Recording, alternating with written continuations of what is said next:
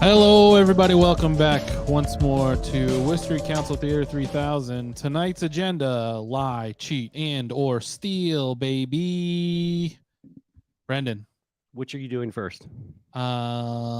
Stealing. All right. Everyone's hearts, hopefully. I'm really happy to see you again, Brian. It's been a while. It's been too long. It has been too long. Yeah. And we haven't even driven by each other on the street like we usually do once a week. So once a week or so, yeah. No, it's been devastating. Just me and racist grandpa out there. Did you catch him yet? I haven't caught him yet. He's a quick one. He's slippery. He greases in the morning. That's the thing. He's greasy. Yeah. Try and throw him in the trunk, slips right out of my hands. I'm not a big trunk in that Saab when the top's down too, because that makes it difficult as well. Is that a 900? No, that's a 9.3. So 9.3, sorry, yeah. No, I don't apologize. Not that kind of show. It's when GM took over, they got rid of the 900 and made the 9.3, 9.5. Right. That's my first car was a Saab 900. I think I want to try and find an old one now. They're fantastic. They were just so corny, and goofy looking when they're so. I called it White Lightning. It was white, 1987 Saab 900, and to open the hood, it opened forward like a shield. There he is. Hey, Billy. Hello. What's up, everybody? How you doing? The background is stellar. A lot going on here. I love it. I know. I'm in a hunting lodge. Hell yeah! Did you get anything? No, I don't hunt. I watch other people hunt. A spectator sport. Yeah. Well, we were talking about Saab 900s. Bill, have you ever owned a Saab?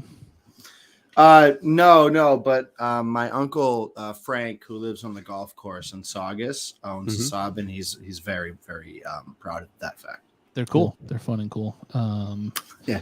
So I guess we have a major episode tonight. This is gonna be tonight, I think. Yeah. It's our first show back in 2 weeks, and they really made it exciting by having a full agenda, and then just having a government-wide meltdown. Sounds like. Yes, this is such an insane meeting. Honestly, this is definitely going to go till midnight.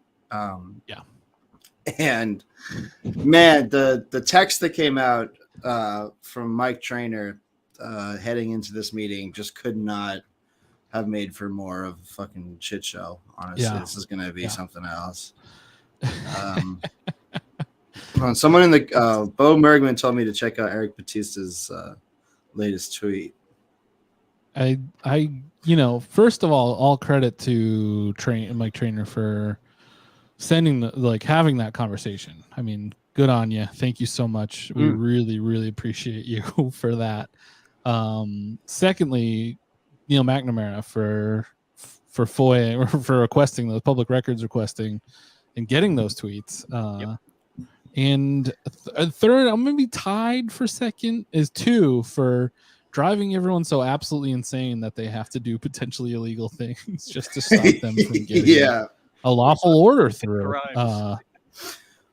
You know what's interesting is the screenshots are from the perspective of the Attorney General's office.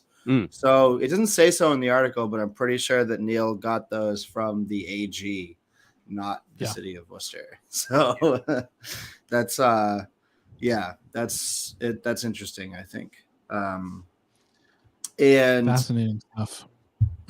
Yeah, it's going to be interesting to see how they defend themselves tonight, because they're put in a position to has an order on refiling this thing, so they're put in a position to have to directly defend themselves amid having been caught lying. And I mean, it is just they're just lying, you know. Yeah, right. So I'm not sure what to be. We've had what happened?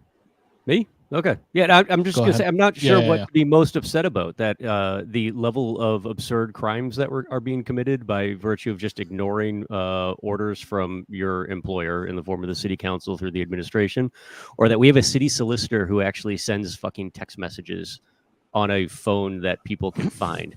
I mean, I have at least Right. a half a dozen cell phones laying around me right now. I don't even know the numbers to half of these fucking phones. And like, we have a city solicitor who's just sending text messages that implicate you in a fucking crime. Yeah. Just saying that what is it? He's like, I have no intention of writing this ordinance. It's like, wow, you couldn't have said that any more clearly, my dog. Yeah, I was told to just let it go. Yeah. Interesting. Very by who? interesting. Yeah. Oh.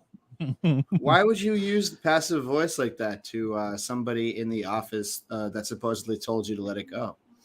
Yeah, that's weird. Why would you? And if it's a boss of yours, I mean, you didn't listen to the city council, so why would you listen to them? That's very right. Very good to know. Yeah, it's at the end of the day, though, it is just Eric Batista pretty obviously just not wanting to. I mean, his comment about that in the article was not did not augur a man who really wants to do something about this. And at the end of the day, that's really the issue here, is that he can decide what he wants to do and what he doesn't want to do. And the council could have recourse. They could discipline the city manager for a shit show like this. But they're probably not going to. I think we're going to watch Two and company try to discipline the city manager for fucking this up so badly, and the rest of the council is going to sort of do what they always do and protect him from criticism. That's my prediction. I think that's a pretty safe bet, I would say. Well, obviously we'll talk about it as the order comes up a little more, because we'll see it's going to be who defends him. It's going to be the split of people defending him. But then it's going to be how hard people choose to defend him. And that's right. Really interesting. And we have so much other fun bullshit on this agenda. Right. Yeah, let's run down some of the other stuff. Yeah, hold on. I just had a note up. First of all, in the petitions, we have Jose Rivera staking his campaign on the fact that Mill Street is being repaved. He has a petition on to get a public meeting about the changes to Mill Street happening. He's very angry about it. He keeps taking pictures of the unfinished road while driving and posting them to social media, which is just fucking amazing that he's doing that. Jose Rivera is very mad that Mill Street's getting a bike lane. But what was it? His post saying that they're doing a great job. I don't know. Literally pick a lane, dude. He's playing mind games. He's like he's trying to gaslight Attell in front of our very eyes, which is not going to go well. But I would encourage him to keep trying. Yeah. What else do we have? 12.5% salary increase for Worcester cops. That's great. No problem there. Oh, and then sort of right after that, we're going to talk about $14 million spent in civil lawsuits in the past 5 years. Interesting. I see nothing connecting those two things at all. The police getting more money every year and the civil lawsuits going up. And then what else? We got the RoboCop. And then Mo Bergman wants drones with guns or something. We'll have to hear what he means about his order about police drones. And then we'll do the CPCs. So buckle up, baby. This is going to be absolutely insane. This is going to be so stupid. The CPA stuff is kind of wild, because I was watching that start up on Nextdoor, where everyone read it as though it was 1.5% of the value of your home, not a 1.5% surcharge on your taxes. So like the average Worcester resident is going to be paying around $68 a year the CPA. But everyone was losing their mind over math that didn't exist, that they were going to be paying like an extra $3,000 a year on their Right. I was trying to explain it to people like a fucking idiot in the Burn Coat Facebook group. Don't try to do that. And obviously it didn't. Yeah, that's not gonna work. But I mean, I didn't help myself because I started it with, "Can everyone please stop being babies?" But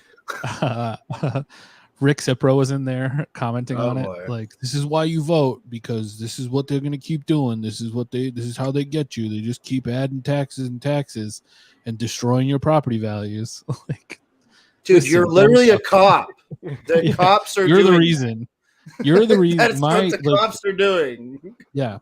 And then on top of that, it's like the year, like you said, it's 68 to 70, something early, or like early 70s per year for the vast majority of people.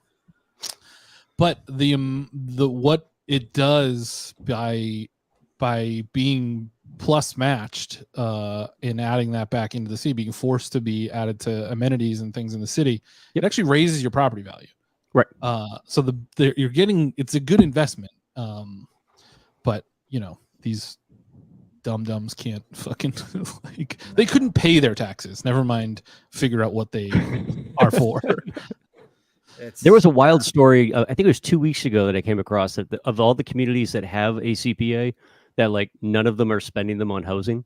Like they've all gone hard in the paint on the historic preservation and like building new parks, but like it's like $0 being spent on the actual housing component, which was the ratio is supposed to be like housing first. And then you can build a swing set and, you know, save a monument or whatever. Yeah. Dang. Massachusetts, communities in Massachusetts won't decide for themselves to build affordable housing. That's crazy. That goes so hard against everything I know about this state. That's another interesting thing that's been happening lately is this stretch building code and the fact that Worcester has to opt in. It's like a state building code meant to help with emissions and meet climate goals. And they made it that every community has to opt into it. And the Telegram is coming out hard against that. Cool.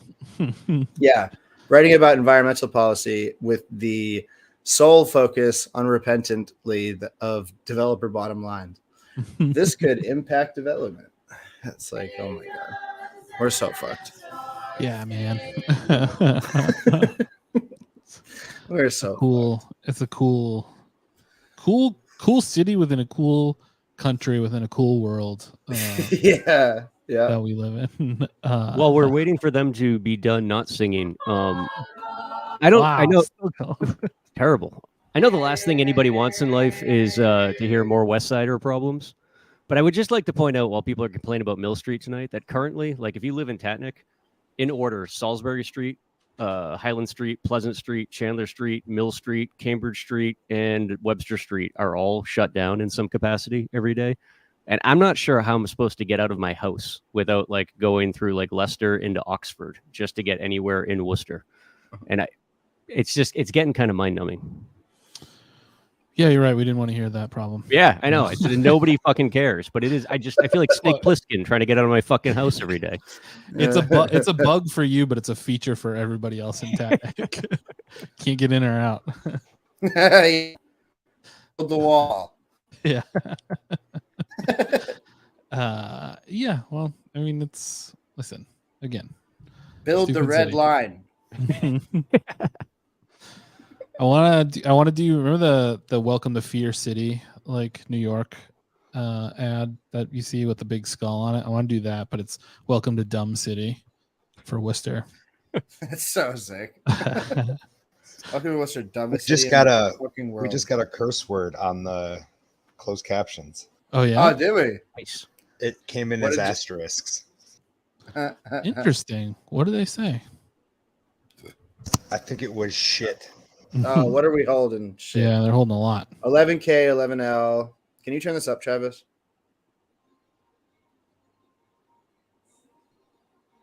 I'm not getting any audio at all. No, me neither. Did you share the audio when you shared the screen? Concerning potential There we go. deployment of a robot. 11K. Oh, no robot. Fuck. Separate line of the residence tax bill regarding the CPA. And 11L, report detailing exemptions to surcharge associated with Community Preservation Act. So those 3 items. They're holding the Okay. CPA stuff. Oh, CPA robot. That's a real The shame. gallery- On the police robot. The Okay, gallery Hajia? clears out. Thank you. I would like to request to suspend the rules to allow one of my resident constituents in District 5 who put in the resolution for the Pride Disability Month, if possible. Yenny. She intends to speak on a few items and would like an additional extra minute just to speak on the resolution itself, if that's possible. Okay. So when that person gets up and speak, just let me know. So it's going to be on the, it's a petition with the, it's a resolution. Yeah, the Oh, resolution boy, on the Joe. Disability Pride Month. Okay. Thank you, Mr. Chair. Okay, so we got a long night tonight, so everybody will try to be concise and quick, and if you can be. Let's see, we have next is approval of the minutes. Although, the holding approval of the minutes? No, Mr. Chairman, I apologize. As I had tried to communicate to you, 9.14C on the communications city manager, I indicated to you I would hold that. I'm sorry about that, I apologize. I think you did tell me, and I did not write it down. So Fucking idiot. 9.14C. That's an incorrect number. It's 9.14B. My apologies. Okay, Ballpark Commission, 9.14B. okay, Thank you. 9.4, okay. It's gonna be We're held. holding ballpark commission. Oh, we're taking all the interesting stuff off the agenda. Damn.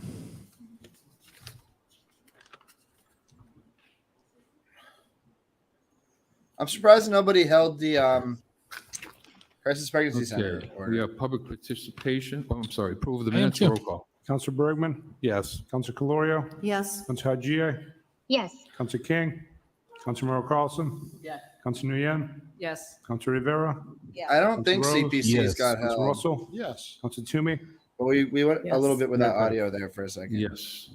Yeah, we he have said public 3 items and then participation. Mo added another Person one. may speak And no I more think than they 2 were minutes on any item appearing the on the agenda. RoboCop plus the Just have to be your CPA name. stuff. See your residence and the item number you will be speaking on. Hey, Not you know what- CPC. And, You know what a fun new game Thank would you. be? Is Fred to Nathan of send people in I want to just try and beat Fred Nathan to the mic every week. Jose Rivera's Just item be the first. Like the about North contest is to be the first one on all the the mic construction that's going on every in the week. What is paving, this shirt? and they're making What- changing the bike what in the lanes hell is and this shirt? changing everything. It's awesome. If I understand to I one think it's, lane each way. It looks like Leatherface. I don't know. I'm I gonna think have that's to, vintage Hurley.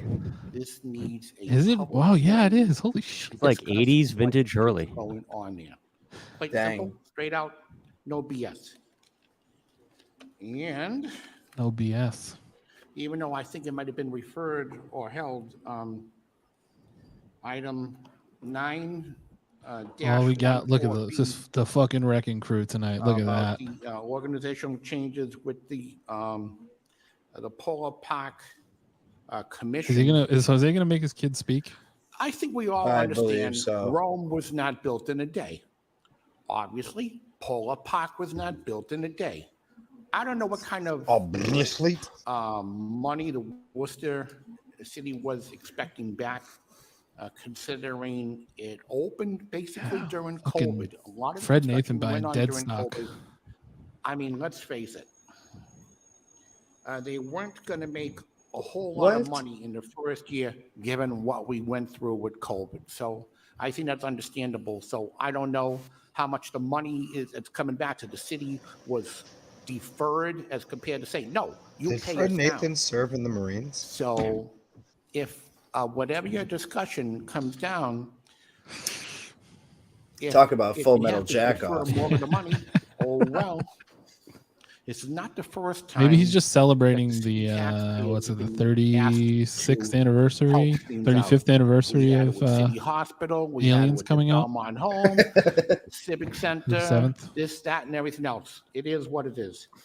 today. And Today's the as I'm opening day of closing, I the just want movie to give a Aliens. special shout out to It says former Space city Marines. You just manager can't see it right Michael there. O'Brien. It was Okay. good seeing you today over lunch. Thank you. Appreciate it. Why Whoa. did he? Did he Whoa! just try Shout out to Mike O'Brien. Good to see you Oh. over lunch. Item number. Yo, that's sick. Fred Karen Nathan out Von here Penguins, humble bragging about having Worcester. lunch with the former So city good manager. evening, councilors, members That's of so the cool. administration and the public. I'm here tonight to speak on agenda item 8R, specifically to ask the council not to approve this petition to stop the current complete streets work on Mill Street. Look at The overwhelming takeaway pissed from the right Worcester Now Next master plan process is that residents want safer streets and more choice in how they get places. Look at Jose they need to Rivera go. like doing Complete the Streets is in the calculations Community meme. Health Improvement Plan as well as in the Green Worcester If people Plan. want safe Making streets, incremental what? change using our annual allocation of Chapter 90 transportation funds from the state is a fiscally sound approach that responds to this demand. We all know Mill Street is an overbuilt roadway He's like that encourages fiscally. speed What does and that provides mean? few safe crossing opportunities and no protected Oh, bike this is a smart lady, and I the can't changes punch her. represent engineering best practices informed by local data and were developed jointly by Department of Transportation and Mobility and Public Works. The petition requests that the complete streets aspects of the Yeah, works be stopped, although not the smart lady. repaving until I after don't public know. hearing. I don't know But about her. stopping those aspects will decrease safety and jeopardize project completion. Walk Bike Worcester supports the request by Councilor Hadjai for a public meeting in a location near Mill Street this month. This has been a successful format for community education and input about other projects. Walk Bike Worcester is an appointed member of the Transportation Advisory Group, or TAG. Rivera's like, hey, Advisory committee I to the requested a State meeting. NPO Walter that Bird's like, allocates federal no, transportation you requested funding a on meeting. state She's bike You wanted pathways. different safe It streets, started not these safe streets. almost 20 years ago. And I list these to underscore that I take an informed and long view on improving active transportation in Worcester. We're way behind other communities in Massachusetts and across the U.S. in improving Secrets road don't make safety friends, and guys. travel options. I'm excited and proud of the effort That underway poor to kid is transition the meat Worcester of a to a moron complete sandwich. streets approach that makes our streets safe and inviting for all users by providing meaningful protected space for those on foot, in a wheelchair or a stroller, on a bicycle or scooter, and more. I thank the council for your endorsement of the 2017 Complete Streets policy and your continued support. We look forward to partnering with the city on the proposed public meeting and to using the new facilities on Mill Street. Thank you. Okay. You should name to your residents and item number. No. Hey, Madam Andrew Secretary. Marsh, Worcester. Yeah, we love Love Andrew. this guy. We When love is he going to Andrew. run for something? Slippery microphone. Yes. Andrew Marsh. So the microphone's slippery. 197 June Street. Thank you, Mr. Mayor. Mr. Mayor, I rise to speak on item 11T. I had also intended to speak on 11J, but since it's being held, I will also hold my remarks on that one. But on the former, I believe we face a crisis of confidence in this administration. I think it's unconscionable for an order that was adopted a full year ago to languish without being acted on. The city council is the duly elected legislature of our city, and regardless of how any of us might feel about any individual policy, we as constituents expect that when we through our representatives speak, that our will shall be followed. Having this drafted ordinance sat on with no action when the city council has directed it is an affront to our democratic system. If anyone in this administration does not take seriously their responsibility to follow the will of the people, well, the door is right behind me. Oh, Oh shit! Oh shit! That was so sick. that was a mic drop while picking the mic back My up. name is That Margo was- Barnett, and I'm a Yeah, resident Mike of pick Worcester. up, Mike drop. The first thing I want to address is, in general, about the accessibility Hell of yeah, Poop Jones too. the, Thanks for the, watching. agendas. I believe that I made a request several months Poop ago, Jones too. I'd love which to have you. was Can't believe you didn't get in for Poop Jones. Poop Jones. agendas were presented because it's really hard to find the attachments. And for a while, they were putting hyperlinks to the attachment. They did not have that on this agenda, and it was really, really hard to find the attachment. Nico. They didn't even, what I think, if The fuck? you can't do hyperlinks, you could at least reference the page where it could be found. I'd like to ask that be done going forward all the Look at all of time. Fred Nathan's for little jelly accessibility bracelets of too. the He went all in agenda, tonight. of the items on the agenda. It was really hard to find. That them. means he does There was, kink there was stuff. there was nothing that said this goes with this. What kind and of the lunch did he attachments go to with Michael and Bryan? that we could do. That was much Munch. better He saw making Michael the Bryan at the agenda last accessible Munch. to our community. What I'd like to speak on specifically Jose, trade is seats. items 10, A through H. Trade seats, please. I'm I uncomfortable. don't have a lot of specifics to say about this, but I just want to say that it's really important that we implement family medical leave at a municipal level. I want to see us move forward on D1 that. dog and I want Roman to thank down here. Councilor King for putting forward some. My daddy says we need to put these broads in their place. And I want to I believe that the council may not be able to do this, but the city administration to implement to opt into family medical leave, because it's something we voted as a state. And I think it's kind of unconscionable that cities aren't. Yeah, the poop thing's name could very well be Poop Jones. I mean, who is Poop Jones? 11T. Yeah, that's, I want to reiterate what the that's previous pretty good, speaker actually. said. I think it's kind of flabbergasting. I read an article in Patch. Oh, yeah. In, Worcester Patch today. Every body of water has a poop thing in Worcester now. The city manager has some explaining, and the city solicitor have some explaining to do. I think it's really important that we get a report and it's transparent about what's happening about this ordinance that the majority of the city council voted to have drafted, and we need to know exactly what's happening with that, and we need full transparency. Okay. Can you, because this is not. Can you wrap up your Yes, remarks? this is not a matter of free speech. This is a matter of deceptive practices that endanger people's lives, which we've seen in the lawsuit of somebody who could have died from an ectopic pregnancy. Thank you. So this was a deceptive practice by this crisis pregnancy center, and we need to regulate it, and we need to know what's happening with it.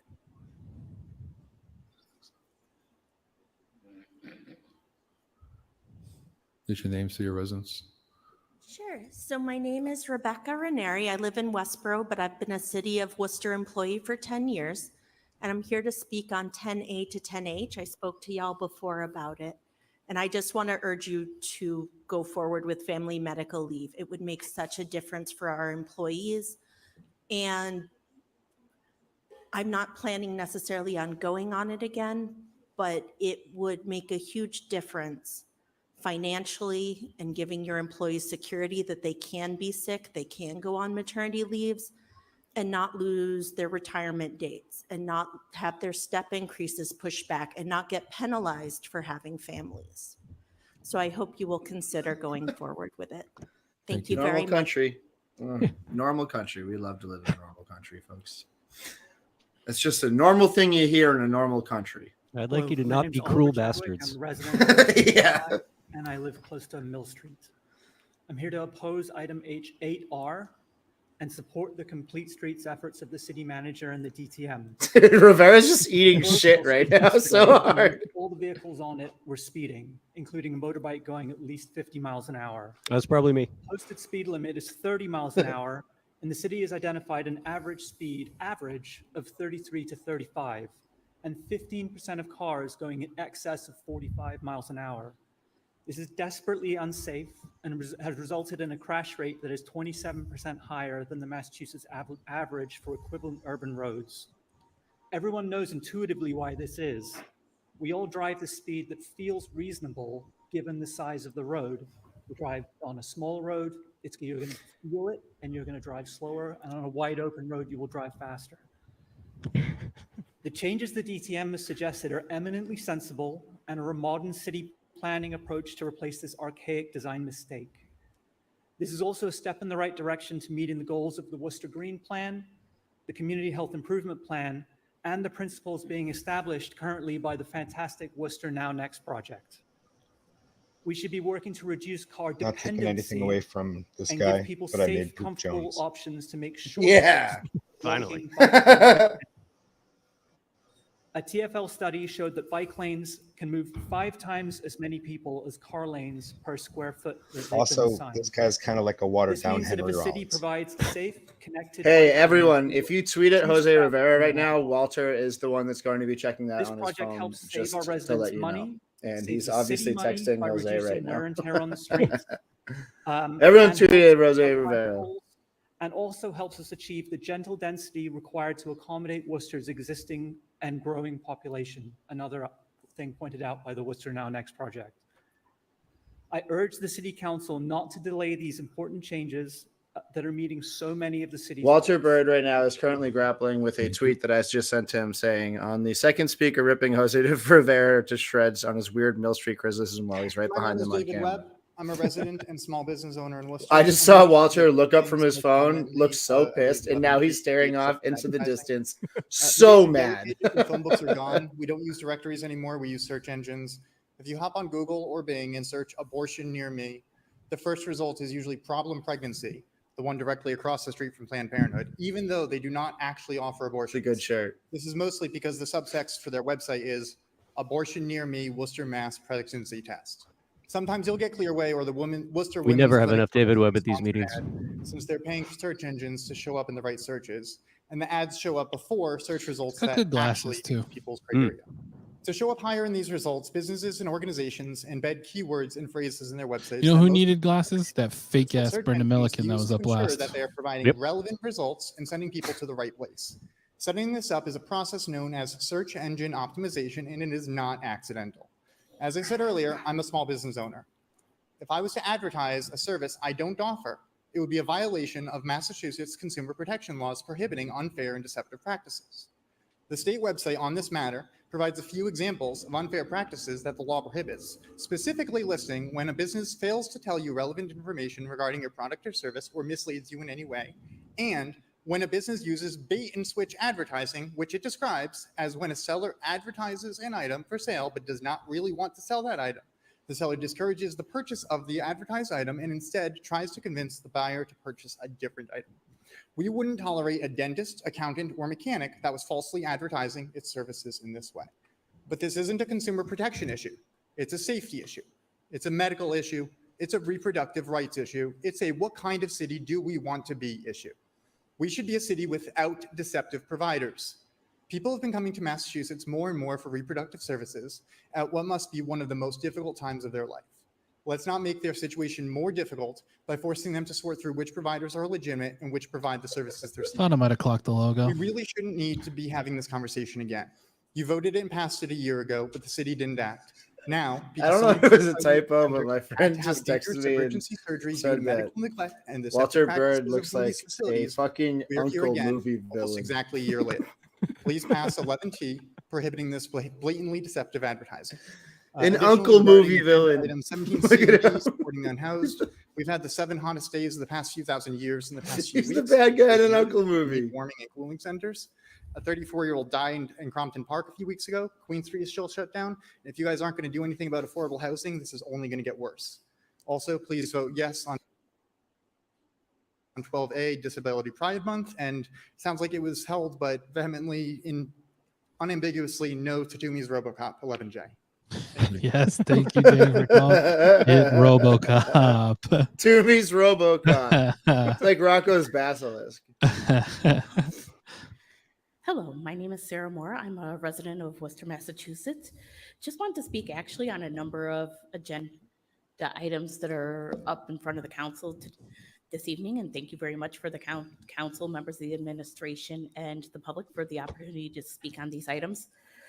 First of all, I just wanted to again, reference, as many others have also referenced, support for the agenda items 10A through 10H, noting that we do need to make, our city of Worcester a great place to work and a great Sarah's place one of to- ours. This is awesome. where employees Hell can yeah. be supported, and the PFML provisions would help to support these employees in their lives and also help to recruit other individuals to work with the city, noting that I've seen that there have been many requests to recruit individuals to work with the municipality.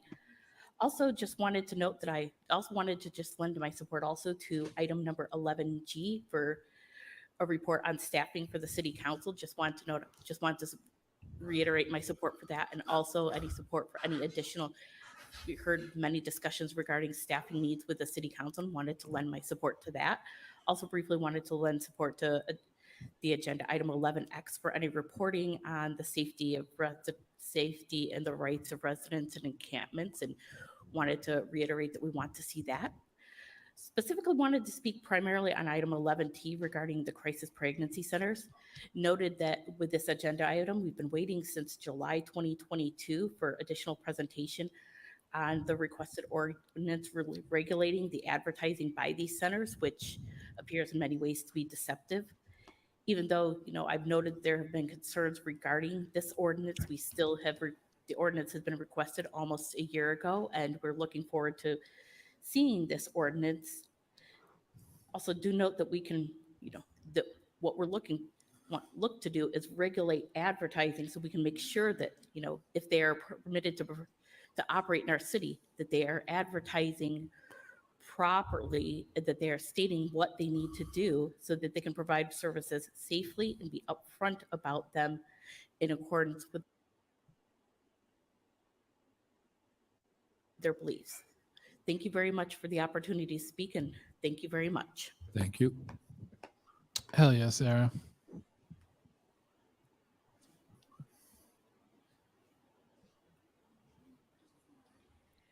My name is Amy West. I'm a resident of Worcester. I bike on Mill Street. I am speaking. Oh, here we go again.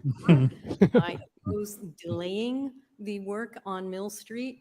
It has been a long conversation in this city to integrate complete street approach. They just got on camera to get shit rocked.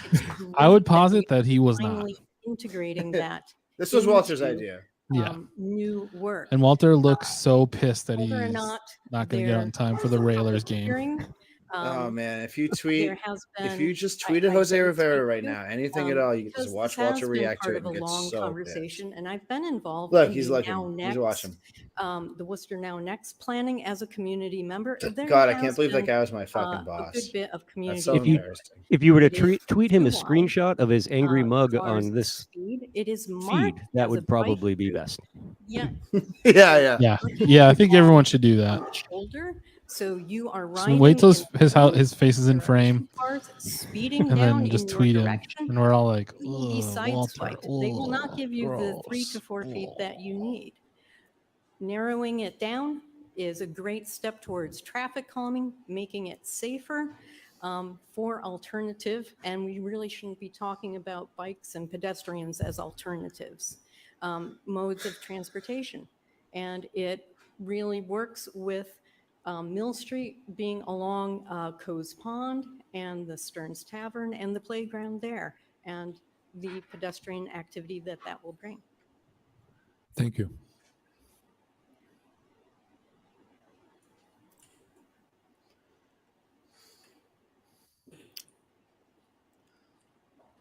All right.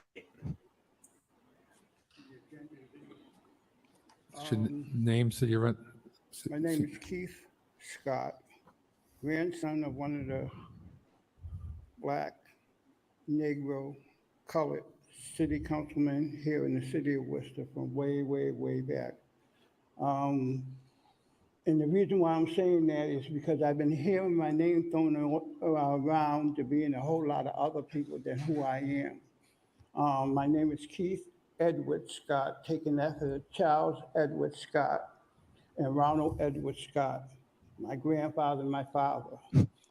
I'm speaking because I heard that I'm not supposed to be speaking or anything that he says, just squeeze it out until it doesn't exist no more.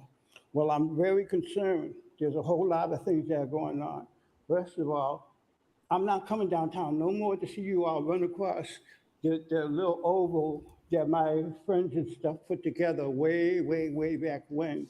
They have all them junkies and stuff, and people say, have you gotten up early in the morning to see that the people, the homeless people down there, starting with all the drugs and everything else? No, I don't get up like 7, 8, 9 o'clock when they're kicked out of the shelters, to see them using. But I see them at night trying to find a place to stay or get out of the storm. Do you have anything on the agenda tonight you want to talk about? Well, it's on the reason why I'm saying it, I'm talking about it, it's because it's a sham. This whole city council is a sham, and I'm not going to be voting, but I know one thing. There's a lot of people who I wouldn't vote for. Thank you. I love Mr. Scott. So good. Come on, Jose. Let's go, buddy. Hi.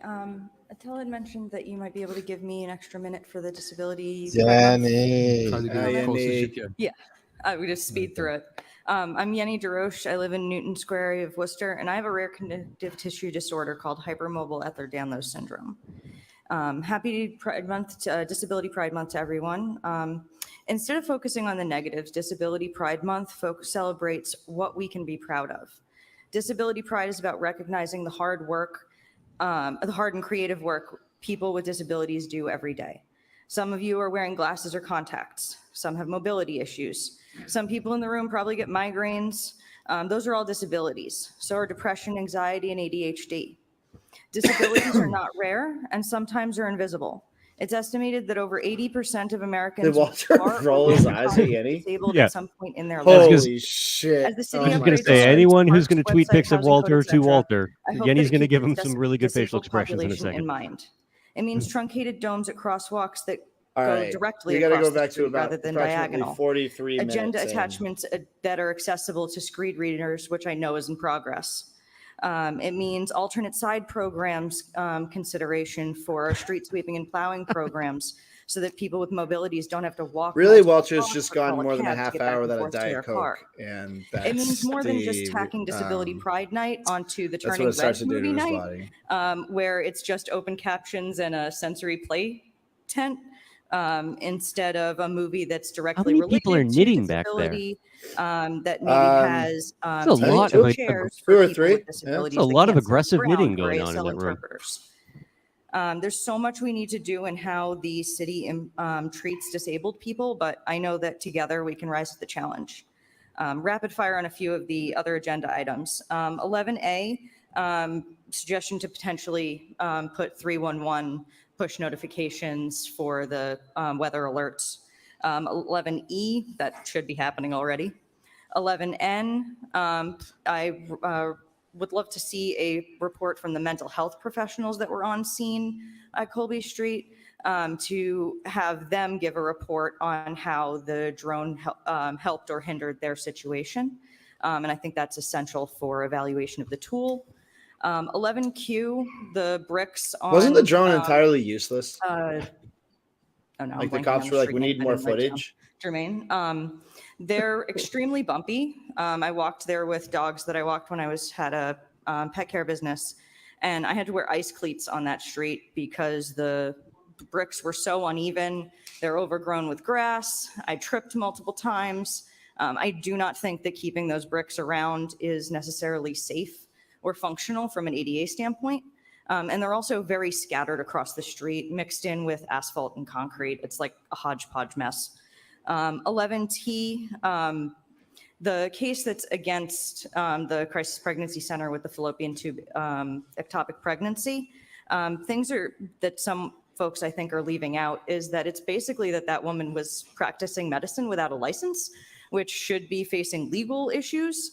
And I don't think that we should be coddling them because they're such a tiny minority of the city.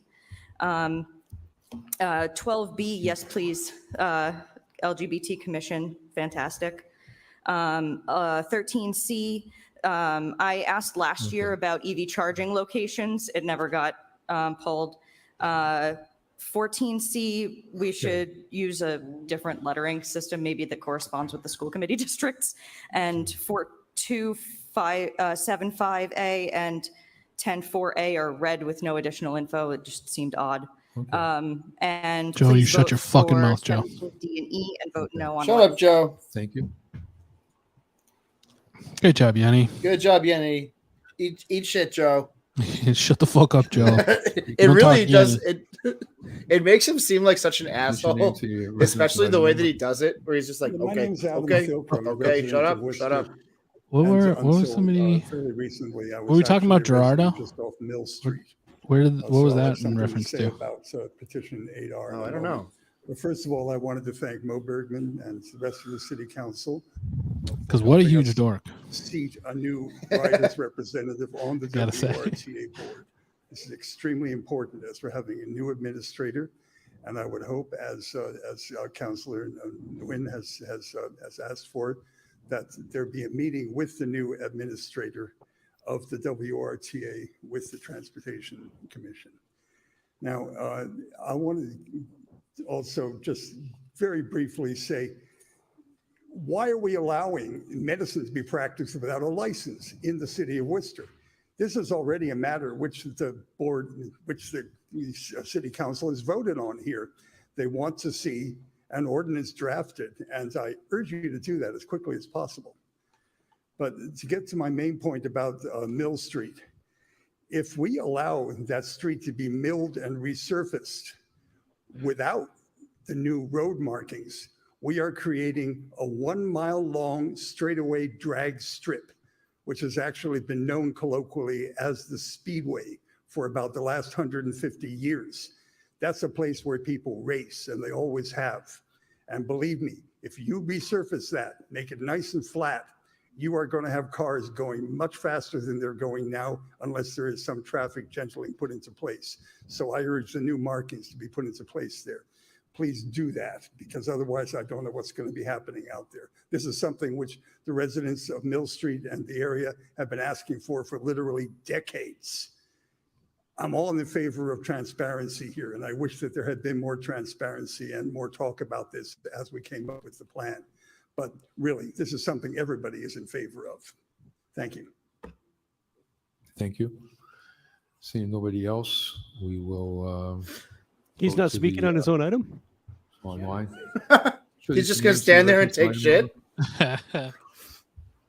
My name is Frank Huntley, and a lot of people in the city know me as Pill Man. I'm trying to help people with addiction, and I'm seeing a lot of our homeless people suffer on our streets. We need to start helping these people. Okay, that's one thing. Another thing is, I'm trying to wonder why is the city allowing these people with these loud please let him get to his radios illusion. to disturb our families. No, wait a minute. No, what's your city of residence? My CO? I don't know. City of residence. This is my first time at this meeting, Mayor. Okay, and all I want to know is what's going on with these loud radios. Yes. And why are they disturbing our cities and our families? And seriously, you actually go next to one of these radios, okay, and you're at a light and you have a baby in that car with that music over. It's very loud. It's going to blow their eardrums. Thank you very much. Baby, Yeah, I know. Thank you. I've been Chris watching. Angel, pill freak. He's been watching.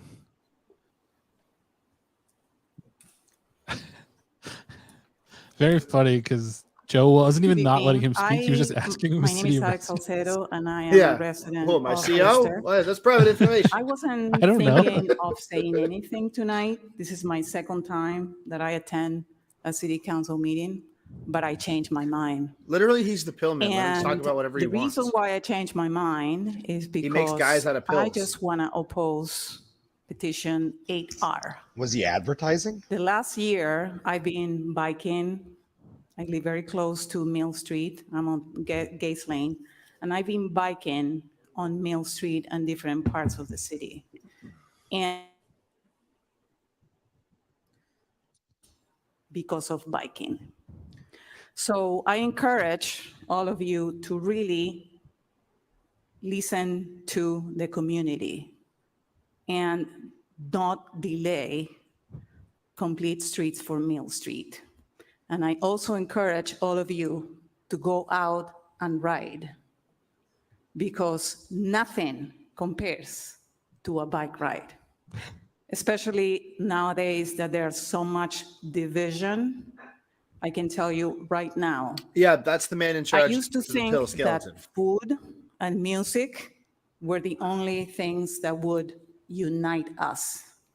But after a year biking and discovering the pleasure of feeling fresh air in great your job up there. face, and meeting people on the side of the road, I'm inclined to believe that biking is another way of uniting. Walter's sitting these next to the pill man. That's who he's United talking States of Wait, America. does Pillman have a Bluetooth earpiece in? As you can tell, I have an accent. Sure does. I would Talking never be to able to remove my accent. his And I can tell handlers. you how fortunate I feel that I can bike in America. If you want to bike in Ecuador, good luck, because they would steal your bike and they will kill you for your bike. Have to. So They already please have give us it. the Just opportunity to bike walk safely on Mill Street. Thank you. Thank you.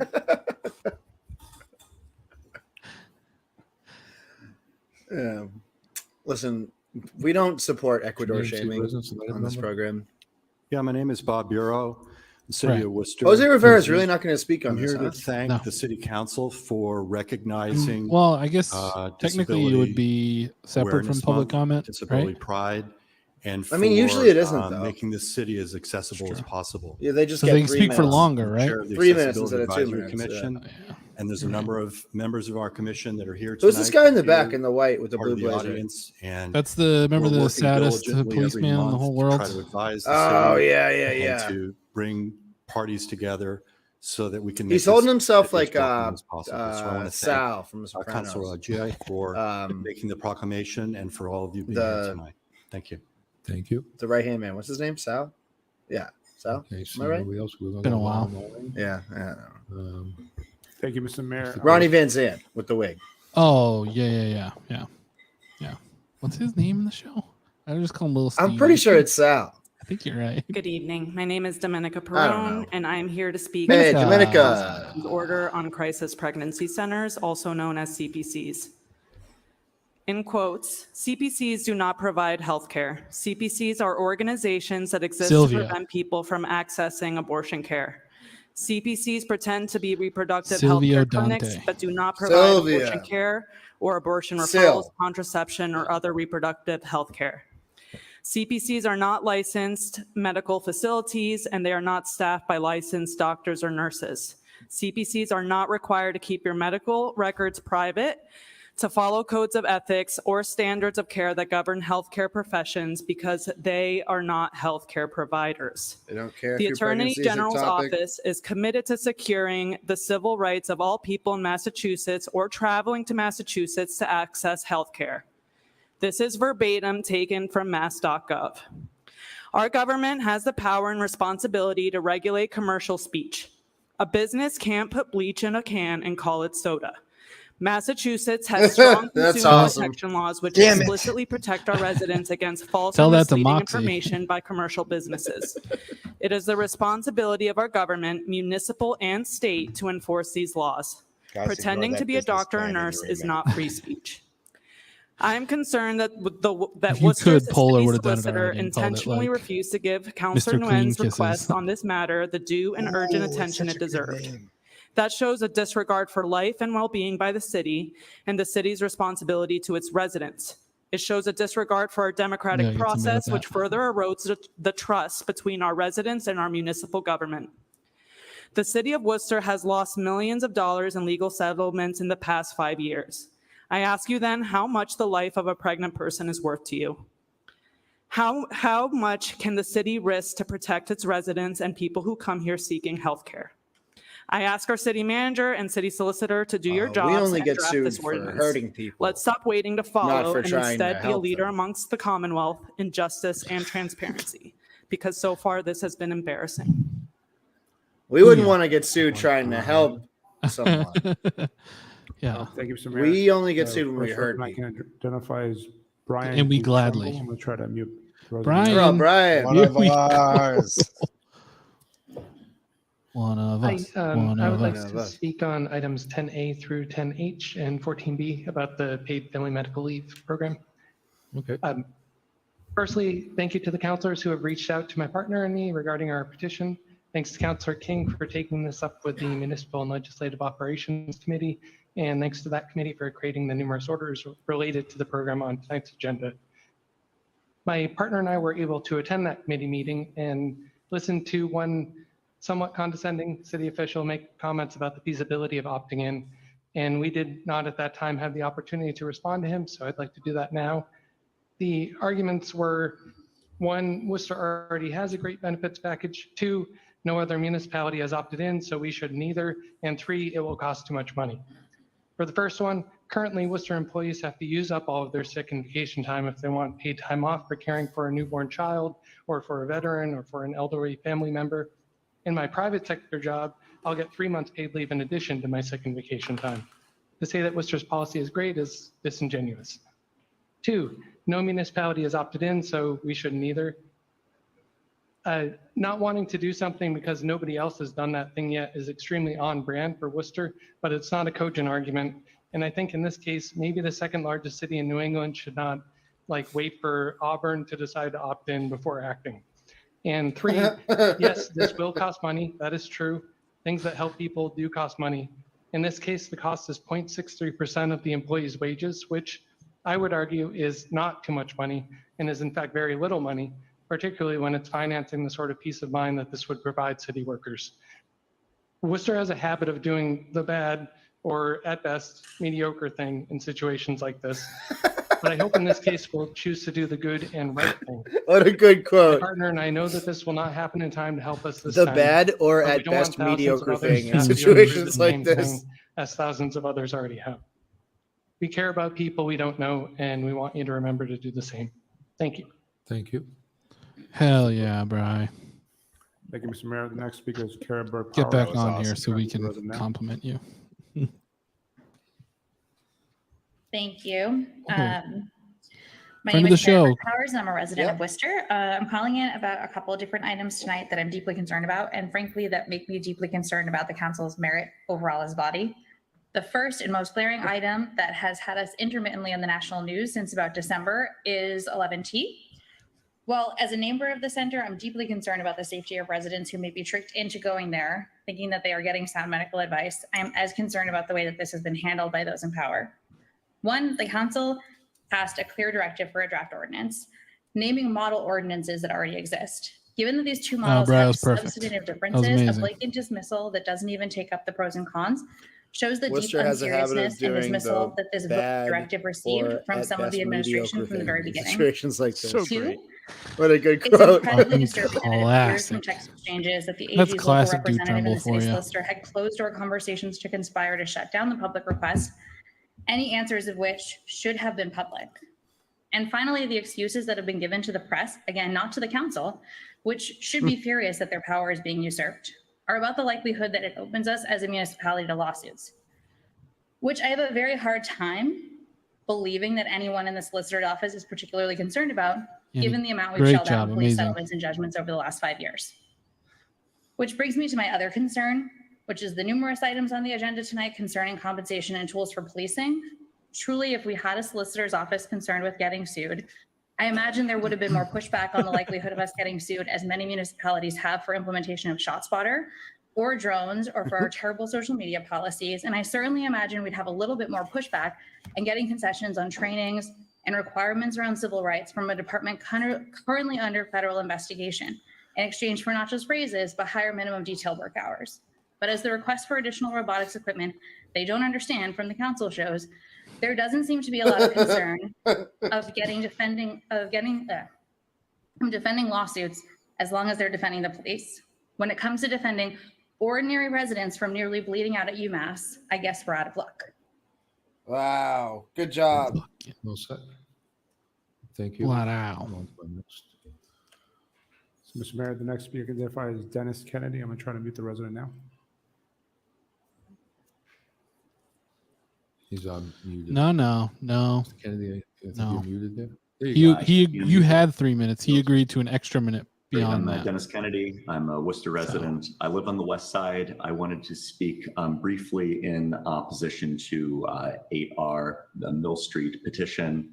I would say most days of the week I spend some time on Mill Street, whether it's driving most frequently, occasionally cycling, although I normally avoid it because it's a pretty dangerous road.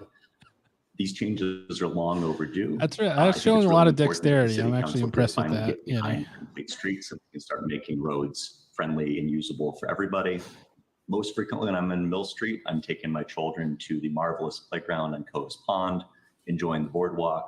The beach is there as well. These are really nice family-friendly amenities right by a road that is just dangerously over-engineered. And so I think it's long time to address this and just start calming the traffic on this road. Thank you. Thank you. Next speaker. Man, Thank you, Mr. Mayor. The next speaker fucking is, murderer's row happening I'm right trying now to mute of right now. our comments, our commenters. Thank you. There he I'm is. speaking in opposition of item 8R. Repeated studies have constantly showed that adding bike lanes to roads improves safety for all road users, including drivers, God, walkers, Jose and Rivera bikers. is just just eating shit on this one, guys. This is Proposal awesome. Catching fucking strays. Just and having to frankly, sit I there think a for ton it. of work has already gone into this project. No And one's on his the side Streets with this. approach is really intended to look at the roadway policy and design and focus on enabling safer mobility for all road users, drivers, pedestrians, bikers, public transit riders, everyone across full spectrums of ages and abilities. I have 2 young children, and I would love to be able to ride my bike over to Coast Pond. However, Mill Street as it is now is far too dangerous. Frankly, many of the city's roads are, and we need much more bike and pedestrian infrastructure. I'm really excited to see that this road is getting repaved, but I am looking forward to implementation of calming methods for these streets as well as many others. There is no need in a city this size, so densely packed, to be going anything over 45 miles an hour anywhere. And really on those streets, really 25 is more than sufficient. Bike lanes really provide cost savings as well. It is comparatively less expensive than building new roadway infrastructure and having to fix these after all the piles and potholes every year. They increase our public health and safety, and after all, at the same time, we are all pedestrians. At some point, we are all walking places, and it is great to see more infrastructure coming along. So I oppose item 8R. The other items I quickly wanted to touch on, items 10A through H. Please support our city workers and their families. This is life-changing, being able to take paid family leave. For many folks, this is really a deciding factor on whether or not they want to have a family or can afford to have a family or afford to keep their job. We want people who are qualified and have knowledge and who have that institutional knowledge working in our city.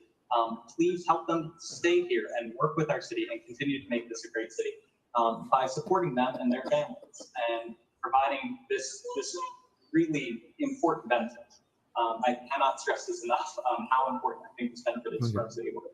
Thank you. Lastly, I just wanted to mention for item 11. Look at this Crayola marker ass motherfucker. These are deceptive practices used by these clients. They absolutely should not be allowed to do this. The fact that this order has been sat on for over a year, I think is shameful as the second largest city in New England. I know if I sat on something for a year with my current employer, I would be seeking new employment. I think this is shameful, and I really hope the city council takes this seriously. Thank you. Thank you for that. Next year, James Burns. I'm trying to use the president now. Yanni, amazing. You need to just be there every week, I think.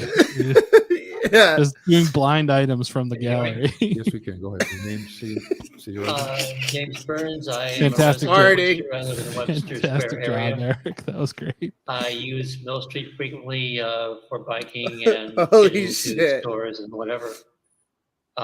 Literally, Jose I Rivera's oppose 8R. line I of think attack the on Mill work Street that's was going the on bike should lanes continue won't let me drive my to car make as it fast. safer for biking. And he thought that would be a winning message. Lots of people would get out and bike if it was safe to do.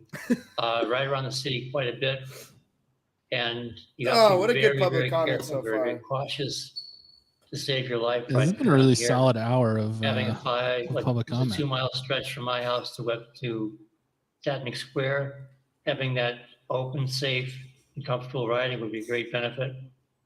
I looked at the master plan. I think it makes sense. So thank you, and that's all. Oops, thank you. Okay, Mr. Cork, next speaker. Thank you, Mr. Mayor. The next speaker is Joyce Mandel. I'm going to try and meet the resident now.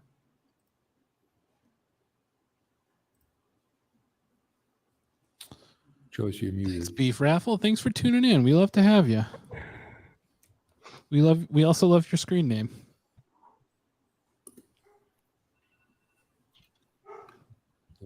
Joyce, can you hear us?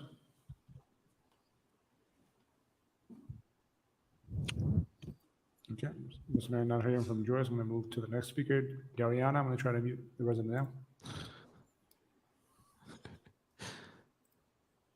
So has anyone spoken in favor of Jose's item yet? There was one guy. There's that one guy saying that resurfacing the road will make people drive faster. Okay. But that seemed mostly. I couldn't really Dariana, parse can you hear us? all that he was trying to say. Can I hear from Dariana? We'll move on to the next speaker. But no, Largely, no. No one at least has Joanna, can taken you hear his us? line of attack.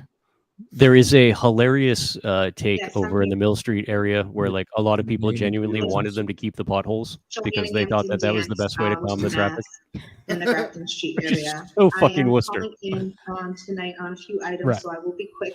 Yeah, The just first leave one it. is no delay on 8R. It's very important that we're making sure all of our roadways are safe within our city. We just had an accident on Lincoln Street where somebody was severely injured, and multiple accidents throughout our city. Oh man, you Jose know, Rivera just past really months. representing So that it's the fine delay if pedestrians die. not great to cohort. do. So I would suggest that you consider not delaying and moving forward and continuing to reach out to the residents while the process is happening.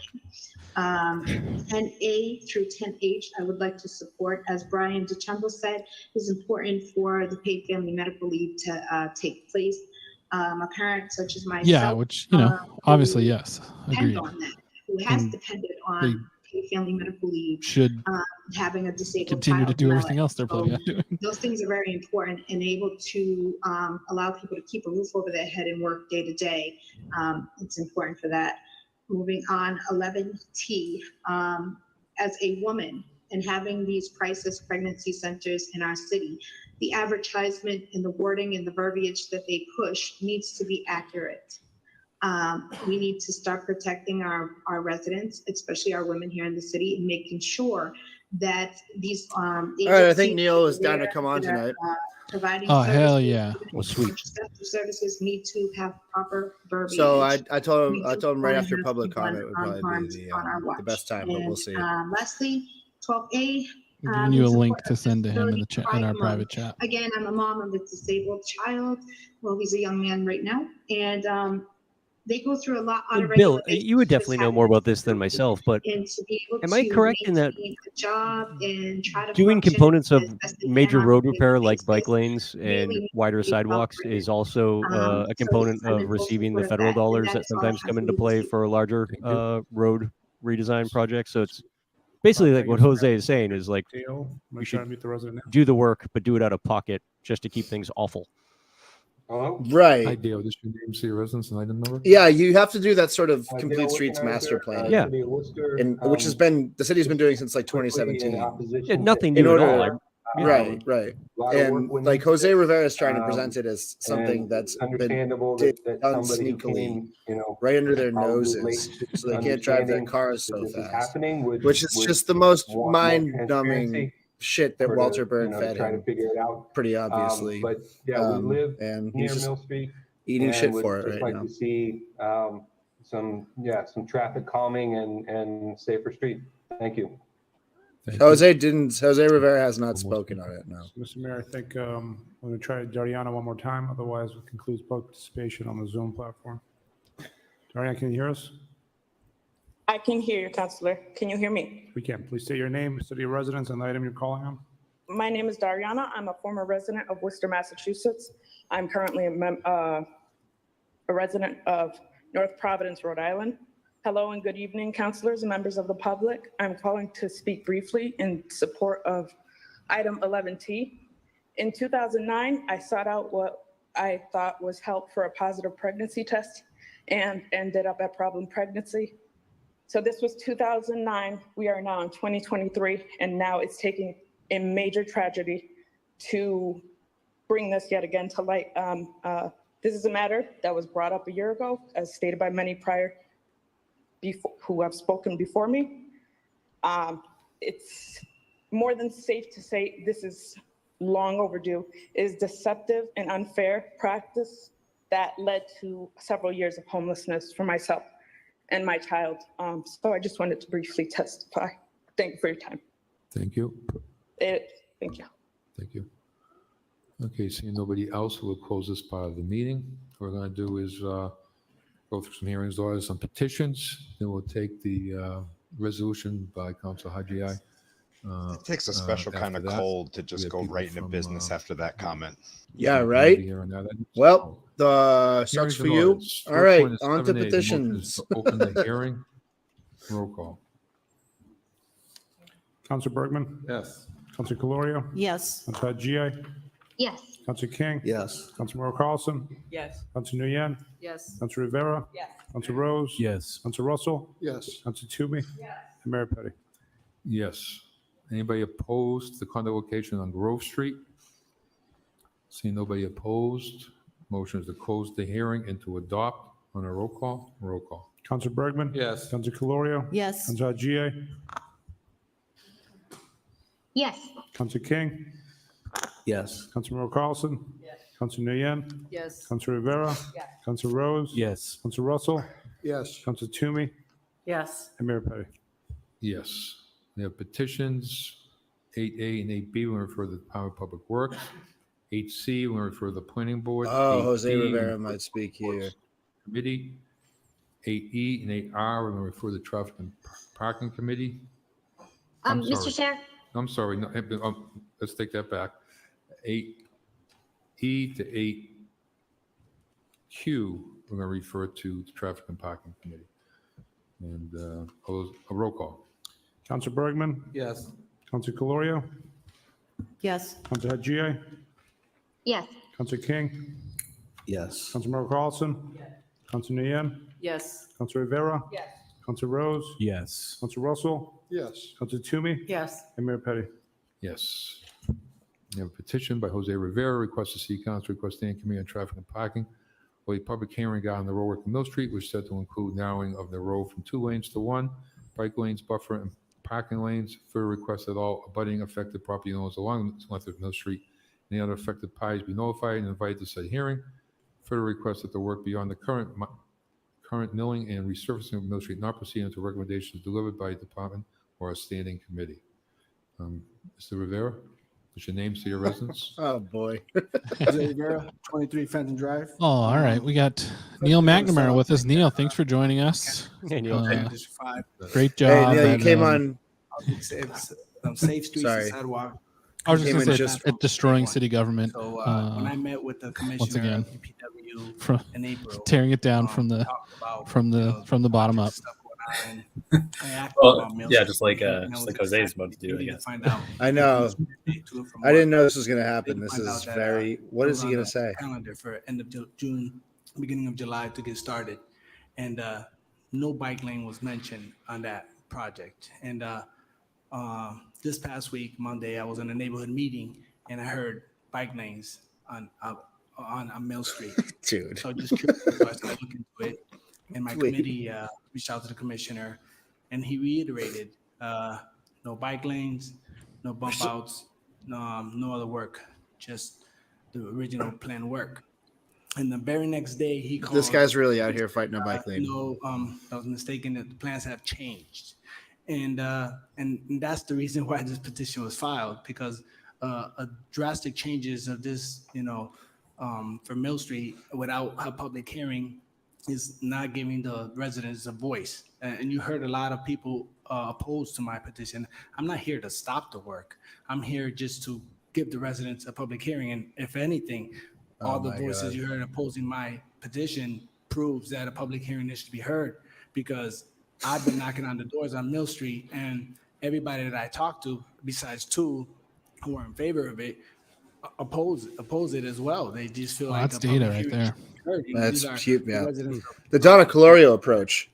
Tax-paying system. Yeah. And I talked to an African man at a gas station. That not giving them that is really a disrespect. Please not while I'm drinking, Bill. Worcester. I feel that some of them say it's like our city's going backwards. We have residents parking on sidewalks and also walking on the streets. And also, one of the residents received a flyer saying that sidewalks was part of fixing sidewalks was part of it. And then all of a sudden, oops, no, it's going to be bike lane instead. So some of the residents are feeling like We're going to tear out the bike lanes sidewalks. are being prioritized Put in bike lanes. over sidewalks. And that's the reason why I filed the petition. I'm not here to stop the work. Like I mentioned earlier, safe streets and sidewalks has been part of my platform since I started. Well, what are you here for then? Just transparency. This is all about transparency. That's all I'm asking for. I think that would, Walter looking at his candidate like, oh, geez. Walter's just disgusted with everybody at this point. And I just feel that, moving forward, I wish I was He's at a gonna whisper in Bravehearts Jose's game. ear. He's gonna be like, Jose, This we're here to perfect. stop the work. Transparency is on par. I'm not against Let's not it. get that The only twisted. We reason want to I'm not- stop the work. Phil, the reason I did this. I missed the for a Railers public game hearing. for this. Thank you for your time. Mr. I missed back- the Railers game for you to waffle in front of God and everyone. Mr. Chair? Yeah, hang Thank on, you. Council Corios, do you want to speak too, Council Hygia? Thank Yes, you. please. Jesus Christ.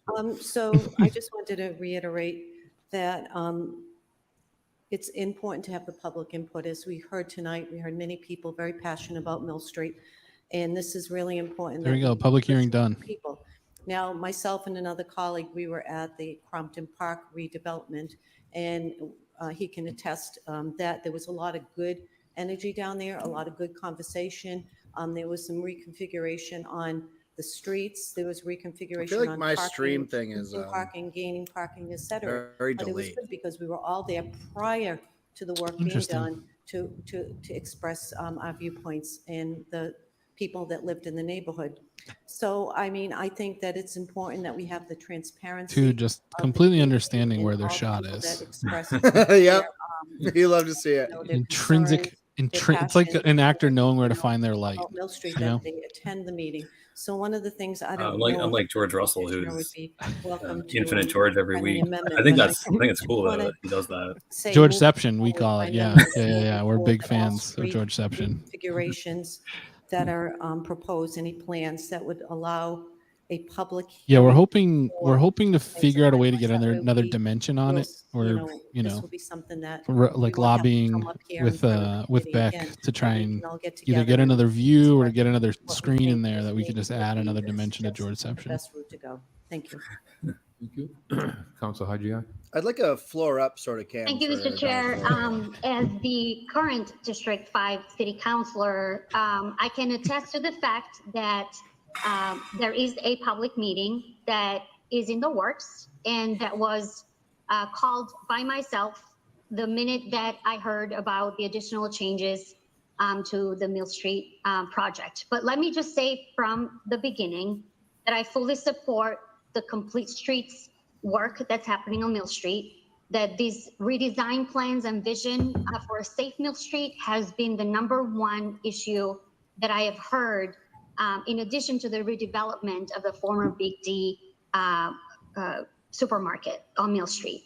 And so I just want to be unequivocally clear that I do not support the halting of the work while we set up this meeting to give the residents the ability to ask clarifying questions and learn more about the benefits of this Complete Streets project. There's been a lot of misinformation out there. I would like to see through you, Chair, if either Mr. Rowley or the American president reference. Nice job, Kara. Works is on the line to ask a few questions. Yeah. You can ask a question. We have Mr. Raleigh here. And Great. Commissioner Fink is here. I mean, they probably should have said something about these bike lanes, but it's like I feel like maybe they wouldn't. Sounds good. Thank you. Would've just got Chair, taken on earlier or to something. Mr. Rowley. First, I just want to thank you Like- and your staff for doing an amazing also, like, who work cares, at right? moving forward Like, the work Why is that is so this, essential to the public why is this an safety, issue? walkability, paint and the road. environmental health. Yeah, of our city. right. Given the misinformation that's been and the confusion that's been out there regarding the changes, I would like to give you an opportunity to explain a little bit about when these changes were announced. This is and so they brilliant. were not announced to myself. This is just and to Jose the Rivera residents. opening up. If you could please confirm that. Just a complete indictment of his whole approach to Thank this. you through the chair to the Like, council. thoroughly. The project that's currently proposed is a rehabilitation project to Mill Street. It's an important project. I think everyone knows that the riding surface of that. Through the chair, can you speak to the fairly deteriorated. desire to trap Brendan in Tatnick and not allow him out into the larger world? Opportunity to look at how the lanes are configured and utilized. The project was accelerated. I would like to take a moment to just show appreciation for the facial expressions of the guy in the back who's running for District 4 this time around. His face is just absolutely beautiful this entire meeting. At that time, we It realized looks like he's trying to hold in mashed potatoes in his mouth. plans to Is that ensure Costas? the project Yeah. implemented. Okay, I'm interviewing him on Thursday at his ETM, our restaurant. He owns department iCrave. has I didn't know that. to, Really? Oh, I study didn't the know that. start developing lane marking plans that can be incorporated as part of this project. Which He's the saddest man in the world. The City Council, of course, endorsed back in late 2017. He looks like a And Tintin character. We're excited about the. You really do have to ask him if he's holding in mashed potatoes. We implemented in this Like, is it a squirrel's approach? He's Mr. Creosote, and one more bite will send him over the edge. We had not announced that yet because we It's were okay if he swallows. It's a very fast-paced effort to try to develop these plans. I'm looking forward to having a meeting so we can talk with the public and discuss this. Look at Walter Bird like reconciling with how much fucking shit he just Thank you, stepped into Mr. his Rowley. first game. Through the chair. Steve Rowley's like one of the nicest guys I've ever met too. Like no one's gonna be mad. To the council, I think one thing that's important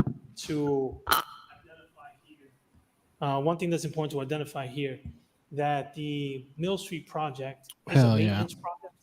It's not a redesign or reconstruction of the entire roadway. It's a maintenance project, which is part of our resurfacing project. Oftentimes, our resurfacing projects, they're reviewed by the TAG group or communicated or engaged as part of the TAG group, the Transportation Advisory Group of the city. But the resurfacing program is part of a program that works with district councilors to select streets and identify areas that the city that needs improvement, but does not require community sit-down conversations, et cetera, because there's not a real big redesign happening. It's just simply sweeping on the street. It's just a going fucking back to bike the lane. street there. However, in We're Mill just gonna Street, park on them anyway. especially Mill Street, Yeah. and what Steve is They don't discussing mean is that anything. there is new potential ideas in which Doug, we were come on, Doug. designing to create more traffic calming opportunities. Dog, I've had it with the ad hominem attacks. The lanes on Mill Be Street. polite. And like Steve mentioned, things were moving too quickly. We haven't had the He forgot his opportunity to tie and he accidentally grabbed the tablecloth from Wonder Bar. which is extremely important because we are redesigning the street. Now, this project does not include sidewalks and many other elements because that's the long-term project that we're working on. It does kind of have a magic eye funding feel to it. Through earmark dollars, federal dollars. It that draws we my can eyes do into all of crossing, Mill I will say Street that. And do all sidewalks, all the street, all of Mill Street, a comprehensive redesign of Mill Street. This year, just a maintenance project, but unfortunately, we haven't been able to. If you look hard communicate with the enough, you'll public see a and sit qualified down with the candidate for residents, city which manager we in hope there. to do in the next few weeks, so that we can be able to get the input and then hopefully come to a consensus and decision and move forward. Thank you. Thank you. Council Hydria. Thank you, Chair, and thank you, Mr. Manager, for adding that piece of information. I do want to clarify one last thing, and if I could ask a question through the chair to Commissioner Fink, that would be great. Thank you, Mr. Raleigh. Commissioner Fink. Go ahead, Council. Through the chair, thank you, Commissioner Fink, and I appreciate you and I have had a lot of discussions around the necessity of addressing the horrible road conditions for Mill Street. I do want to clarify one thing that has been brought up many times, and that is the notice that went to the residents on June 9th. I just want to confirm through you, Mr. Chair, to Commissioner Fink, was that notice in any way, shape, or form shared with me or asked for input or sent to City Council? Through you, Mr. Chairman, the notice that the council refers to is basically our standard Watching the show. template notice that goes out to all residents regarding construction of your typical street construction programs. It did contain the street name. Down further in the God, text, Walter really just has that face like the doing streets, sidewalks, and other the calculations meme. In this case, we're not part of They're doing all the math equations. project that was being performed. He's just like, There was huh? some confusion by I really one or two fucked up by residents putting this that- on the agenda, huh? The whole street was going to be It's so rebuilt. super weird, like just from like a Sidewalks political was strategy. But Like, that simply was not the I don't case. get As what it he's had been trying to do. previously stated Yeah, few times this here, is a horrible idea. Doesn't make any sense. Aimed at strictly rehabilitating a street whose wear surface was beyond its useful life, and it failed in numerous spots at numerous locations. And the reason we went forward looking at a remedial project for this was because every winter we were spending an enormous amount of time, material, and effort, and the people Question that were for you in driving the down chat, were Neil. absorbing what was left of the potholes and what was left of the What should we do with him? So, I mean, the counselor is correct. There was a notice that went out. And specifically, what body of water should we put the body into? Please not shared. It's not shared. I mean, but, exactly I goes guess to the residents, outstanding question for informing me is them, like, here's a project, was here's it, what's going to did take trainer place. And look most for importantly, cover so from if the they have any state, questions of the project, or did he just they have never some want place to do it? come And it's back kind of and like, ask those questions of. there's still like so many questions. Mr. Chair, Commissioner Fink, I just want to thank Right, you for Right, because there's prioritizing the street along with DTM. there's a couple ways to read it, I just right? have one question through the chair to the commissioner. What would be the Hold on. repercussions? I want to talk about this or in a delaying this moment work when further at this point in the project? there's not an Through you, interesting Mr. thing going Chairman, on. the work that's presently taking place deals with the roadway surface, the asphalt between either curb on Wow, either it's side good to of the have road. Ben back in the fold. The enhancements that are being talked about up, as Ben? far as traffic calming and making it safer and the inclusion of bike lanes will not alter where those curb lines are or the road surface that's being done. What they're talking about is really how do I paint that road? How do I put down pavement markings and what's my understanding, what's being proposed now is a parking lane, a buffer, bike lane, and then one travel lane. So the work that is presently being done with the roadway surface itself can continue and really is not going to impede, alter, or affect the proposals that will be presented at the public meeting as described. Thank you, Commissioner Fink. I'm done with my line of questioning. I just want to end this conversation by reiterating that there will be a in-district resident meeting. It's my understanding that the Traffic and Parking Committee has never opined and/or held meetings, public meetings, in response to any complete street policies. That's under the purview of the Department of Transportation and Mobility. We have really amazing people working in that department whose expert opinion is why we have them in the city leading this project. And so I just want to reassure the District 5 residents, especially those on Mill Street, that we are working on an in-district meeting. And I have invited the DPW commissioner or a representative, the DTM folks, as well as would like to reach out as well to the traffic division, just so that we have all the responsible parties that can provide more clarity and reassure the residents that absolutely we will always make sure to include their input, especially when the bigger changes take place. Just also want to thank Representative LaBeouf, who has spoken to me very frequently on how we can actually put some additional earmarks or items through the state budget to make sure that we have additional dollars coming in. And lastly, I would like to make a motion in light of all the things that I said to file this item. Thank you, Mr. Chair. And lastly, fuck you. Councilor Rivera. I gotta say, if I was David LaBeouf, I wouldn't get fucking so within as 100 chair yards of, of any driving safety public health measures. and human services, so we looked at, this council supported. Just be quiet about that. Looking at complete streets, and we got the support from Mass Data as of 2018. There was extensive. Oh my God, look at K2B right now. And when we look at what is the purpose of Complete Streets, the goal of the city of Worcester, Oh the my- Complete Street program is to make the city streets safer, more convenient, and accessible to all people. Somebody start a prayer.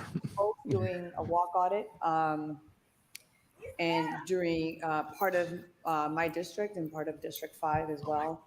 And these walk audits are really helpful, and I think they've really been helpful to get us to where we are. I would strongly be against any type of holdup or delay, because as we can see, this is something that we've been, so if it got approved in 2018, we were having these discussions way before 2018. There was groups of people that had collaborated, that have worked, and come together. That's the voice of the people. That's the voice of community. I think we know. So it's really important for us to continue to hear the voice of our community, and not just hear them through entertainment, but actually activate, Of course she is in the chat. actively act on it. And that's what we've done, right? We took a lot of work here between the Public Works Division, Public Health, and this council and the administration to be able to make sure that we have an accessible city, that we have a city that's safe. So I would definitely support the district councilor's motion to file, because this is already, there's already, I guess, a meeting in that point. But in any case, And if they would definitely want to do something. If there's anything that happens in traffic, would want It's named something, Rick Cipro Jr. joint regarding public health, and Complete Street came under the public health division. But really excited with the amount of work that the community has done with this. Good call, Doug. In their voices. Have fun. Enjoy it. To see this happening. This has been a long, long time coming. And many of us are celebrating this. And even today, we had a great group of people in the walk audit today. And it was like 30 people, right? Which goes to show that in the middle of like mid-morning, we're out, in the Webster Square area, which is part of Main South, which intertwines between 4 and 5. So I would like to continue to see this work going, because we as a community, and we're celebrating pride in different abilities. This is a lot about that, and a lot of what I know I've learned has been from being an active listener and making sure that they had a seat at the decision-making table. We were saying probably around midnight earlier, but we'll have to see. Thank you, Councilor Bergman. Welcome Thank back, you, Bill. Mr. Chairman. Listening to the comments from the audience and from overheating my again. colleagues, some administrators. We're still talking about the Mill Street thing, huh? I think Oh my It's God. gonna- They're all going to say something, right? All right. So since we're going around the horn, let's talk about the more interesting thing here. Neil, thank you for joining us. And so what are your questions you're left with the Mike Trainer texts now that you've seen them and gotten them and pushed the story forward with them? Not opposed to the changes that are being made. I'm trying to figure out if I think that in Massachusetts in general, like the state government has a really big role in like influencing local politics. So there's kind of like a hierarchy, I feel like. So I'm wondering if did this come from the Healy's office at the time to put the stamp this out, or did Trainer go and ask them for advice on how to stamp it out? So I would like to know how it happened. But then we have this. I was told to whatever the quote was. It was told someone told him to not do this. So who was that? So, those are the kind of two questions for me. Yeah, I'd say that for the community at large, the big question is, okay, who told Trainer not to do it? Because he uses the passive voice on the text message. And it's like there's nothing else that you have that didn't make it into the story that kind of answers that question more, you think? No, I mean I gave to all the texts on Friday so they could see them and yeah. The ones that they published. That's what I got. I asked the AG's office for all other communications between Trainer and their office on other matters, and they turned that down as it was too broad, which is total bullshit. Like that's you can't turn that request down because it's too much work for us. Like that's not how it works. So I've had to refile that request. So maybe we'll see other issues that they've had similar conversations about. I don't know what those would be. Right. But it seemed like you got those texts in relatively short order from when this first became like a story or an idea. It was like what, 2 weeks ago? 2 or 3 weeks ago? Yeah, that seems like a kind of a short amount of time to get text from a government agency. It's very very weird.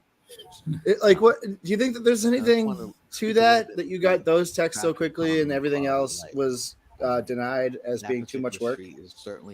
Yeah, I think it was. I think that there's text missing. I don't think they provided me with everything. I mean, that's I always have that suspicion about any kind of records that I get. But I feel like there were conversations we just didn't see that weren't handed over. Complete streets is also important. I feel like the new Attorney General's office, Andrea Campbell, are extremely important. Is pretty sensitive to this. They've been pretty responsive. Like their spokespeople have been pretty responsive to me when I ask about it, which is a little weird because Patch is nobody knows what the fuck it is, and no one cares. Right. So whenever I ask anybody higher than the local community a question, they just never respond. So it's just weird that Campbell's office responded at all, I guess. I mean, it was a good get. The city manager. And it definitely what I heard tonight is going to make for a very interesting discussion tonight. So you were already watching the council meeting. What did you expect, or what are you anticipating will come out of this conversation around Tu's item? Of District 5. I mean, I kind of hope Tu is able to ask trainer questions like point blank, like they did a couple weeks ago at the in addition to that, the constable thing. Maybe we'll get some answers out of that. I mean, I'm hoping we'll get some more information. I have a feeling, as I always do, that we have all those things that either Batista or trainer is going to correct the record and kind of maybe make the text or the story or whatever, the information seem like less than it is. That's always my fear. Or they're going to say like it was wrong or biased or whatever. It's right.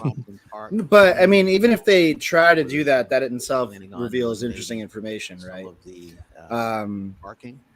And I mean, the big question to answer is there's always like, okay, maybe the AG was involved, maybe it wasn't, we don't really know, but it still seemed like, at the end of the day, this is Eric Batista deciding that he's not going to do it, right? And this was a decision made sort of absent any city council procedures. I think is a big thing. I mean, I asked them very specific questions about this. One of them was, what was the procedure for this? Did it go to the Batista's office first and then go to trainer, or what? They didn't answer any of the questions. They just sent me a blanket statement as usual. So there's, a bunch of specific stuff I asked for. We just don't have those answers. It's very frustrating when they do that because, I mean, they don't have to answer my questions, basically. Right. That's what I was left with. Back in March or whatever, I asked like, hey, what's the deal with this ordinance? Like, you were supposed to have a draft within 90 days of last July. And they just referred me to the AG's office to file a consumer complaint. Like they don't answer your questions if they don't want to. Yeah, they don't have to. Yeah. I mean, I think we've learned that like this is kind of weird. Probably it's kind of weird to say this, but like I feel like it goes back to like during the Obama administration, I noticed that like more government spokespeople would give you answers on background for some reason, like at all levels of government. And like it's just like I think everyone thinks they're in the West Wing or something like that, and like they've got like secret information and like everyone's so cagey and weird and like dishonest, like not transparent. Right. This is a good question from Bo Mergman. Do you think that Batista is as uncooperative as Ed, or less cooperative, or more cooperative? In your experience? I mean, I was largely only looking at Augustus during the pandemic, so like that was, I don't know, it was like different time. I feel like it was right, a little different. I feel like Batista's a little bit more actually. I don't know. And again, this isn't about. He's very similar. I feel like when he gets up and answers questions, like I think he tries to be political and even-handed about everything and like not go one way or the other. I feel like he does sometimes like he doesn't like getting asked a question. He gets a little bit like kind of taken aback, but I don't know. It's a good question. Yeah. My main observation of difference between Batista and Augustus is that Augustus really enjoyed the spotlight and had a certain charisma as a public figure that Batista just seems so uncomfortable being made to like answer questions or speak publicly. And I don't know what that augurs about the in terms of what the role is, right? And if he's just like not trying to be public facing and he's making decisions like the CPC thing kind of unilaterally without informing the council, like what's the council even doing here, right? I don't know. That's a question I'm asking all the candidates this year. Right. Like, what does a councilor do in the city? Like they They do. I mean, they can like call up and get a pothole fixed, but like they can't. Every other fucking Framingham city councilors can pass legislation, like Marlborough, East Hampton. Like these little tiny communities are doing like they're doing laws and policy and things like this. Worcester City Councilors can't do that. It's so weird. Yeah, there's like they're doing legal opinions now saying you can't write. Yeah, it's crazy. Yeah, they have real mayors. That's true. This is where my frustration with the whole opposition to charter reform comes into play. I completely understand folks' distrust of elected officials when you see like a Buddy Cianci figure. Like Buddy Cianci and Mayor Menino are always the ones that come up as like they just did what they wanted, and one of them what they wanted tended to be good for the city, the other not so hot. I totally understand people's fear and reservation around that, but the idea that we've had however many managers going back to Franny McGrath, and they just did whatever the fuck they wanted and nobody could tell them otherwise, and somehow that's a better system. Right. It just at least you can look the person in the eye when they come knock on your door who's doing whatever the fuck they want. That seems a little bit more democratic to me, but what do I know? I mean, Buddy Cianci had to win over the public. Eric Batista only had to win over a couple developers and like Jim McGovern, right? Yeah. The city council just passed. This is the second municipality. It's one of the most one of the most anti-democratic places I've ever covered or lived. It's a very good word for it, honestly. Yeah. It is extremely anti-democratic. I mean, like who actually picked Eric Batista? We have no idea. Joe Petty is the closest we have to a person that actually picked Eric Batista. Sounds like maybe Eric Batista picked Eric Batista. He was in Anybody want to speak on it? There were other assistant city managers. I don't know what I would like to know what the talk was, behind the scenes about who was gonna, more accessible. At least be the intern. Most of them jumped ship to better opportunities as soon as they caught wind Ed was leaving. Yeah. Oh, do we wait? What's going on here? They're speaking on Yenny's item. Okay.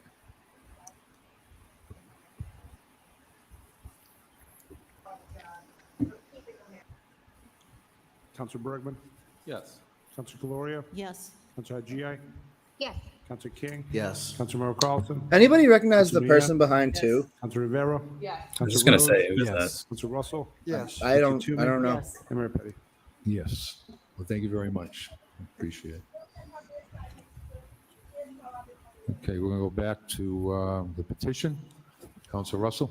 All right, there we go. Great job, Yenny. Chairman, I rise just to clarify a few things, if I may. A little bit of a history and on some of the streets. Oh, there he is, George Seption. Seption. On the petition, because I don't believe that the Back, go up, petition or zoom out is in the proper. if you're watching. But I will say that George Russell we should be having is the most responsive city councilor. If you ask him a question, he will call you or email you within like 5 minutes. Really? Impressive, yeah. I've never bothered. How many times does he try and sell you a house right after or commercial real estate? Actually, I own a house in Worcester, and when I was like trying to buy one a couple of years ago, his real estate agency was like the listing on it, and like they just didn't care about selling it. They were my real estate agent was like trying to be like, don't you want to sell it? And they're like, yeah, we don't care. He's mainly, focused on getting kickbacks and stuff. So that's fine. He really does not want drones used in a way that would make building assessments accurate. He really doesn't want that, and it begs the question of why. What is George Russell hiding in his backyard? Does he just have like an Indiana Jones style cache of gold and jewels and other such trinkets? It's a salmon run. It's a salmon run. He just goes. He just walks up to it on all fours like a grizzly. He just paws at it. just rips it right at it. Travis, a salmon run. I can remember having hearings in public work. That's good. That's a good bit. I gotta eat berries before winter. Reconfiguration of the roadways around Worcester State College. I can remember meeting with the president of Worcester State College at length, getting his input. Someone accuses George Russell of being a bear in a sexual sense, and he thinks that they're on to him. I think it's really nervous. After the administration gave myself and Councilor Carlson,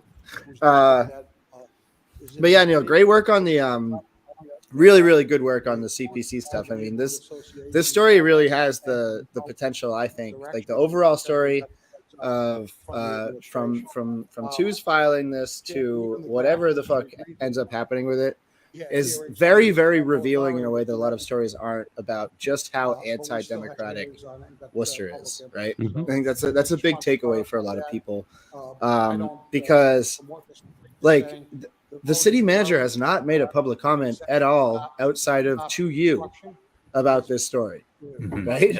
like there's been no a memo updating the council. There's only been private conversations between him and Two that Two made public, and that made him feel compelled, I guess, to comment to you. But like, if without you getting him on the record, we would have absolutely no idea of anything. Thank you, Mr. He has, Mayor. and no one puts him in a position of having to defend himself or say anything about it, which I think is even the more bizarre thing. Information. Yeah, I mean, I wish like the Telegram or Mass Live did this story, because like it would probably get more attention, or at least more like, you know, more attention. Right. Meanwhile, the Telegram is doing stories about climate policy where the developers are the victim, which is just fucking insane. Or stories about their own real estate. Yeah, they're just like juicing their own real estate interests. So is it that they gave up the sign so that they could afford to stay in the Mercantile Center? Is that so? It sounds like yeah, in a reduced space. Yeah, that's fucking that's bleak. I worked out of that floor of that building for like 6 months, and God, it's such a depressing place. It's a graveyard of a newsroom. Remind people that it's just like empty cubicles, right? As far as the eye can see. Just they stuck Worcester magazine. They sectioned us off by putting us in the middle of the cubicle graveyard, right? So it was like the Telegram and then the cubicle graveyard, and then Worcester magazine was buried in the cubicle graveyard, like blowing dust off of it. And because my department or my don't go over there. With traffic calming, the cubicle graveyard. So it just seemed like it was a natural fit. And we had 125. I don't know what that hairstyle is called, but that looks really cool with the undercolor. A couple other administrators. Yeah. Our clerk at the time. Yeah, I'm gonna do that. Yeah, I gotta ask too who this is. Somebody mentioned it above that. Based on Two's post, it looks like it is their intern, their summer intern, which rules. That rocks. That's sweet. That's a good thing to do. Going 2 lanes to 1. She was like, West Room back door. Yeah, this one's Donna Colorio. Just don't listen to what she says. Just ignore this one. The camera's not focused on Donna. That's true. That is true. She's in soft focus. Traffic calming. That's a project we do. So we're very involved in the city, and that's why I made the amendment. I cannot believe that we are still talking about this one. We're still talking about. I'm right. We're still talking about this fucking Mill Street thing. Parties involved. Thank you. The impetus, like, it's such a sociologically interesting thing to see when the city councilors decide they need to go around the horn, right? And everyone talks for 5 minutes, because it has nothing to do with their actual like power, right, or authority. It's just like they're like, oh, okay, this is the one. This is the one where everyone has to say something. It's like decided upon, like you would like decide where to go to dinner. Right? This meeting was called by myself is that certainly I was very concerned that the communication didn't happen. Like they're not interested I received multiple emails, in being an calls, executive body. And contact No. by It's like a social club. This entire night, this whole conversation is because one angry guy on Mill Street reached out to Jose. Right. All this is. It's And Paul Jose, Gunnarsson. right. Paul Gunnarsson reached out to Jose, and we're spending half of our night on 2 angry guys. concerned Right. residents. And then who are Jose more was like, confident aha, that I the hold in changes my hand the are golden going ticket to beat take, or Attell. are And then gonna do for Attell Mill was Street. like, So, all right, so let me yes, just a meeting is in the works. dick Just down waiting on you for permission, severely. and And here we we'll are. make sure that Well, I mean, the that's city the manager problem, though. I sends mean, Attell has done a information out wonderful to job all of the city making council. all the department heads articulate that any changes they made, she was not made aware of. Public meetings probably should have happened earlier. I mean, they all took responsibility for that. But the idea that two angry dudes and Walter were able to put her on the defensive just shows what a broken system this is overall. Right. It's a good project. And listen, this might be a hot take, but Colonial Bowl and Ken Chins are gone. Just fucking raise the whole street. Just close it down. Who cares? There's no reason to go down there. Just dump sand on it. Call it a bigger beach. Yeah. It looks like shit, the whole thing. It just sucks. You do have to get on that to get to the hiking trail where you can see where the cult lived. God's Acre. Has ever been there? So There's that's my backyard growing up, Bill. Oh, nice. I lived up on Airport Hill. Okay. It's weird as hell. The Deed Rock. Deed Rock, that's right. Cool. A few years ago, you can find a bunch of like old foundations from old buildings from that. The Hermitage and all that stuff. A few years ago, we like found a bunch of like buried like stuff from back then. We found all these like earthenware jugs and whoa, all this crazy stuff. It's like fascinating up there. That's sick. Yeah. This whole side of the city. Yeah, and he says that Walter's gesticulating in frustration. What does that mean? We need more details about what Walter's doing right now. Correct. Yep. Okay. So we can take those collectively. I think that was the only two. And, look at Walter. He's throwing his hands up. Walter Bud. Yes. God, where's the pill man when you need him? Yes. Councilor King? Yes. The Pillman was a wonderful addition. I hope he comes to every city council meeting.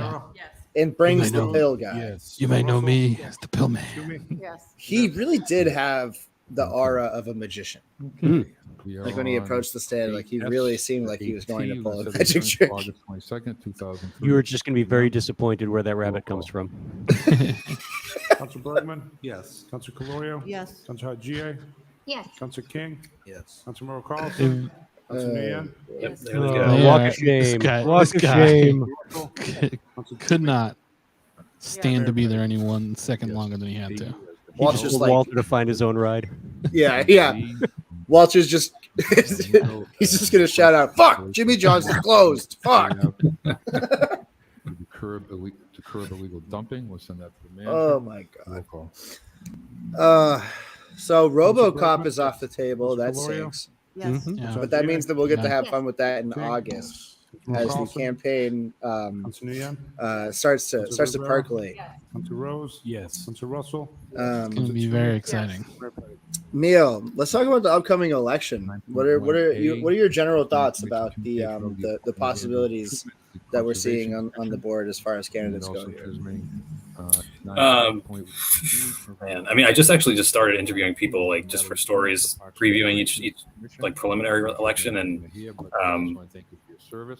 yeah, I'm trying to like have like I'm really just want to find out what these people think that they're gonna do as city. Like I talked to this guy Edson Montero today, he's running in D5 too. Yeah. And like I was like so like trying to like talk about how like Plan E and all this he doesn't. I don't expect him to like understand any of that stuff, but he didn't quite like understand that like he wants to do like financial education. He wants to do like nice stuff, like good perfectly fine stuff. But I was like how like with the way city council set up, how are you going to do that? And like I don't know. Yeah, I kind of want to figure out why people are running. What do they think this is? Right. Yeah, I mean, like, because there really is not a whole lot that city councilors do, but I have been trying in my writing to make the point that is less about the system and more about the way that these people have chosen to use it and sort of how they've broken in the catcher's mitt over the past like 30 years, because they could this is a perfect example tonight. This could be the sort of executive body that reprimands the city manager for not telling them about CPCs, right? I mean, I think that there are candidates running that want to think that way and want the city council to be better, but I just I think there is a concerted effort out there to pretend that the city council is something that it isn't. So the mayor just gets to say that he's running on everyone working together. And that is a compelling message that means something, right? Like he just gets to say things that don't mean anything. And they sound nice enough. You know, Worcester has a city family and we're working together. And it's just how the mediocrity is, I don't know, maintained. Yeah, I mean, this really could be an election where you I mean, yeah, like there's so many councilors that have been on this body for years and years. I think K2 is maybe the longest, I forget, but like I think Joe's been on since the 90s. I think it was of course, when he came in. Yeah. This election could, I mean, I think Bill, you've said this too, but like this could be the election that kind of shows us whether like the towny kind of, I guess, side of people, you know, voters who we know no one votes in Worcester. So like they have been the people who have been voting for the last 40 years and voting, you know, the current like leadership into office. Is this the year that we see that power balance shift because there's more people like moving here? Like Domenica Perron, who talked tonight. I talked to her a few weeks ago, just like kind of randomly. I think she's pretty, like, she's not from Worcester. She like went to Clark or something like that. It's like people like that who are running this year. Like, are they gonna? You know, if they can get enough seats, you know, obviously the number of seats is a big deal. Yeah, yeah. If you peel off 3 of these old guard fucks, then everything sort of changes at that point. Thank you, Mr. Chair. I know that I've made this request at other times for disposition of properties for the proceeds of the Affordable Housing Trust Fund. My wish list of people that I like to see go in specific order is Katie Merrill Carlson is the person I think I would like to see lose the most, followed by Kate Toomey, followed by Mo Bergman. I think that was in the report. And then Donna Calorio. I don't really care about Donna Calorio that much. If she's the Bergman? Yes. The right end, you know, if she's like this, like if she's not like the straggler, then like her effectiveness only comes in that she's in the majority, you know, on a lot of things. If she's, you know, if she's hung out to dry and she doesn't have anyone like that's more effective backing her up, then like fucking who cares? She talks about stop signs more than anything else. Like right. You know, all her bullshit is like, you know, cut off at the knees by her not having anybody that's more savvy backing her up. Where it gets kind of neat too is where, I mean, George clearly just wants to be loved, right? That's all he cares about at the end of the day. So like if that council flips to be more progressive, like George could actually be a really good fit with that group. And that just leaves you then with Kate, who always has a high turnout, but she ends up being the odd person out who has no support other than the police. And Kate also only wants to be loved. So she probably just walks away in disgust when she no longer has anything to provide anybody. The council could change very, very quickly with just a couple of additions, the current makeup. Right. Yeah, and I think that we're actually getting pretty close to the stated goal of making K2B rage quit for city councils.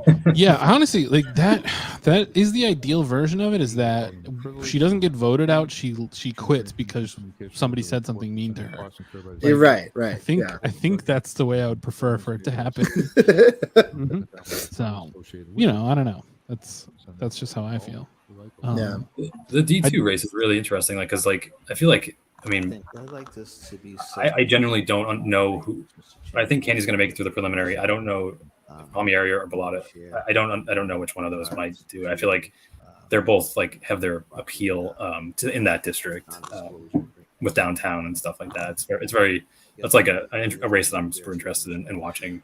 Yeah, me too for sure. I mean, Rob would be the best pick, I think, personally. And I think that Phil Palmieri is like a known commodity, but not in so much of a good way. Right. And that's any good way. The people that know Candy and the people that know Phil are like kind of the same people. who are going to vote for either one of them. And I think that opens up a really interesting lane for Rob, being somebody who doesn't have those sort of like, I don't know, social connections on Shrewsbury Street to bring out a new demographic. Right, and I think that's going to be the key for Rob, is getting not convincing the people that have voted for Candy before, voted in the race before. It's getting out a new voting block, which Johanna tapped into in the last race. I mean, that's a pretty major scare to put into a pretty comfortable incumbent, or seemingly comfortable incumbent. And obviously, you're not going to catch Candy off guard on this go around. But I think that Rob is a serious candidate, and he brings he brings a different perspective, obviously, but he also brings a different crowd potentially in. And like you said, like Neil said, and we talk about all the time, nobody fucking votes, so it's very easy to make a splash. Yeah. I mean, it's D2 a race where you could see Candy get knocked out in the preliminary by Palmieri. I don't know. I don't know. I've only been here for like 3.5 years. I don't know if that's possible. No, I think the way that we've been thinking about it is that it's going to be incumbent upon Rob to separate himself out and show that Phil and Candy are kind of two sides of the same coin. As opposed to being like the two, like choosing between the two opponents of Candy. And that's the distinction he has to make, because I mean, I think Candy has a lot of support amongst Shrewsbury Street and business owners and stuff like that, which is Palmieri's same crowd. To the council. It also is hilarious, as we've talked about, that his campaign signs just say his name on it. They don't say what he's running for. Yeah. It's like, that's just such a emblematic of an egomaniac. You know who I am. Everyone knows Phil Palmieri. Which is just awesome. I don't know. I encourage it. But yeah, I mean, like a couple of months ago, I did that story about Kenny Merrill Carlson and Anthony Petroni and the weird Little League baseball field that gives Anthony Petroni's rental property and a parking lot, and how Phil Palmieri was fighting it tooth and nail. And it's like, that's what those guys think the Worcester City Council is for. Whoa, is to have. Sorry, Yenny, who flipped you off? Yes. It could be Walter. It could be any one of the three. It could be Walter. It could be Jose. It could be Jose's kid. And I don't know which is more likely. I think Walter's the most likely one, but we need to know who flipped you off. Now Walter's leaving now, so is he? The old bald guy, Fred Nathan, flipped you off. Yes. Yes, we have God finance damn. items. 9.3. We're gonna have to scrub back through the feed later to find that. Walter's got two cell phones because he doesn't know how to log into two Twitter accounts on one phone. Did you say 7.36? Fred, you fucked up. You're just giving Brendan more ammo when he tracks you down. I'm sorry, 9.36. All right, this is grounds to go kick Fred Nathan's ass. I'd like to speak on that. Okay, you want to hold that one out, and we'll come back to it. Sure. So motions adopted on a roll call, except for 9.36C. Roll call. Councilor Bergman? Yes. Councilor Calorio? Councilor Hadjia? Yes. Councilor King? Yes. Councilor Merrill Carlson? Councilor I Niat? need to record the council meeting with my iPad, or else I'll Councilor never Rose? be able to Yes. watch it Councilor again. Russell? Yes. Councilor Toomey? Yes. And Mayor Petty? Yes. Yo, get C, Fred resolution Nathan in the adopting ring. resolution to accept the gratitude Oh my donation God. of $9,500 from the Massive Well, Violence. I'll see Fred on the way to the gym tomorrow morning. We'll take care of it. Fire Department. Be late for the bus, Fred. Be late to the bus. Instances throughout the city. It's very funny when he's at wrestling, because he Thank you, Mr. Chairman. always he's Just constantly have trying to talk to Jenny questions here. Pasillo, through the chair, which is very funny. administration. And then he's just taking pictures of the random second people. Like, that we've had I have a here bunch of for pictures on my the phone. I vote take in pictures of him our while he's taking pictures of other people, and I just have a collection of secondhand photos now. He We just need takes to like do this. something with that. Through the chair to the council. Gio, he is the outlier for This is sure. the only vote I know of that is gifted for the fire department. We do have currently one boat that travels on a trailer. We do have a boat. We had a boat that was housed at Lake Quinsigamond. Excuse me. I feel like the fire department just like gets like why don't they have a drone? So Like, does that mean what that do you think? that, Like, that you know, boat That was is our going argument. to be, Yeah. Yeah, if anyone needs a drone, it's or probably the what fire is department. plan for that Well, boat? especially because like one of the reasons why they were fighting for it is like it could be really useful in emergency situations like fires and stuff like that. It's like okay, great. Administration. So we have, I guess the question is, so we have I've been one boat with the fire. I've been working on department this new joke that I replaced probably the can't boat ever that's no tell in longer front of like working. They have the 90% of crowds that I perform in front of because they'll hate it. But with the police the idea that department people coming get really Mr. like Manager? nobody understands like how to talk about like like police, because like main reasons of they don't understand why people get so mad at policing. And it's like they just don't understand like how to be like how to play the game, because like every firefighter you've ever met in your life is racist. Every single one of them is personally racist, but firefighting is not racist. So we just let it go. Like, who cares? I don't give a fuck. Like, the police department's one. but policing is racist, so we have to address it. Firefighters, they just sit in their clubhouse and they say fucked up shit about everybody, and then they come, turn my gas stove off when it's like Right. being weird. But if you are in a burning building, they will try to pull you out, no matter what race you are. Yeah, they'll blame you. However, yeah. apply that to policing, and it does not necessarily Hold up. Yeah. work the same way. I also think that firefighters have figured out dog PR better. Like Dalmatians are terrible dogs, but they like, cops hang out with German Shepherds who like famously have bad taste in people. Right. They've been around a lot of shitheads, but Notoriously the number 1 or number 2 scariest dog. Exactly. But Dalmatians, they just, escaped from Cruella de Vil's house. So it's like, right. it's all good. Look at Walter over here doing damage control. On the west side of Worcester page. Yeah. He's whipping up a post for Burn Coat. It's just gonna like really just obliterate. Oh, really? Does Harry Kondobalu have this joke? That means there's no more intersection. Is that right? All right, I have a really good bit about Apu from The Simpsons. Has he covered that territory already? He hasn't done a documentary, right? I love Harry Kondobalu. I didn't know he had a joke about that. Well, I quit stand-up, everybody. So that was the last good joke I had. That is correct. GT Automotive, St. Paul Gunderson. Any sort of watercraft is decommissioned if there's a possibility. Wait, Paul Gunderson, he has a website? He's a Justice of the Peace. Thank you, Mr. Chairman. Oh, thank you. That's kind of weird. Oh, yeah. Yeah, this is a... if anybody has ever listened to the podcast, The Dollop, yes. Look at this website. Holy shit. They have a very good episode about competing fire departments. Yes. Yes. We are on 9. It's cool that Dennis Leary did the firefighter show, and the show literally was about how they're racist, but it's cool. and he like made it in honor of his cousin who like died in the cold storage fire, and like to honor like 9/11 firefighters. And it's like he just made them not good people. It's so weird. Like, and it was a hit show. It was a hit show, and it was literally like they were working off scripts that were like mostly just about their thoughts on Puerto Rican people. It's like, what the fuck?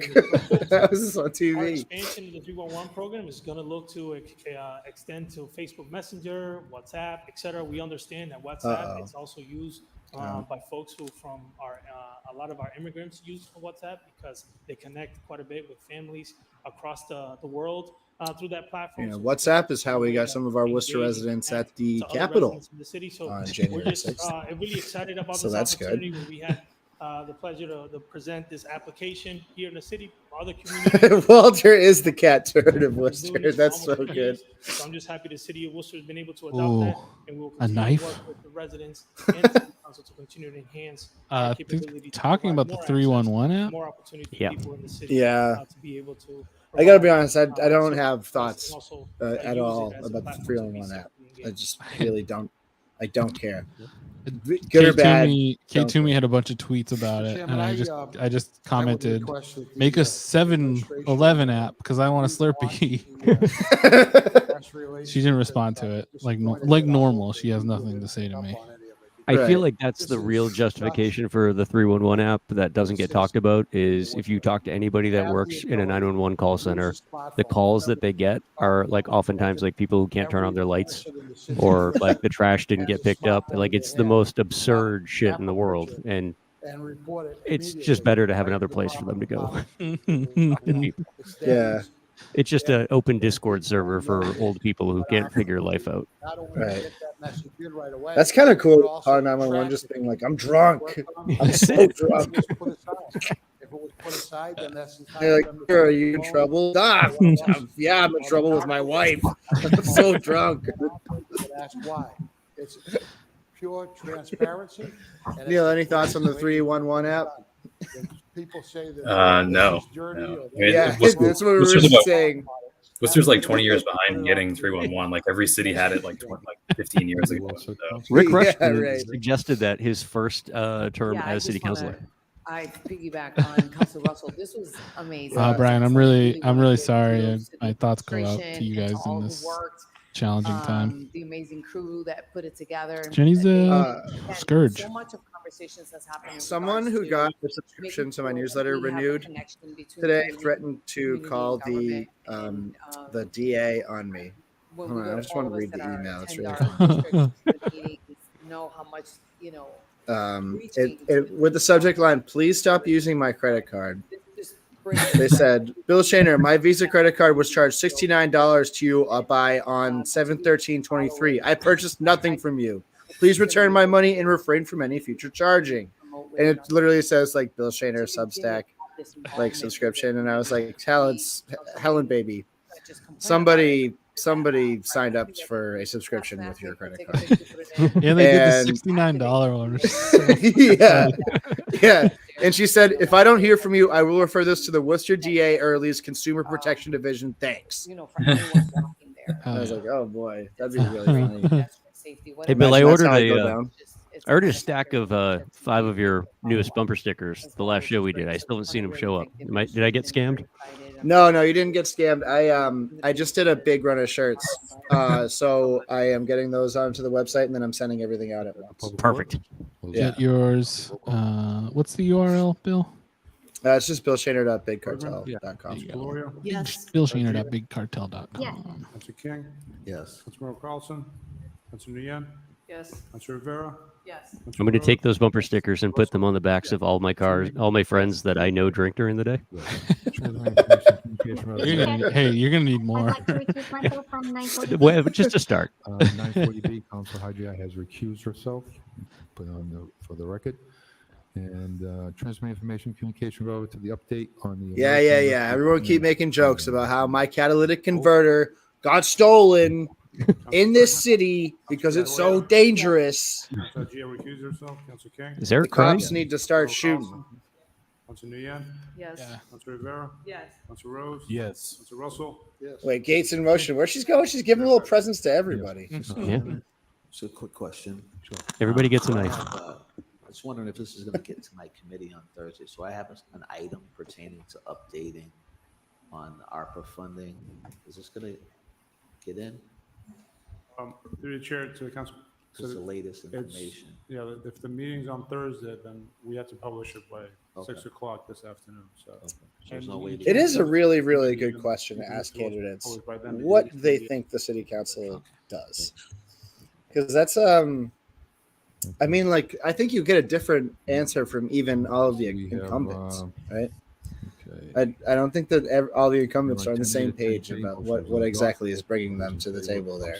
Roll call. Councilor Bergman? Yeah, I've asked obviously like Candy and I will ask the other incumbents for interviews. I don't think they'll take me up on it. I don't think they like me or whatever. But you know, I'd love to sit down with these people and like really talk to them about what's going on, you know. Like, Right. Yeah. I've talked to Mo a bunch of times, like, you know, pretty long conversations about just like weird stuff. Like, if you talk to him one-on-one, like, he doesn't sound like he's totally different. I feel like on the council floor, like, it's very weird. Like, he does seem to care about parks, from what he's told me. But you know, then he does make a, you know, that campaign video where he's like talking about not funding new parks and stuff. It doesn't make any sense. Like what that was, but very weird approach. He said that you wouldn't buy another car if you already had one, but like actually a lot of people have 2 cars. Yeah, 2 car loans. Yeah. The draft ordinance should be provided to city council. So it looks like we're doing not everyone in the city has a park. Thank So. you. Hold on, guys. This is the CPC thing. You know, I think a lot of the public shared a lot of concerns that I have, and I do want to just briefly thank Dariana for sharing their experience and testifying, as well as everyone who testified in support of this council. I'm going to use my phone because strangely or shockingly, or even not shockingly, Neil from the Patch was able to get a public records request on the text messages between our city solicitor and the AG's office. And so I just want to read some of the text messages that was shown. So sick. Started in July 25th after this ordinance draft was passed on council to direct the city manager to draft. And so first it says, I have great reservations about the request, and this was July 25th. And then November 19th, and this is to Margaret from the AG's office. Hi, Margaret. Back in July, you asked me when I was going to opine on the request for the ordinance crisis pregnancy centers. I was told not to bother with it, but now I need to. Did you have some information you wanted to share with me? Feel free to call. And then it keeps going. No ordinance, and I don't intend on drafting one, but I need to meet with Eric. About this So matter. sick that this is being introduced into the record in this way. And then once again in November 21st, Margaret reached out, and so that was back in November. And then March again, once Bill Shaner, Teen Vogue article on this came out. Mr. Solicitor, the city solicitor said, I meant to ask you, can you get and forward a copy of what gets sent to the counselor, or simply let me know when the response gets sent? And Margaret says, we don't plan to respond in writing. We are just calling her, which they misgendered me. And so for me, I think there's a lot of backdoor conversations that's happening here that I am not too happy about, and I'm sure the folks who testified aren't happy about. So I do have some questions on this. Through the trainer in front of the mic. Why was there a refusal to provide a draft ordinance to the council? Mr. Manager. Through the chair to the council. Since the beginning of the ordinance was since the beginning of time, 5,000 years ago, abortion has the been city manager to draft and work with the city solicitor to draft an ordinance. I took it upon myself and the city solicitor to reach out to the Attorney General's office, just like we do to any other, whether it's text message, phone call conversations, or emails, to any entity. And so to claim that we are using this information and doing it not transparent and being in backroom deals, it's something that we often communicate with state legislation, leaders across the state, private sector, et cetera, when we're doing our research and having conversations with folks in terms of opinions, in terms of when we need to write opinions and ordinances, research, but you didn't. Policy, et cetera. Right, anything. This is the worst municipal defense I've government at ever all heard. levels of any industry or any business when we're trying to do This is so fucking... I personally, in conversations with the solicitor, we chose to hold off, and that was communicated in our one-on-one meetings with you based on the guidance and the off-the-record conversations that we had with the Attorney General's office. And that was communicated to you in our one-on-one meetings where we had those engagements. But nothing's off the record if you're using your city-owned devices, dude. About this issue related to the ordinances. We were also paying attention and looking at what was happening in other cities across the state. That which we passed see it. that Cambridge and Somerville, we know that they passed an ordinance, but they don't have any LPCs or CPCs in those particular cities. So they haven't been contested because there are no current agencies in those cities. Framingham did a resolution, and East Hampton voted an ordinance, and just recently was vetoed by the mayor because of the same concerns that we have, which is the legal liability that we would impose ourselves into that. And I know, and I'm very aware in the city solicitor in our conversations, that if we was to come forward an ordinance, we are subject or potential risk of being sued, which we have been on notice by law firms that have reached out to us. And these conversations have happened between you and I. I've expressed those conversations. I know that you have asked me directly to come forward and bring that ordinance forward, and in our conversations, I was not comfortable doing that because of the legal liability. And me as a city manager, I have a strong responsibility not only to the residents of the city and the taxpayers of the city, but overall, I need to make a decision that I can't put ourselves in a position where we're going to be legally liable. And so, your police department gets sued every fucking week.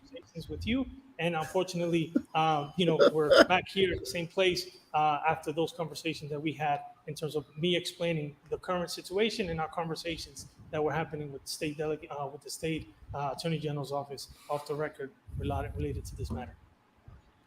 Through the chair to the city manager, why wasn't that written in a report to the public and onto council? Mr. Manager.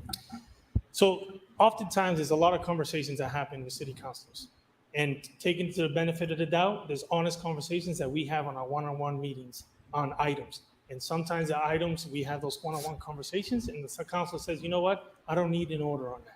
Or can you compromise by doing X, Y, and Z? He's literally just explaining how he doesn't the orders have may to not answer to the city council. oftentimes be answered, but they answered indirectly through an email, through phone call conversations, or one-on-one meetings that we have on a monthly basis with all the city councilors. I felt as though, in my honest reply to you in our conversations, that was something that I was trying to articulate in my concerns to you. So I honestly thought that you were taking that into consideration, and but however, it didn't turn out that way, and it went to the media. And so I know there was some allegations that we were only communicating to the media. Well, that was because the media kept asking us, because there was ways in which folks were going to the media to try to get my response when already the response had come forward through our engagement of conversations. Through the chair, Jesus to the manager, have I ever compromised on wanting this onto the council floor in any of our meetings? Have I not asked repeatedly in the last year? You have asked, and I've expressed my concerns related to that. And there were some elements that you asked of me to move forward on, whether it's put forward. Can we consider this his job interview? This is the closest we've gotten. Put the information on the website, and the information is there for people. It is interesting, little tidbit that he said that law firms have put the city on notice if they pass. And there was no hesitation to that. The hesitation has always been on the ordinance. The hesitation has always been on the ordinance and putting the city in that position. And that was communicated multiple times. And I'm not even sure if Eric Batista is aware of how anti-democratic the way things work are, because he's just a product of it, right?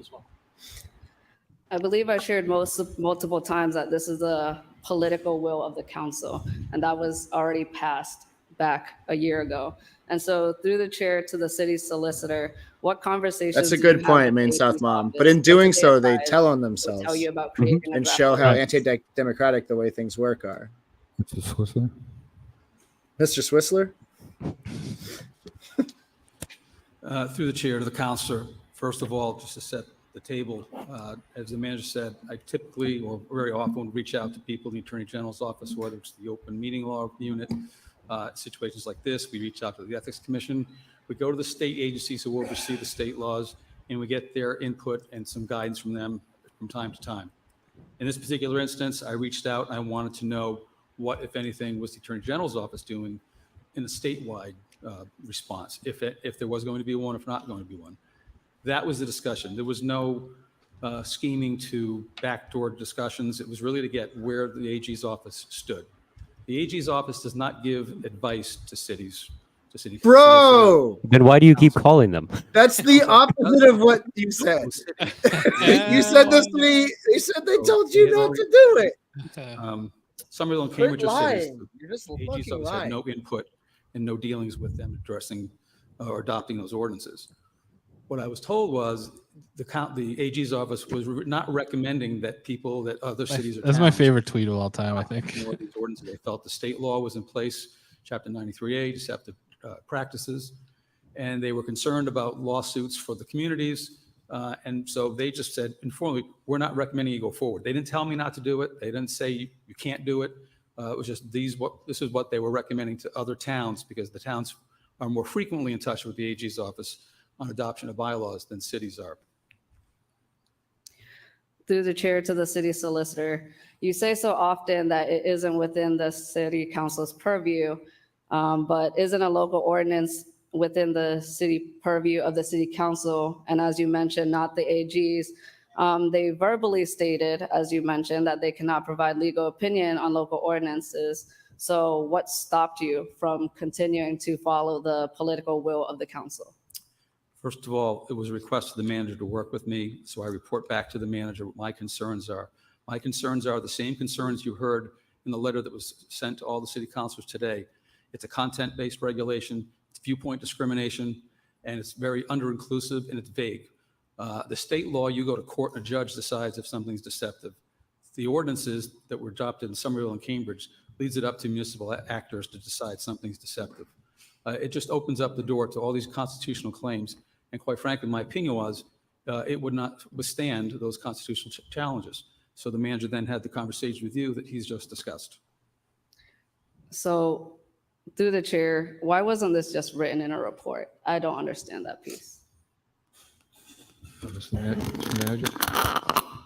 Like I've stated before, the reason why it was not stated in the report is because as part of our conversations that I often have with counselors, sometimes by simply reporting back to the counselor and expressing my opinions to the counselor about why we should not move forward, the counselor will be sufficed with that.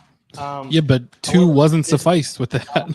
I understand the situation where you requested that. Usually I just get to tell the city councilors to fuck off. This is different. To the ability to put a draft in an ordinance. And so that was that the matter. And then the request that came in to be able to put some things together on the website. So we were able to do that. And then we had some conversation about potential resolution in terms of could we do a resolution? Could that be the way that we go instead of an ordinance? And I know that in that conversation, you had mentioned that we had already done a resolution, or that we should have, or that perhaps that the resolution was already done when the ordinance was asked to be taken in place. So again, I was taking the liberty of having an honest conversation with a counselor, giving them the feedback, so that information, the council would be sufficed with that in terms of the conditions of the situation that we were in. Man, Through the that's chair really bad. to the city manager, was I not clear that I wanted this on the council floor for the last year?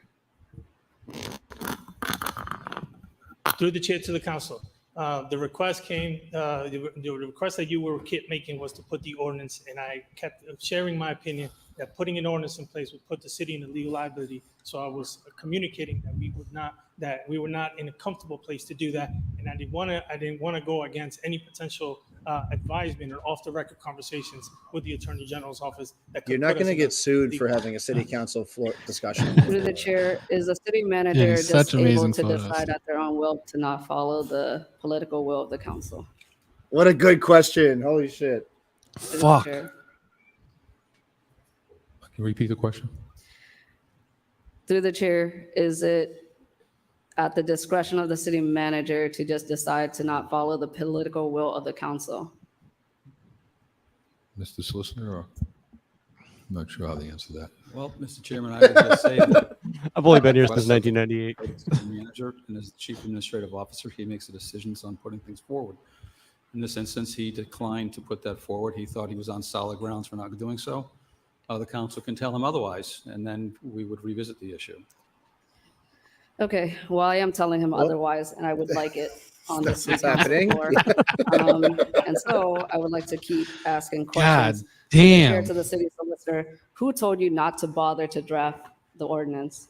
Through the chair, you just heard the manager say that he told me to not draft the ordinance. Fuck. Hold off. At that time, we were still. Yeah, Trey just threw his boss under the bus, I've baby. given him a draft. Is this a opinion, deposition? What's going on not here? something that was in the form to send to council, but just to give him where I was at that point in time. So we weren't going forward at that time. He told me he was going to have the conversations with you. So that's as far as I went. Okay. Through the chair, to the city manager, who's to blame for you not executing this order for the council? I think I've communicated often tonight that I made a decision based on our conversation, and that decision was communicated. Yeah, in our I monthly made a meetings. decision. And that's the decision, again, that I made based on the legal liability that this ordinance would put the city in.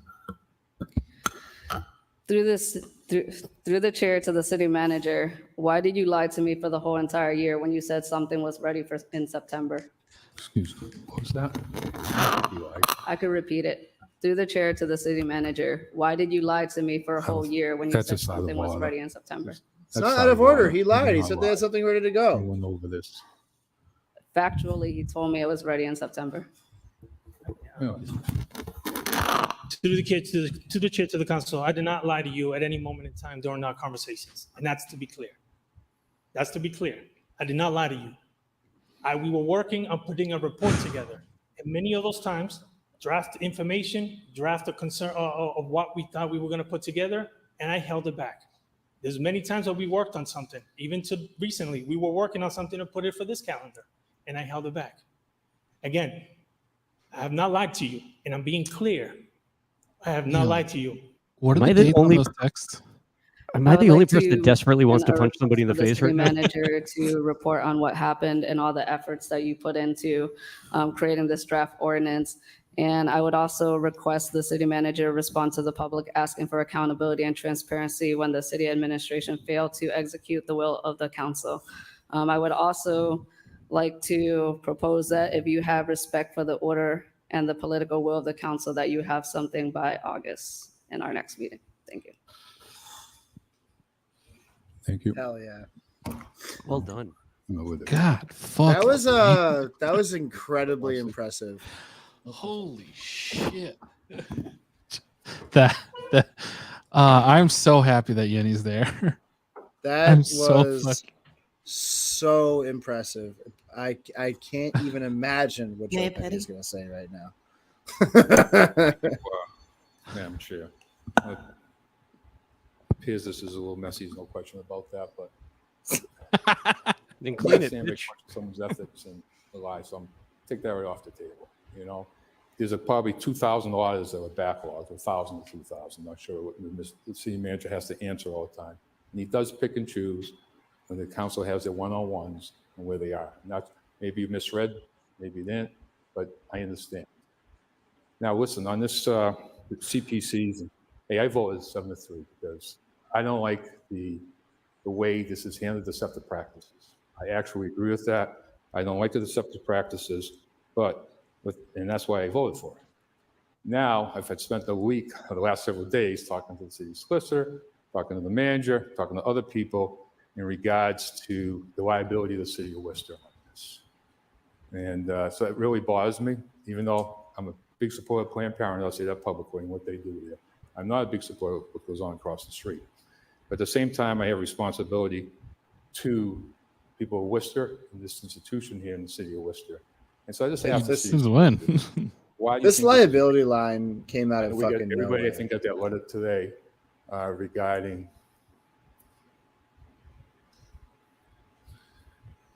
the potential lawsuit in the city of Worcester. City solicitor? Through the chair to the mayor.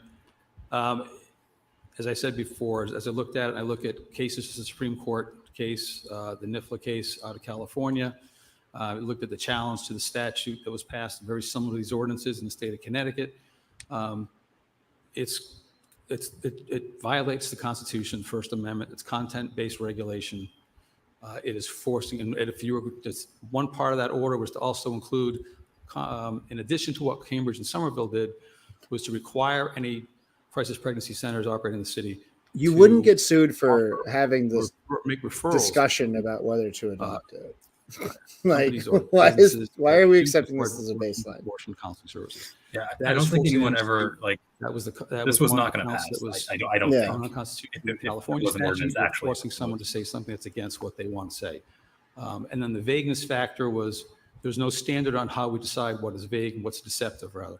The state law has its teeth, and you go to court. And the current lawsuit that was filed, one of the counts was it was deceptive advertising. The main thrust of that lawsuit was negligence, and it happened in 2021, before any talk of an ordinance at the city level ever took place.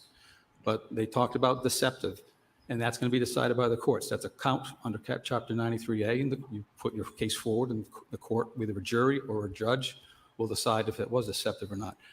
The ordinances, as I said, are vague. It doesn't have any standards of what is vague. How do you determine that?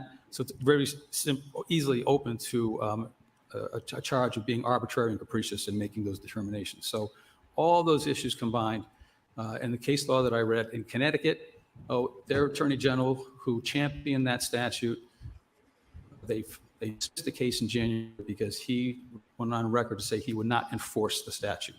He saw the frailty in the statute as well. So all these issues told me this statute, this ordinance, once adopted, is very likely to be challenged, and is very likely not to withstand that challenge. What's the liability of the city of Worcester?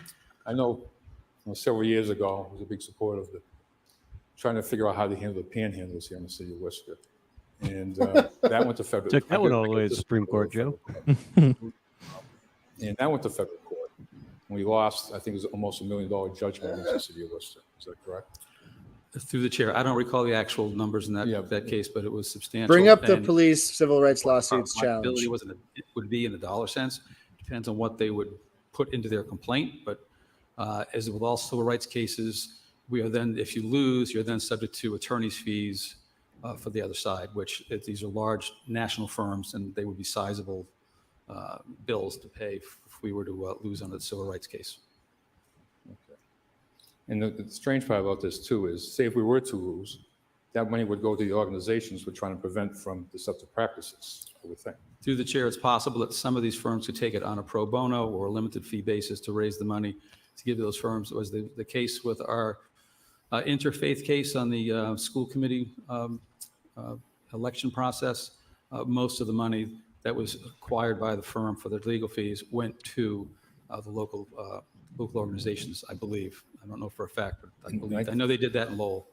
I take it the mayor of East Hampton, probably for the same reasons that you discussed, did veto the legislation in East Hampton. From what, the difference here is that they had a process at the state level, and there was no they need. talked there was about nothing added. They held a vote, and municipal level, because it's already covered. I mean, that's like remarkably different than supporting the city manager for just not doing. Is it any city? I know Cambridge and Somerville had passed some legislation there, but they don't have any of these organizations in those cities. Is that correct? That's what I've read. There are no organizations in Somerville and Cambridge.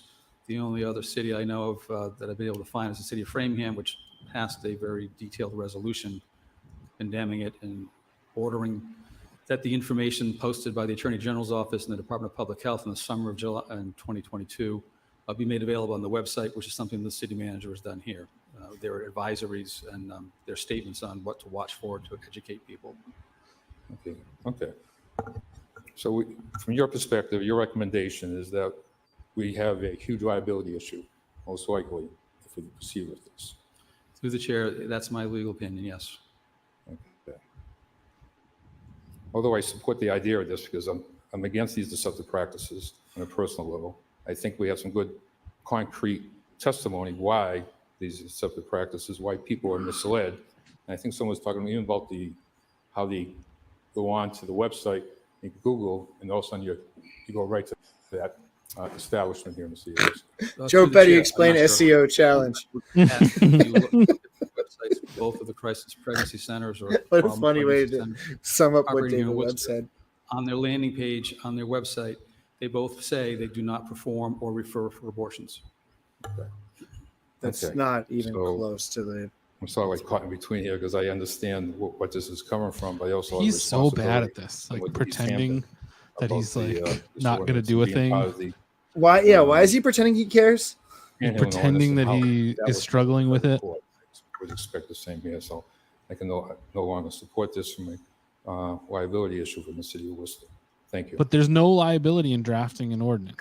There's no liability in a draft. Councilor Yeah, the Russell, woman followed by respecter has Councilor logged King. on. Madam Followed Chair. by Councilor Bergman.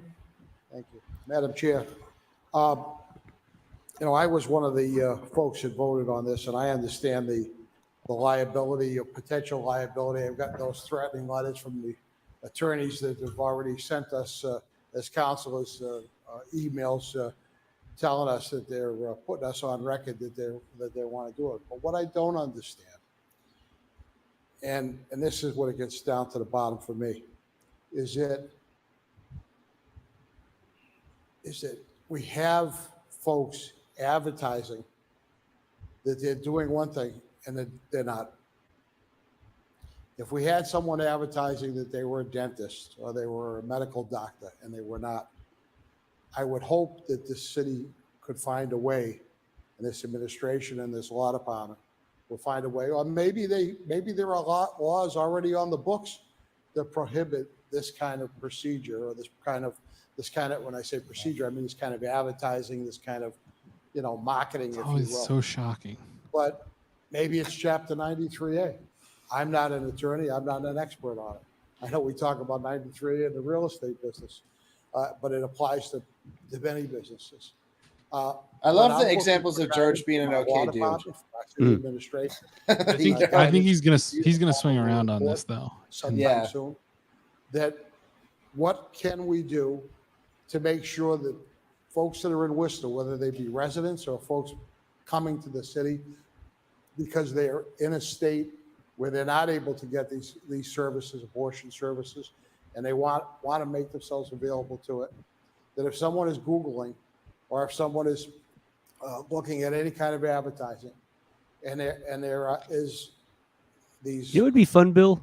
Let's put together a crew of people to where hidden cameras go into some of these places with appointments, record them being deceptive. Instead of suing them or trying to bring criminal charges, we sue the city solicitor, the city of Worcester, for not protecting the residents. I like that idea. Try and find a way so that we could. I like that. That's practice. These types of businesses, maybe there are other businesses, other even medical related businesses that may be advertising one thing, but not providing that service. And it just, I understand it. I know we have a fiduciary responsibility to the taxpayers of the city. Unless it has to do with the cops, and then it's fine. We shouldn't be trying to put ourselves in a position where we're opening the city and the taxpayers up to a lawsuit. But the bottom line is, I know we have a fiduciary responsibility to the Worcester Police Department. People in the city of Worcester, whether they're residents or visitors, should feel confident that when they're going to any business, especially medical or agencies that are companies that are presenting themselves as medical, that the services that they're presenting are actually being provided. And I would look for some guidance in the form of a report from the administration that maybe is part of that when I had my conversations, because I had conversations. It is true that Trainer didn't come to the city solicitor job from a lawyer background. He was the city's economic development guy. Have our teams, and then he just became the lawyer one day. Go in and talk. He did the Polar Park deal. I mean, that was he was kind of agencies are providing. Yeah, they just had to choose his job. Yes. Hey, we need to find a guy to lose a shitload of cases. What can we get in here? Need these services, then so be it. But advertise, say what you are. Don't advertise one thing and not provide it.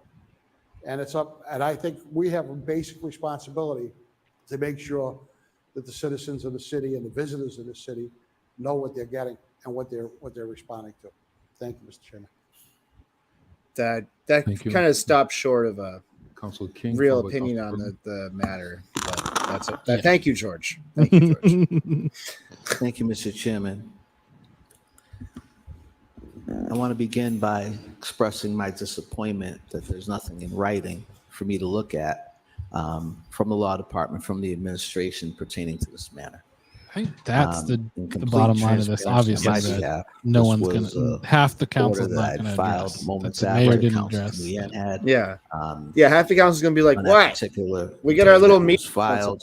You want to There's fuck a with us?" liability issue. There's a liability issue. Ended up signing on Yeah, to this. So that's this was the line they've information obviously that I was chosen, looking which is to such vet bullshit. as an elected official, as part of my due diligence, as part of my job as a city councilor, to get the information back and to do exactly what the administration tends to do. That is to protect our city government, protect ourselves from any potential litigation, and also to protect the folks that need the services. Our constituents need protection too. And we're talking about deceptive practices here. I too received communication from the Massachusetts Family Institute A hate with group. a number of concerns and threatened Southern Poverty Law and Center threatened identified hate group. legal action if in fact we pass such an ordinance. Some of the concerns they brought about was that there would be a content ban restriction on speech, viewpoint discrimination perhaps, and that such an ordinance could be unconstitutionally vague and result in disfavored treatment, Mr. Chairman. But it also went on to say that any possible legal issues that would arise would depend on the text of the ordinance. It would depend on the text of the ordinance. We don't have anything in writing before us. I do understand the administration has significant concerns. I respect those significant concerns. I understand that our mayor has significant concerns regarding potential legalities. This body, Mr. Chairman, has a right to determine for ourselves if standing up for people who couldn't be harmed, who could lose their life, who could be losing also life decisions, is that worth a legal battle? That's for us to decide, Mr. Chairman. That's for us to decide. Now, I would have preferred an ordinance with a strongly worded recommendation from the solicitor, from the administration, indicating what the concerns are in writing, not anecdotally, not by word of mouth, but in written form, so that an educated and informed decision can be made by this body. I have concerns, of course, about chilling free speech. That's a major component of our democracy. In case we lose Yenny before the end of this meeting, wise in the chat, everybody. Give Yenny credit for we're talking about coverage in the gallery tonight.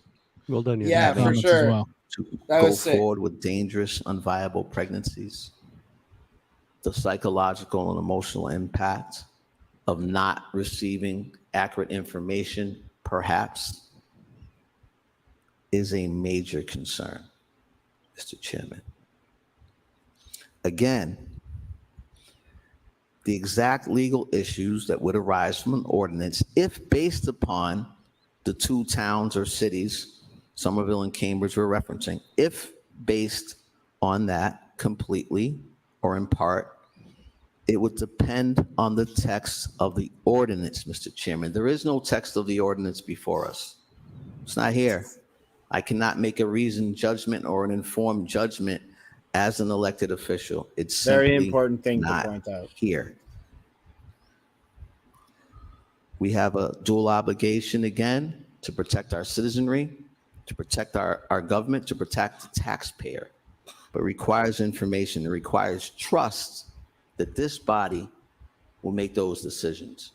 And it also requires trust that if this body decides this is worth a legal fight, then that's our decision on behalf of the citizenry, Mr. Chairman. I want to see the ordinance. I still support a draft ordinance with a written legal opinion. Any delay is not in the best interest of our citizens. It's not in the best interest of us as elected officials. allow us to do our job. Thank you. Thank you. Councilor Bergman, followed by Councilor Haji. Thank you, Mr. Chairman. I did not support the item the last time it was before the council. So Oh, really, Mo? You didn't? I want to remind It's folks so of that. surprising. I'm sure many know that. One of the things that troubles me, maybe it's because of my practice as a lawyer, maybe not, is that I know everybody here is fair-minded. This issue, whether you're pro-life or pro-choice, to me, that's not the issue. The issue is, what are we going to do about a business that has allegations that it's misleading people? Well, one of the first things I did is I contacted the Better Business Bureau. They have no record of anybody reporting either of these organizations as having committed an unfair or deceptive act. Dog, you think the Doesn't mean it didn't Better happen. Business Bureau is going to fix this? The only Fuck place. off. If you Fuck pay the Better off. Business Bureau, you can get rid of all your negative reviews. if you Yeah, pay. exactly. Yeah. My dog consulted the Better Business Bureau. Against Claire Way Klein. Yeah, I went on Yelp and But it's there an wasn't a application. lot. Just like There really everybody wasn't. else Deserves the benefit of the doubt until the allegations prove. There is no lawsuits ever in the 20 years or so that court records show up in the Commonwealth of Massachusetts trial court records Dog, there was a that show lawsuit any filed lawsuits against problem pregnancy. weeks ago. So I'm left with a dilemma that nothing's been proven. There's been a lot of allegations, but it's easy to throw out Whoa. words like unfair and deceptive. Doesn't mean it's true until it's proven otherwise. If the lawsuit that's pending now proves that either of these organizations operate with unfair and deceptive business practices, I would sign on to an ordinance such as what's being recommended if it was constitutional. But I go one step further. I accept the fact it's unconstitutional. I've read a lot of the cases. And I don't care how it's worded, and I'll disagree with my colleague, Councilor King. If you read the California case, no matter how you word that, the spirit of what's being asked will be ruled unconstitutional. I'm not giving the city a legal opinion, giving the city my own opinion. But even if you get around the unconstitutional part, which I don't think you can, I don't think you get around the part that we shouldn't be the judge or the jury in deciding whether or not these organizations act in an unfair and deceptive way. That's up to the court system. And my colleague, Councilor Russ, and I probably agree on 99% of the things that we vote on. But I'm going to disagree with him as well, that we shouldn't be sticking our nose in other people's business until the courts prove that they're doing something wrong. And then I'm Other people's open-minded. business, like your Then damn if the court's proven an constituents. unfair and deceptive practice by a business. in the Yeah, city then why have harms the elected, residents, I'm all in favor. elected of representatives at all if they're not constitutionally going to allowed advocate for to try to humans? limit how that. And we'll just leave everything to the courts. But right now, we're on a witch hunt against these two organizations because we've got no facts. We've got an allegation in the court system, and that's all we got. And when this item was first put on, we didn't even have an allegation in the court system. We've got no facts. And I'm not sitting here as judge and jury deciding that, because that's not the role, I believe, of city council or city administration. I believe the role of the court What is the role is to determine that, and the role of that the you council believe? is to follow up if and when a business is determined to have violated an unfair and deceptive business practice. Council Russell is correct. There I is thought that was the existing Better law, Business Bureau. 93A, and it covers all these businesses that operate for pay in the Commonwealth of Massachusetts. Let the courts decide this. And certainly I'm not going to weigh in on something that the city solicitor has already said is unconstitutional. But I do have one question through the chair to the city manager. The request on this item, item 11T, is for an update. So through the chair. Bergman's like, I think too much hay is being made over pregnant women being lied to. And city solicitors. I don't know. Let's take a step back. Is that a bad thing? To the council, I've updated in conversations on my monthly meetings. I've also updated the council in various emails. It's a witch hunt. The They have no proof what we that haven't they're done. lying. And then some Jesus of the Christ. councilors at the here, we've had conversations in our one-on-one meetings that have also updated on our position and in our conversations with the councilor who requested this particular ordinance. So through the chair to the city manager, in the update that you've given other councilors, has the issue of the fact that the Attorney General's office and the city solicitor are both leery of this being unconstitutional been expressed? Has that been expressed previously? Mr. Manager? Can you repeat that? Sure. Other than What does myself, Leary any mean? meeting with any councils, you don't have to tell me who. Have you expressed Dennis the Leary opinion from Rescue Me? that conversations Yeah, between what's you and the Leary? or the Attorney General's office has led to the opinion that this is likely to be unconstitutional? Yes, I have. Thank you, Mr. Have you ever Chairman. been asked a leading question? Thank you. As- Council Hydrack. Does that free you from bringing Yeah, it to the thank you, Mr. council if Chairman. the I do have to say the that I order still am stands? really disturbed by this conversation and the way that it's playing out on the floor. As someone who worked for the Attorney General's office as a consumer mediator for many years and handled thousands of complaints that came through our office, and also someone who in that role worked very closely with the Better Business Bureau, I can tell you that sometimes it takes years for the Attorney General's office to establish a pattern of deception under Chapter 93A. And that's because it requires the Attorney General's office to receive multiple complaints. It requires investigations, and that can take years. So what I'm hearing on this floor, which is really concerning to me, is that we're substituting the inadequate response from the Attorney General's office for protecting our residents against what we heard from one of the testimonies and what research has shown nationwide, that these crisis pregnancy centers can really leave our residents very vulnerable. And I'm not okay with that. We've had multiple lawsuits in our city. Why are we now very timid to put something that can protect our residents? We seem to shy away from actually doing the will of the council, which 7-3, again, the will of the council was that we needed to see a draft ordinance. And I have to be honest with you, in a year and a half that I've been in office, and since this order from Council Nguyen came, unless the city manager maybe has a different recollection, I don't remember having a one-to-one conversation about this. And I have to say that one-to-one conversations do not equate actually doing what City Council directed the city solicitor and the manager to do, which is to bring us the draft ordinance and let us make a determination, regardless of what the city manager or the city solicitor or the Attorney General's office have determined that this might pose a liability. I am very conscious that as a city, in fact, What's emerging here is that the progressives are saying let forward or requested actually information do what a city demonstrates council that we should do, have and everyone else is saying I'm in fact, I fine. remember back in January, Do what during a my city council first should month do. in office, when I put a resolution or a request for implementation of a foreclosure and eviction moratorium on behalf of the WAF team, we were told right then and there that there would be a lawsuit, and the discussion died.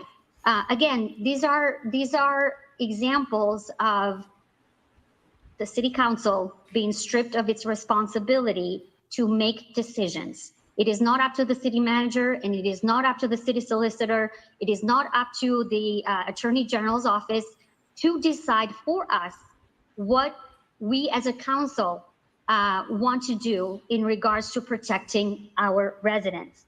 And so I expect this draft ordinance to come to us. I expect us to have deliberations at that point on the merits of it, and let City Council make a decision based on written information, not one-to-one meetings, based on written information as it was requested and as it was voted by the entire City Council. And I really hope that the city manager and the city solicitor take this conversation to heart tonight and do the right thing and bring that ordinance forward.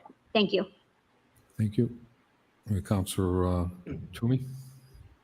Oh, boy. Thank you, Mr. Chair. I, like Councilor Bergman, did not support this last time, but that's not the point.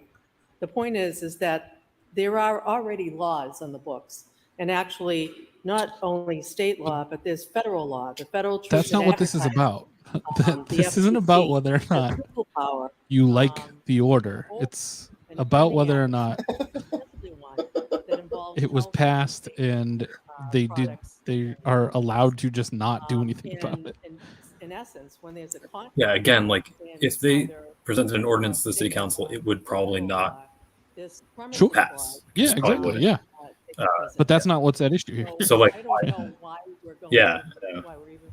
But like, I don't understand. Like, why would the city manager does he think it would pass? Like, I just don't. No, I know. think that he really didn't expect to be called on something he does with almost everything, right? Is just decide for himself what happens and cut the council out of the process. Yeah. And like a person like Kate Toomey is never going to put up a stink about that, right? It took like a special sort of push on Nguyen's part to be like, nah, I'm not going to just let you tell me what's happening, you know?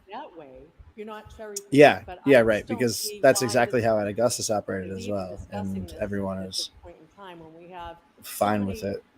And it's so anti-democratic. Kate Toomey. So I really don't see any need to move forward with this. Thank you. Okay, we have Council Corey. Clip that. Rose and Council King.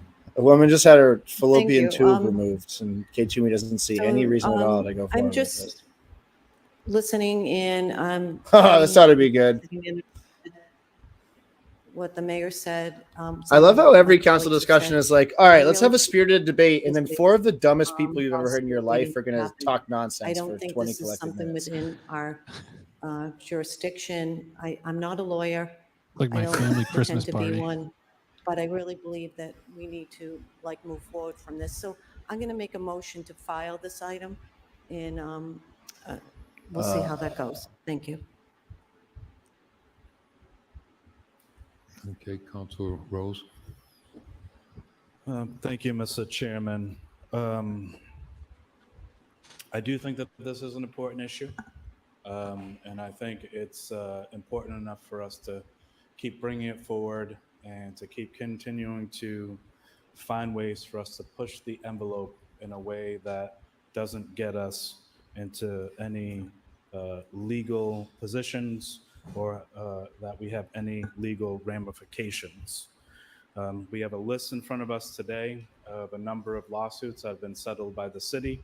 I'm proud to say that mostly all of them are not lawsuits that were indicative of decisions that this council made or indicative Except to fund the police department.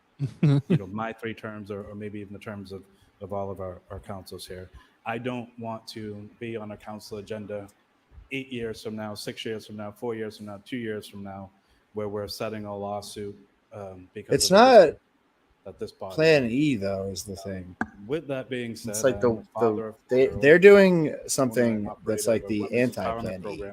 Of over 100 girls. Right. Yeah, because Cambridge Plan E too. They have, They're doing dark Plan E. Yeah, the issue is that they're not following Plan E right now. Yeah. I have had in my monthly conversations with the city manager, have brought this up with him, and we've had a rich conversation about this. And he expressed to me in every occasion and every meeting that we had, how vulnerable we were to litigation and how concerning he was of that. And he never lied to me. He never wavered from that in any way, shape, or form. He lied to somebody Sean else. Rose is gonna do the thing. He's gonna do the Sean Rose thing.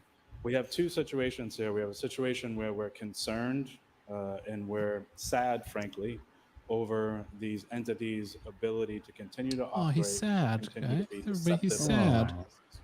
No, Sean. On the other hand, no. we have the potential for a None of these pretty are the massive actual lawsuit issue. The that could only have issue negative is the city manager now has veto taxpayers, powers, which yes, means the we residents. no longer need a city So, council. I So guess let's just what I'm throw looking a big for is party for our new dictator. Like, guidance on where the middle is.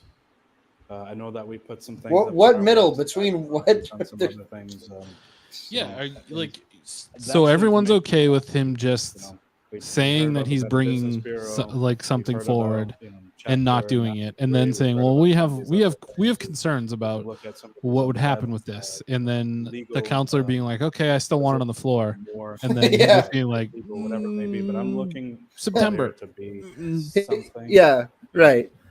He's just appreciate your waffling motion on it, not expecting to be called on it. to hear testimony And on for someone who doesn't I even mean, live he's anymore, right who to was not brave expect enough to be just called on come it out because and most, share, like Sean Rose, would story. never We've do heard testimonies from others. what We've Sue had did. phone calls with other people who've had He's like, I like experiences. my one-on-one conversations. They so, make me feel important. I guess I'm not really sure what I'm saying. I just am hopeful. I think that Alex we said something could about what if Sue research or sues find the city, something and I think that I've that had the puts same us in a thought. Like position to be that able would be to extremely protect interesting people if properly, if but they at the same sued time, their own, causing, the city, like incredible because physical of all damage these issues of not, in a lawsuit against the city obeying the for council. doing Yeah. something. So I'm not sure what that is. I'm not a lawyer. Right, I like don't think any anyone, good faith reading of the city charter, it I shows do that think what the or city hope manager that there's did something that we here can was find somewhere, just not what's that supposed to puts us in happen. position to be able to protect people from being harmed. So I guess that's what my hope is. We can explore something, challenge Mr. Trainer and our law department to look a little deeper or a little further or whatever it may be. But that is my hope, that we could find something that puts us in a position by which we can protect people. Thank you, Mr. Chairman. Thank you. Councilor King for a second time. Thank you, Mr. Chairman. Through the chair to the administration, in your research of this matter, were you aware that in July of 2022, our governor, who was then Attorney General Healy, issued a consumer advisory warning regarding potentially misleading practices for patients of these centers? Were we aware of that, the administration, through the chair? Through the chair, I am aware of that, and that's one of the things that we listed as part of the website to show folks that if they wanted to submit a claim, that information was readily available for folks to have access to. Thank you. And through the chair to the administration, was the administration aware that the House, at the State House, the House of Representatives, our state rep, that they approved $1 million in their budget for a public education campaign on the dangers of these centers? Through the chair. Through the chair, I'm not aware of that. Okay. And through the chair to the administration, are you aware that there's been coverage that Mauro Healy is likely to sign on to that public education campaign with concerns? It was Healy's idea. About crisis, crisis centers. Through the chair. Through the chair, I'm currently not aware of that. The reason I bring this up, Mr. Chairman, is that we've had folks talk today about the fact that this shouldn't be perhaps in our purview. We should file this. It's not something that we should be delving into, Mr. Chairman. We know that when you talk about people's rights, their rights to have and receive services that are truthful, for me, this isn't about encouraging someone, influencing someone to not have a procedure to carry your pregnancy to full term. If that's what they do, that's fine. There's no issue there. They have a right to do that. It's the fact that we now have an attorney general, our state representatives, our now governor, who are looking at these and saying there's a problem, such a problem that we as a state, a commonwealth, has to engage in a public education campaign, which speaks more to why I'd like to see something in writing. And if our law department needs the assistance of a consultant, I would make a motion that we get a consultant on this. I'm not trying to delay anything, but we do it on labor issues. We do it on other lawsuits. I'm not quite sure. All I know is I don't have anything in front of me to look at, Mr. Chairman. I'd like to make a separate order that that we as a city and as a body, that we take a look at whatever public education campaign we can come up with in addition to what the administration has already done to address these concerns. And I would also ask that we take a look at if anything is in any level of formation from our state government as well, and from the Attorney General's office. You know, the brief kind of look that I took a look at, you know, that guidance is very clear. It's very clear about what the concerns are here. Filing this is really not what we should be doing. We need to stand Oh, up. but you need a little consultant. I'll pay for the Again, consultant. if we can get that moving, that would be extremely helpful in terms of the public education, public sort of I think the motion to file on this is going to pass, honestly. approach to this, because we don't know today, tomorrow, tonight God. how this impacts. Rendering the past 2 hours of our lives utterly useless. And also like a report back on I love Worcester. What a cartoon city. To verify What and a fucking validate fake if, city. in fact, what I'm saying about Attorney General Healy, which he did in July of 2022 regarding that advisory warning, as well I love as trying to like write an explanation of what the filing something is. They did It's with like, $1 million for public education. just want to write like it's and put something in the some of fucking trash, but like centers are you have to providing like to this at council. least I have to like I would like an dance around it. opportunity I can't use the word. I can't use swears. Oh, last one, very clear. I have no question. This may not play well out there. Carol, that's a very good point. The city manager has never been anything. They but can't truthful. file His engagements. the one that they are very clear. the one that they already voted With on. me anyway, and with from what I'm hearing today, regarding Which is important what for happened, any sort of how he potential sees it. I have no doubt about his lawsuits commitment against to the protecting the city. Worcester City Council by a city councilor. Why he's there. I like We that have to idea. agree I think about that's how a good he goes idea. about it. I think so, I too. again feel Because having a he has judge part weigh of in this on folks. And what perhaps is this essentially an worth, indictment of like the exploring further, perversion thinking. of Plan E that Worcester has settled on would be really important, I think. Thank you, Mr. Chairman. Can someone text too I and suggest they submit an order under that emergency think provision that they keep bringing up over the last few weeks to need behind it- fire sorry, the city I'm having a manager headache. for The need dereliction of duty? conversation is very important in the set of it. Just throw a grenade in this whole nonsense conversation that's taking place so I can go to bed. Up the ante. However, my concern is Joe Petty starts crying. is the wording at the end of this says directly provide or provide referrals for abortions and emergency contraceptives.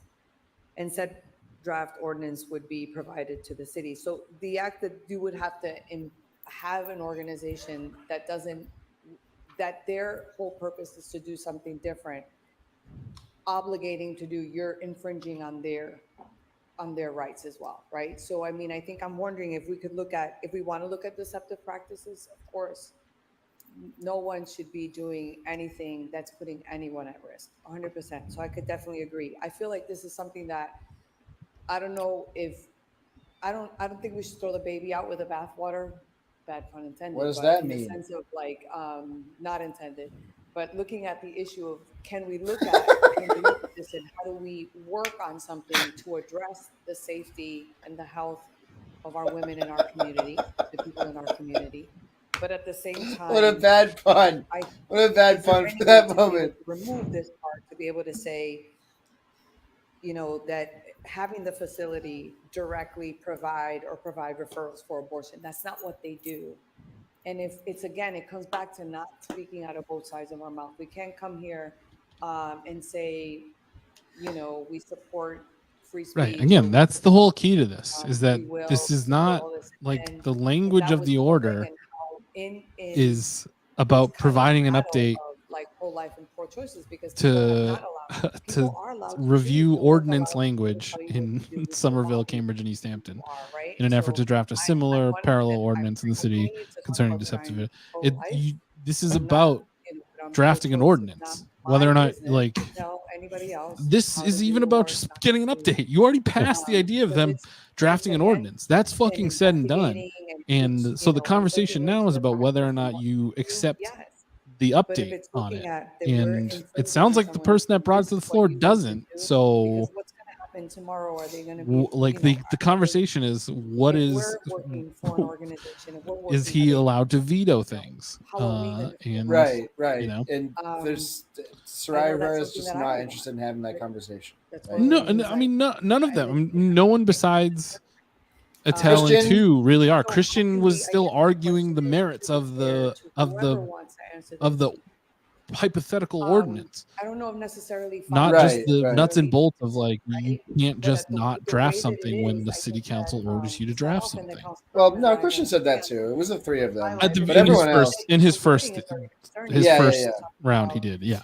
Yeah, but it's those three that say we want to actually use our authority and be the ones that decide these things, and everyone else So I don't want has to say, just oh, not this done that council took this in a very telling decision way. and You now know, the city's And having to I don't have an issue with what $0 Sarai's saying necessarily, as far But as not like so much to me. That's not like really we don't the want to be issue to me seen as is having not done I anything have a about this. problem with I agree with saying, that. I think it's great to say that, but they bring- it's include not going to in- stop this from getting include filed the right mobile now. Facility Right. be either directly provide or provide referrals for abortion. That's not what they do. So why are we infringing on someone's right to do? Now, if they're doing poor practice, they shouldn't even be functioning. They shouldn't be in our community, shouldn't be in our city.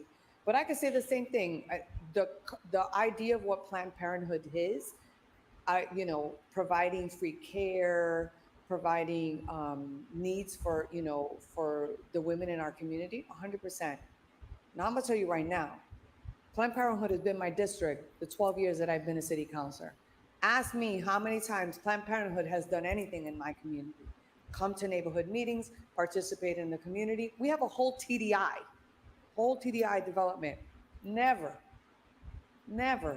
reach out to community members, don't participate. What's all this? Block parties giving out. So if you're, what is she What the fuck? talking about? That's problematic for me. Sarai Rivera Problematic. loves to do this Hearing stuff. about what I've had and what the people have had to, the community have had to. What is That's, she? now I don't discard everything else that they do that's good, right? I have a problem with how they integrate in community and their lack of, but that doesn't take away from everything else that they do. But I think, is there a way, I think my question, is there a way that we can put this in a way that we're doing an ordinance to be able to support poor practice and having inspection, working with our state delegation? We shouldn't have that. Support but poor practice. Not this section. Is that possible? Oh, the city council? How do we work together to come to an agreement? If we care about the health of women and people in our community, what do we do about that? Open question on this board. Honestly. To the chair, to the council, you've asked a great question. That's something that the city solicitor and myself have been discussing. Thank you, Sarai, for giving me an out. Right. Is there something that we can present to the council that perhaps not put us in that, or reduce the risk, or not put us in that liability? And we've discussed that. What? And in full transparency, fuck? as everybody likes to question transparency, we Because you don't have any. We had drafted an ordinance and some documentation, right? But I held it back, and the reason I held it back is because East Hampton just went through this process, and as part of that process, they created an ordinance, and the ordinance was also they were trying to be creative with the language that were. They presented an ordinance and passed it, and then it They got passed the vetoed. ordinance. And then the mayor vetoed that ordinance. You haven't presented an ordinance. One, legal liability that the city of East Hampton would be in, the town of East Hampton would be in. And the second was that the ordinance that was being provided, which is the ordinance that we were kind of discussing on our end, would not provide any additional protection than the current state law provides. And so we felt as though the ordinance was not strong enough to fulfill what the council has requested, but also. But you're saying that you never intended to draft an ordinance, and so did your solicitor. And that just happened just last week. And so, again, these are things that it's very complex. We want to protect our people in our city. And yes, deceptive advertising is wrong, and we should be able to. It's a good thing that they continued But we need talking to about be this for another hour and a half, so he had time to come up with this answer. That he absolutely didn't have when Stu was questioning him. Yeah. My ethic that I know has been questioned and integrity has been questioned. It's something that I pride myself, right? In working thoroughly, checking things thoroughly. I've been doing that for the past 11 years of working in this municipal government, and this is who I am, right? So I'm not going to present something that I don't think is going to put us in a position to succeed or not succeed. Oh, that's such a bullshit line. Whatever I present is something that we could be successful. Trying to say that you're trying really hard, so you don't want to present bad work. The magnitude of this, that there's Oh four my communities God. in the state: Cambridge, Somerville, What a Framingham, fucking joke. Northampton. 2 don't have any agencies, have an ordinance. 1 has a resolution, and the other was just vetoed by the mayor because of the 2 reasons that I just explained. So, my question is, are we able, I want to validate my colleague and the concerns, and I think in general, I think a lot of us have that concern. I think for me as well as Chair of Public Health and someone who's worked in the health field and equity work, I definitely can respect and understand the concern and also see the urgency of for this body to be able to do something. It's just trying to figure out what we're able to do effectively, right? And so I'm wondering, is this something that we should consider holding underprivileged for a week until we can kind of figure out some of this language? And if not, I'm for supporting anything in regards to deceptive practice. Heck, no one should even be running. Like, how do we figure that out, that we investigate and we look or whatever have you, but not be able to force organizations to do something that's not within their mission to do. And so I'm wondering, is this something that I don't want to put a hold, I don't want to necessarily put on a file either. She's literally thinking out loud in public. It's written right here. I cannot support with the last part, but I want to support what my colleague is talking about, like the need to do something. So I guess I hand it back to the chair and to my colleague to be able to maybe for clarification. I support the need to do something, but not doing something. Hold this for a week and try to come together. I mean, I think we should all say we should do something. Yeah, the Survivor special. But we shouldn't do anything. So how do we do that? I guess is how We are headed toward a work together. typical like train wreck where there's like an order to a motion to file and then like a motion, like Christian's motion for consultant and then whatever Sarai wants, and it's just going to be like. And two also made three requests. How can we do that? Yeah. Effectively? Yeah.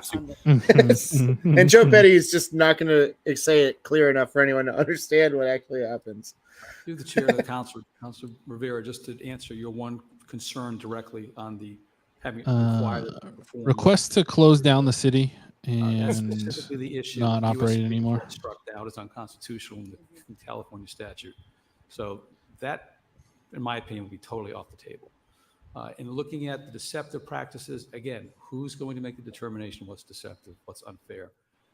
We heard from Councilor Hajai that the Attorney General's office takes years, need multiple complaints. That's because Labored. You have to build your case to go in, win your case.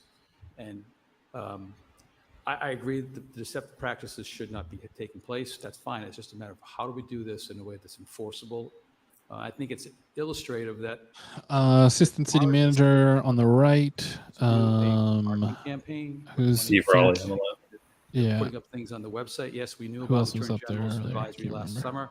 We also knew about a companion advisory and warning the Department of hell Public yeah. Health. Those were both up on the state's websites, and the Attorney General's website invites people to file 93A complaints with their office. Funnel that information to the Attorney The General. gentleman on the right, the assistant city manager, That says a like lot. I went to like a small press meeting one time and he stared at me as if he wanted to kill me. I think like he has something, there's like something I did that he didn't like and like he like really dislikes me and he was just like staring at me. It was very, very scary. Well, be careful because a fair amount of the commenters last week were horny for him. So letter you got today, you they're might saying, get a well, little pushback on here now. Because it says if you do something, say it or omit to say it. Now you're questioning what did I omit to say. So it's a very complex, tricky area. We're happy to meet and keep talking about this, but I just want to share that that's, to me, illustrative of the fact that the state doesn't want to touch this with a 10-foot pole. They're doing community advisories and putting the information up on a website. And I suggested to the manager, and he's done that. We put the same exact information the Attorney General and the Board of Public Health has on our website with the same directive that you could file a deceptive trade practice with on the Chapter 93 with the Attorney General's office. So For now, that's as far as we've gotten, but happy to keep looking into it, but I don't want to. Neil, what did you say about the hot guy? What did you say to piss him So I off? guess it goes back, Mr. Oh, I Chairman. didn't say anything. I just noticed he was like can't speak for staring my at me like colleague. he was like I said, I feel like mad at if we me. do this right, this is something. I don't know. I've never met him. I don't know him, but How do we do that? How do we? I got the impression that he But I was think unhappy that with me. I would for imagine some that in reason. this I still don't know why. that we have, that He had to we go definitely through have to respond to a FOIA that you filed. right within our own neighborhoods. Sounds like a with story. Our residents.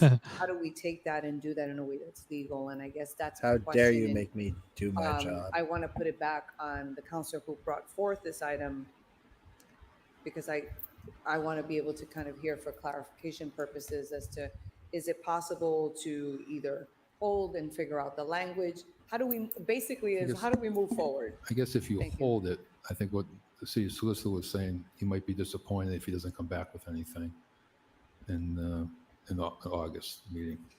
Know what I'm saying? Well, So, yeah. My thing isn't, but see, just because it's, so I think one of the things that's really important for a Dude, community to know Sarai, is, stop. I always say it's kind of like church, like Tuesday nights are just what we do here, but our work as council body happens all week. Just because I said hold, that's about here. It doesn't mean that we're not working with community, healthcare providers, folks that are very. Anybody honestly, mind there's if I people change the concerned channel? about this. Why don't we organize and have a meeting? I mean, when we talked about the issue regarding the moratorium, perfect example. We've been having meetings with community, with professionals. How do we? It wasn't like for moratorium or not moratorium. You know, it was a complicated issue. I feel like this is less complicated because no one wants deceptive practices. But as this last part, how do we? I think we want to aggressively be working on this, and basically we could report something in August because if we aggressively work on it. Mr. Manager? What is she asking for? Through the chair to the council, like I stated, we were working on something. We're more than happy to bring that forward, but it's not changing the current situation that we're in or the current legal liability that we would be in, and also our current opinion. Just like the solicitor just mentioned, there's no state legislation filed on this, and the state, the governor and the state legislation is focusing their efforts on marketing information. That's it. And so if there was significant pressure around the state to be able to put ordinances in place to ban these. Where do you think the deceptive practices are, Eric?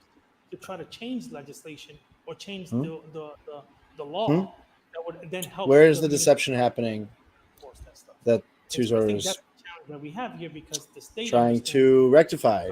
It's in the marketing. get a little messy. Stupid. And that's why we have other Goddamn. communities and mayors vetoing this. This is because of that. punishing. This is so brutal. And then the threats that we are receiving. The idea of having to pull a standard, straightforward news story out of this, I'm just so happy I don't have Yeah, to. I mean, I think that one of the things that we should engage in this conversation is our state delegation. Our state delegation tends to be very. But seen as a way of understanding oriented and the fact that the progressive, city I think, council also at the isn't level, really like, the executive body of the guidance, city, and there's many instances and where this is like the most direct council conflict, work with our state delegation forcing them to show that. It's concern. We pretty have to pretty listen to obvious their what's going on here. constituents Too, Right. Right. And so it's looking at what can we do. They are not what interested can in they being do, the and what executive can we body do of the city. together, right? No. Family On health the was whole. another issue. Like there was a lot of things that we've been discussing in our community. I think many of us have that. So I guess it goes back. What can we do to move forward? Just, I think, move it in a way that we can do this effectively, that's going to help us and help, most importantly, help save lives in our community. How do we do that? Mr. Manager? So I think one of the things that we can do and what we've done is to provide that information. We've done so through the social media. Through our website. We're providing people the advisory that the state has done the same thing, and the Attorney General's office and the Department of Public Health has provided those advisories. We've provided those advisories on the website. We're providing the opportunities for people to submit a claim on the website that goes to the Attorney General's office if they felt like they were deceived with the advertising, etc. So we can provide that information. We can do a way that we can communicate to the public, and if we needed to share on our social media or bring it back to the council for August, that information, that it becomes a public document that of the advisories, that we can submit those advisories to the council floor. That's one way, similar to the strategy that the state is taking, right? Us delivering those advisories. I think that's one way to do it. The ordinance route could present some legal challenge. And would you be able to, again, I the don't ordinance got vetoed. But yeah. I sense the urgency, when He's just vetoing it in front of them, that they feel. and they're like, "Okay, I accept." And so, What else can we do? Is there a way? Could we do something? No, I don't think so. With the council and community folks, maybe having Planned Parenthood come in, having people who are doing this day-to-day work, and figuring out how could we do this? Like, Soraya is being the most unhelpful I've ever seen. Attention to in Planned Parenthood and other so what do we do? Can we bring? I hate this thing that she does where she's like, okay, this is the general issue. How about a million other slightly tangential, almost related things that we could talk about? That can get shut down. She's trying to mediate between. How do we get our state delegation involved? How do we look at? I guess the two sides. I feel like, but that nobody's asking for it. Yeah, I feel that nobody's asking for it. Might be doing this. Very confusing. I don't know what's going on right now. Yeah, it's frustrating to me that she thinks she's helping. Right. But if we can figure this out, I think this. I mean, two did ask him that earlier. That was the straight up question that they asked him. Right. And he dissembled, obviously, but the answer basically was his opinion. Not agreeing. Right. He kept saying, "It's my opinion. It was my opinion. And it was my decision." Two kept asking him why then. Thank you.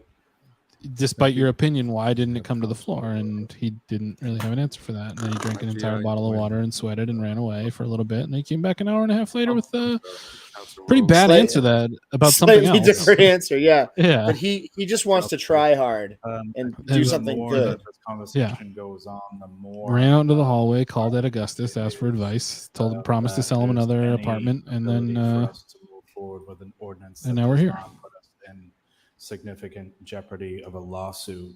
I just wanted to rise to say that I think that it makes more sense for us to adopt some of the public education and the marketing and the initiatives of Senator Warren and Attorney General and others, and I believe Councilor King made the motion to explore what those look like. But I think that would be, an area where it makes more sense for us to pivot to that type of awareness and that type of action and that type of public action.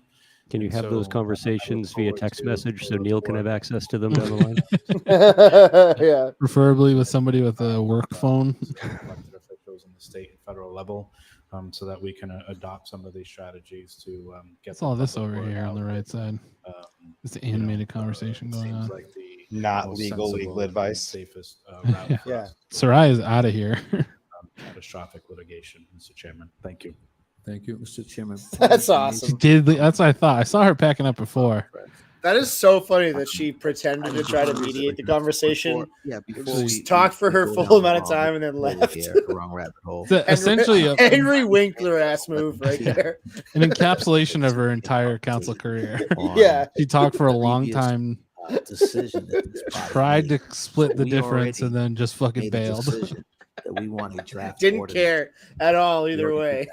This right here is a request for an update. That's so funny, dude. So holding this is irrelevant. This body doesn't never fails to disappoint.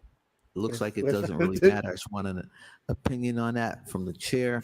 My understanding, based on reading, is that we've already filed an order that was adopted and should be followed through on, allowing us to determine what next steps This are. is the core question that everyone is trying to Is that dodge. accurate? We can't. I mean, this does nothing to the order for a draft ordinance. Yeah, I'm not Is that sure. right? What's the legal opinion on that? I think basically. Oh yeah, let's ask the guy who already This ought to be decided not good. to do it. Yeah. Mr. Chairman, I would ask the clerk. I'm asking the city solicitor. I just asked him. The item on the calendar is to request an update. If there's a vote to refer it to the manager for an update, notwithstanding the discussion we've had here tonight, you could hold the item being sent to the city manager. It's the first time the update is being requested. It's not a hold on the underlying issue. Okay. That would be my interpretation. Thank you. Okay. Okay, who do we have next? Council Hyde. Thank you, Mr. Chairman. So to me, this conversation is now entering deliberations of an item that we do not have in front of us to deliberate. I feel very uncomfortable with vote changes on the floor. I feel deeply, deeply uncomfortable with us setting a very, very uncomfortable precedent to where the city council requests an order. And now we are pivoting to reports and other things, which I am fine with, only after this order, which was adopted 7-3 on July 29th, 2022, was adopted, and it's yet to come in front of city council. We as a body were elected to deliberate policy, and we are not doing that. I feel very uncomfortable not being given the responsibility, the right to do my responsibility as an elected official to deliberate on an item that, as being part of the 7th, I said I'd like to have an ordinance on July 29th, 2022.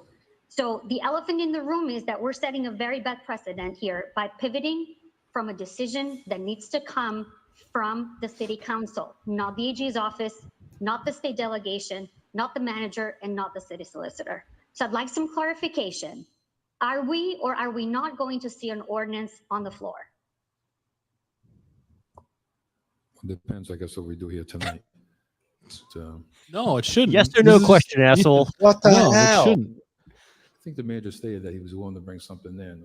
Was going to bring something in, correct? On the ordinance? So she's asking the question of, can you repeat the question so I can think about it? So I'm a big dummy and I'm The simple question is this: Are we going to respect the order that was adopted by the city council on July 29th to provide city council with a draft ordinance, not a complete ordinance, a draft ordinance, which we as a body can deliberate and decide on, as it is our duly elected responsibility to do? Yeah. Mr. Manager, what you could do is just hold this. Just hold this item and come back next month. No. This is What are an you update. talking about? Good Lord. There's only 10 of us here, so. Okay, and people still have questions. Sarai fucking bailed, and now they can't even hold it if they wanted to. I'm sorry, Council Hyde, I didn't mean to cut you off. I'm all done, thank you. Okay. So he didn't answer the question. Well, No answer. Mr. Chairman. He didn't answer the question of whether he's going to put forward an ordinance. As they've Correct. indicated, is back in July, we Just had didn't this fucking answer it. discussion, and there were, as Councilor Rivera pointed out tonight, is in the last paragraph is where some of us have the issue with. There's no way I don't believe any one of us believe that these places should be doing deceptive practices. But I think we've heard tonight, and we continue to go around and around and around. And yes, what this order was already. Well, it doesn't voted matter what they back vote on. in Didn't you just July. hear? But as we stand here tonight, I think everyone is struggling with is how do we get there without some of the litigation consequences.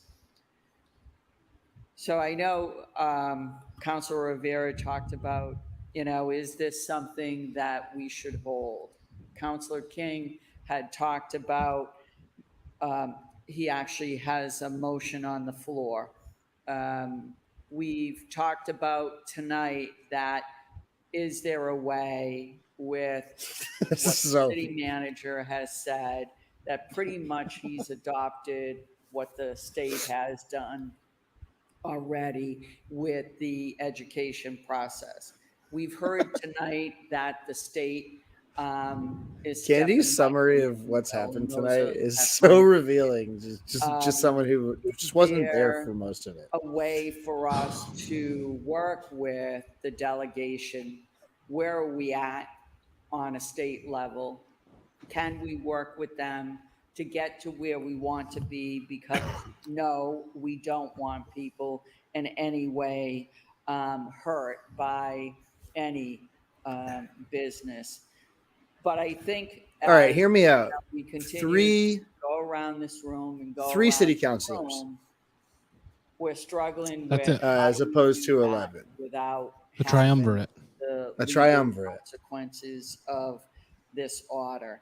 So Bill, you covered I Milford, do right? Isn't that? wonder Do you remember the Board of Selectmen should had the send it three back Oh yeah, three old to the guys city down? Yeah. manager it made it more obvious, you know, to continue to have because the each one discussions, sort but of in those got to be discussions, the avatar for include whatever state like delegation. towny political Um, faction you put know, them there. where It's like if are we we? could just if we You know, condense where Candy are we Merrill at? Carlson, Kate Toomey, So I Mo throw that Bergman, out there and Donna as Clorio into a one, option, alternative. and then we have Joe But I Petty, also and won't then like maybe stand just here like a and I tell. want to be clear I think that that the city like this manager conversation would have been in no over. way, Yeah.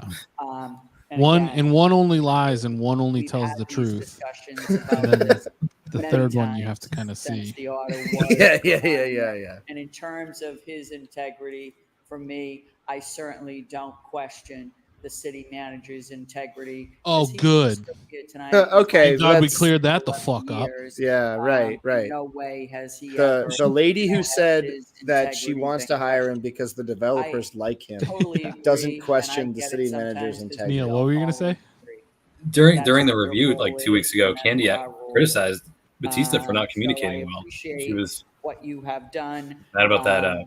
But The- I do hope that we can get Plantation Street? to Yeah, some no, sort Gage of, Street, the fire, and the guy was going to get like a loan. conclusion. However it is, if we can get to, as Council Rose has also stated, how do we do this and how do we get there? Thank you, Mr. Chairman. So you suggest that we hold this under privilege, then come back next month? Okay. Oh, we have fuck. Counselor God damn it. Nguyen and Counselor Russell. Yes, yeah. And Counselor Toomey after that.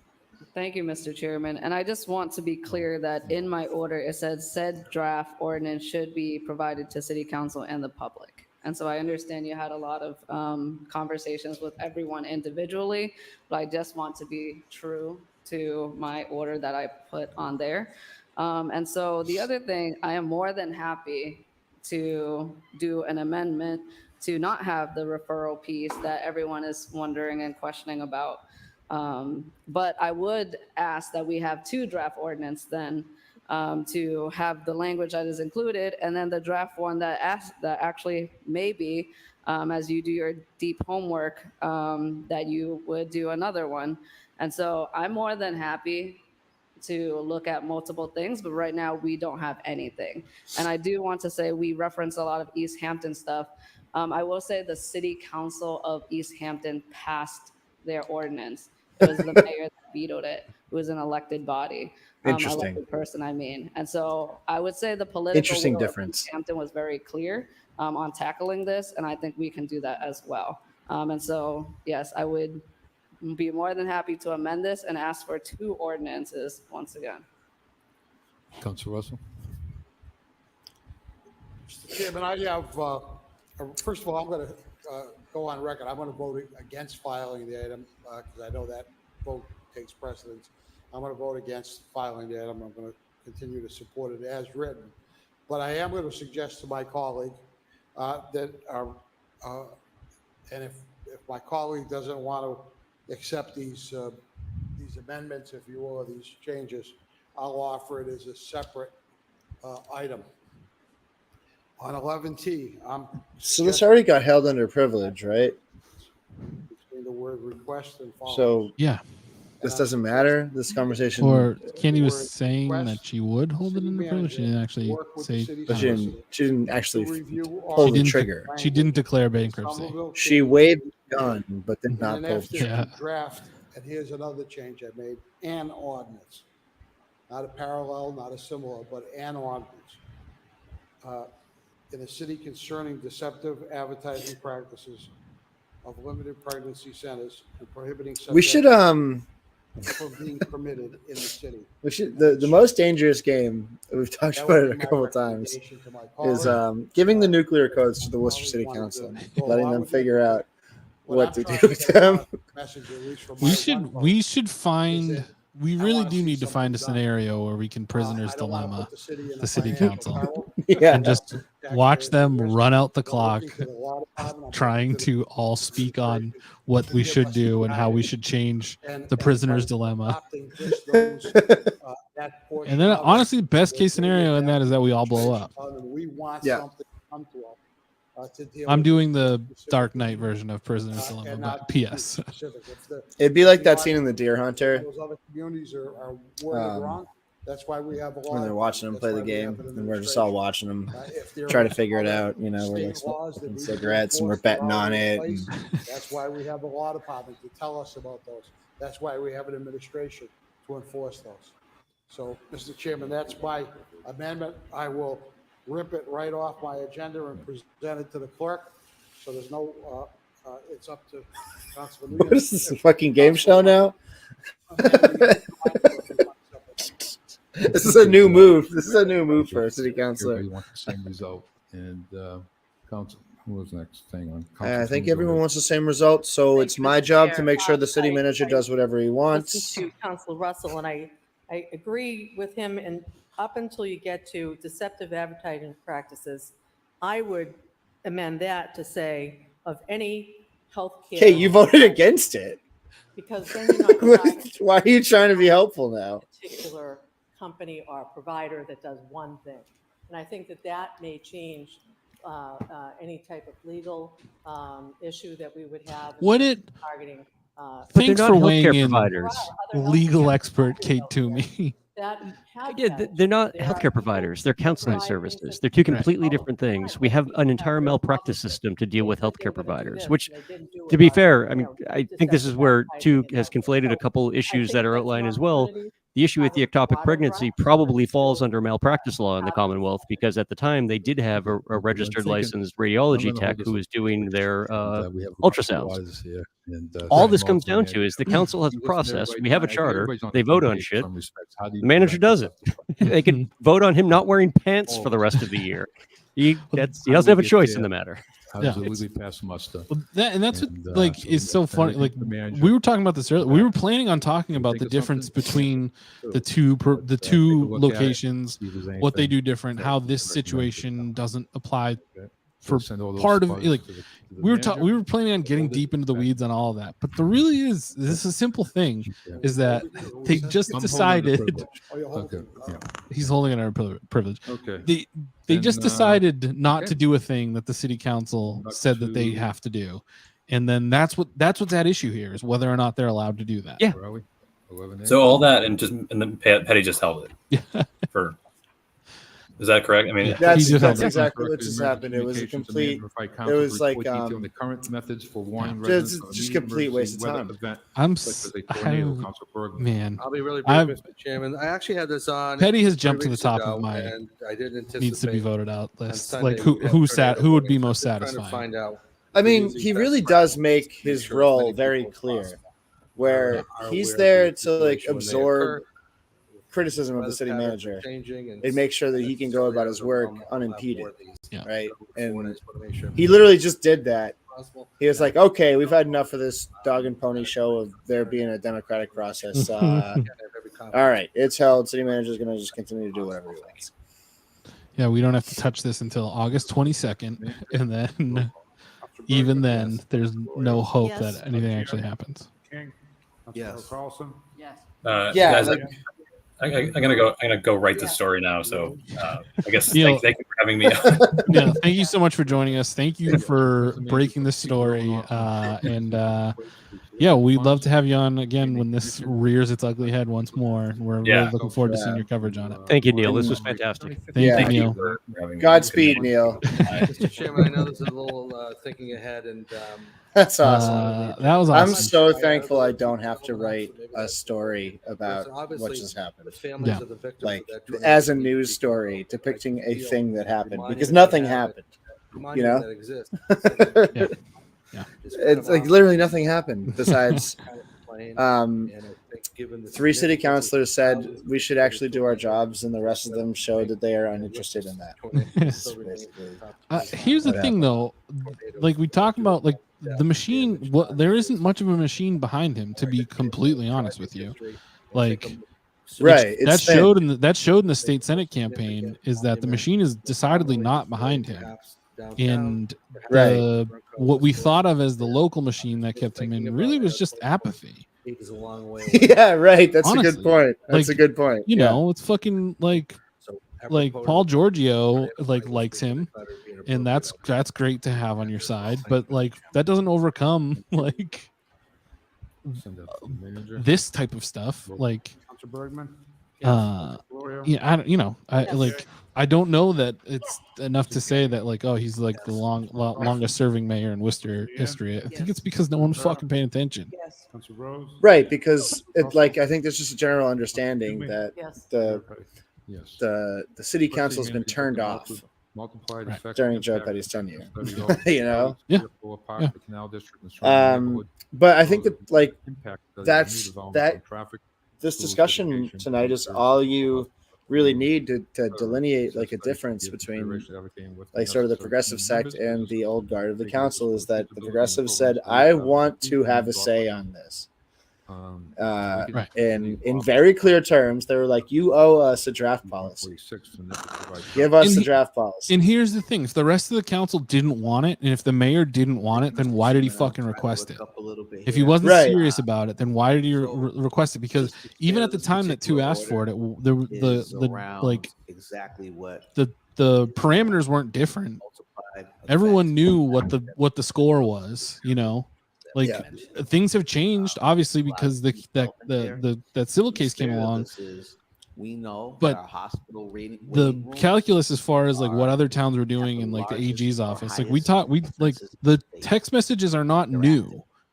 They're from over the course of this. The text messages between the AG's office and they're from before Maura Healey was governor. Like this isn't new. This isn't this is like. You know, this whole thing is just like stinks. And 9 or 11 of them, if they didn't want it, if they didn't want this, if they didn't want a draft ordinance, then they shouldn't have voted for the order. And if they did want it at the time, then why are they okay with just not getting it? And I know the answer to the question. I'm not asking a question I don't know the answer to. The answer to the question is because they don't fucking care about any of this stuff, and they don't plan on doing anything about anything. We know that the vast majority of them, besides like 3 councilors, have no interest in actually doing anything. And not necessarily. And Joe Petty's the foremost in that. I like a report that camp of he likes to be elected, he loves to be mayor, but he's not interested in like right. He doesn't want to leave. Our development he wants to continue being mayor. He doesn't want to do anything with that position besides be mayor. He wants to get fucking free beers at Joey's and like cut ribbons at new yogurt shops. Like table talk. That's his jam. Yeah, right. The ballpark, and he's good at that. How many apartments are we talking about? Make him honorary. Make him like a dog mayor. Where he just like does events and like people make take him the pictures mascot. With him. Yeah, fuck it. Just get rid of Smiley Ball. Make him the mascot of Polar Park. Okay, so over 1,000. According to my calculations, Kate already has a high-paying do-nothing job in the sheriff's criminal office. justice world. Yeah, she's gonna be fine. Also, with regards to the old Mount Carmel, how many apartments there in that building when they come on board? Mr. Mayor? It's a little over 400 apartments in that complex. Worcester's big guy. And behind Mexicali and TCU Center? Is there some apartments there coming? No? Okay. So we're talking right now, perhaps around reopen the 1,600 cafe in Union units or Station so. and let him We don't know how many work there. individuals. I think Woosok's mascot. I think Woosok's mascot is really impact on the surrounding neighborhoods, Mr. Chairman. That's I'd what love I'm to see him saying get into a here. fight with like a visiting team's mascot. You know, when we think about, make him do the you know, race we have some other items coming up tonight against little regarding our kids. pools. We have one pool. We have one pool here in the city of Worcester. We set them up in a We used to have Lucy-style 9, I cardboard believe, box or on the more. common and come talk to the mayor for So we want 5 to look at our cents. amenities and how are they impacted. You know, again, our schools. How are we going to absorb? Yeah, the he's young going to call people? everybody blockhead. What is the projection related to all of this? We have to do some forward planning, some forward thinking. I don't know. I think that's a great opportunity for us. When we talk about the traffic coming in, with that redevelopment, it makes it even more of a challenge for people to get off of 290 up to Grafton Hill, up to Vernon Hill. They'd have to down by invent a Endicott new Street, type of mascot head and to you know, not only fit over his head, but to order accomplish what you're is looking for there. Two maps that show. Oh, they could do a suit. Like the mascot head could be off-ramp like his access. whole We body used to goes have inside the mascot head, one that and then the took right off body's the like road, below it as like some sort of like Dunkin' mech or Donuts like on stilt Millbury Street. We had situation. one that an on-ramp. That's really the an only way to off-ramp accomplish that. I had think. An on-ramp. You're before describing the a smiley 146 mascot project, already. that It's was just one supposed to big connect, smiley face, which is one big us Joe to the Petty Mass head Pike with directly. No, but legs you sticking need out the the bottom. entire mass of his body, including And his I legs and really arms, think, to you like know, from what I'm hearing from folks in the really community accomplish. is that Yeah. congestion, Waze, apps. Get the WPI like having BattleBots increased team on it. traffic in our Yeah, we need neighborhood. engineers. And I Stat. think that's a natural consequence. We also know there's no left turn coming into the city from the east off of 290. You have to go down around the Peanut. Folks are getting off a little bit earlier. We know we cut off that street that comes down Providence Street to Grafton Street when we built the place across the street there. And, you know, those are challenges we need to look at. And I'm not sure what we can do, or if it goes somewhere to public health. We're losing hospital, mental health, and health facilities. There's continuing challenges. We need, as a council and as a body, and I think the public, have an opportunity to have this sort of projection study relative to all of this. The waiting rooms are crazy in our hospitals. Our services, we just did the 311 I like the idea of making Joe one of the ambassadors down around the city common. They would push a trash can, pick up garbage. You know, we need to think about constituents. Is it offensive to come up with a character called Ho Petty? Is there anything there? Well, I'm asking the chat if that's an acceptable thing to say. Ho Petty. Study as soon as possible. Oh. To the chair of the administration, just wanting some feedback on the idea of this sort of projection to the chair.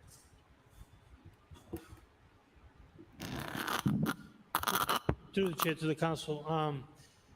Yeah, this is a a good order here that I think we collectively have been kind of trying to figure out what are the challenges and the impacts that the city is facing right now, and how do we figure out to put some strategies forward. You know, we've had a conversation in economic development about Eric, what the hell are you what's doing? the need 5, 10, 15, 20 years from now related to units. Trying to put points back up on the board, dude. He fucking went down hard in the first half. We've talked about transportation. We talk about kind of the needs of transportation and those challenges. We've had some conversations during the Department of Innovation where we looked at. He was grabbing his belt like he was about to talk about a van down by the river. This is all this is what I suspected, and I appreciate the feedback, everybody. That was my question, and it checks out. And then also one of the things that we're doing right now, we've started some conversations with the school administration, is thinking about I'm a hardworking hoe for Substack subscriptions. In certain particular areas that are creating pressures in our schools, right, in terms of the population and numbers in our schools. So it's a good item that I think. I was going to have. Go ahead. I was going to have a riff on that, but I didn't. Listen, here's what you do. You go to worcestersucks.email, you spend $69 for 1 year, and then at the end of that year, you forget that you did it, and you send Bill a scathing email requesting that he not charge you $69 ever again. And threaten to get the Attorney General's office involved. Listen, man, the AG's office doesn't have time. They're shutting down local ordinances in Worcester. Stakeholders on the exploring the feasibility and appropriateness of reestablishing previous removed off ramps or on ramps. Did anybody see that video of? I think it was an MLB game. I don't know. It might have been a minor league game where a foul ball got hit near a police officer and it bounced and hit him, and he reached for his gun because he got scared by the ball that hit him. He reached for his gun. That's incredible. Back then, it was also neighborhood input that wanted that access relieve some of the traffic. So certainly there needs to be a community aspect to this where that is explored, but the folks that are living there now, I think it's different folks. We're talking back in 2008 or so. Some folks are still there, but we also have a bunch of new folks that have moved there. And I will again encourage the administration and state that regards to making it safer on Endicott Street, walkable and bikeable, that we do not remove any more parking. Keep it perpendicular or parallel, whatever it is. In a tactical capacity, I kinetically engaged the firearm on my left hip when struck kinetically with the energy force of a baseball. And things, but we have folks that need that. And, if you come down there on a Wednesday or Thursday night, when basketball is being played and sports are being played, there's nowhere to go. And reducing that parking would not be helpful, but would love to have this as, perhaps there's an outside contract that we can put out there, an RFP to this sort of thing. I know it's a great undertaking. And my last question to the chair, to the administration is, I know that we in the past have had difficulty with our engineering, filling those positions. Do we have a full contingency of engineers in the city? Or are those positions still being filled? Through the chair. To the chair, to the council, we've made good progress on that, but we don't have a full team of engineers right now in the city. Some of the work is being contracted out to be able to fulfill the needs and the projects that we have ongoing in the city. I do want to point out one quick thing. We've started some conversations. The state has started some conversations with us, Mass DOT, on the off ramps, all the off ramps in the city. They think we have too many off ramps, and that creates the congestions that we have in our city. And so they think we need to figure out a way to reduce them. They're not in a place right now to start kind of those conversations, but they've engaged. They've brought that to my attention. And so, this is something that will be in line with kind of seeing a full impact study of what those things could happen. Definitely. Thank you so much. And do we have an idea how many engineers we need to be at full capacity? And I know in the prior administration was under Manager Augustus, there was a point in time we didn't have any. So I appreciate the efforts that this administration has made. Through the chair. Yeah, through the chair, we had 4, and then just recently our top commissioner of engineering resigned. So now we have 5 openings. And through the chair to the administration, is there any exit interviewing that goes on when those sorts of things happen? Yes, absolutely. Our HR department conducts exit interviews. All right. We'd like to take a look at that department and try to figure out retention. So what it would be that we get some. It was fun with that appropriate committee CPC thing, and the fact that it went absolutely nowhere after 2 hours of debate is that's just what's going to happen in Worcester under the prevailing leadership with anything that even remotely smacks of like a new idea or like aggressive government, is that they just have the ability to grind it into dust, right? Make it into nothing. Bike shedding. And they don't. I don't think they even do it on purpose or by knowing it. They just like students for becoming certified as lifeguards. Per request, city manager work with the Commissioner of Health and Human The Services. city council really is there to make sure that the city manager gets to do whatever he wants and no one thinks too hard about it, right? Mr. Chairman, can we take D, E, And if you staff that with people that are just happy to be there, then it works really well. You know, like George Russell just wants to be part of the club. Kate Toomey just wants to feel like she's a cop. Mo Bergman wants to pretend that he's like having great spirited legal debates, like Abraham Lincoln or some shit. And also request that city manager provide council with a master plan for building new city pools.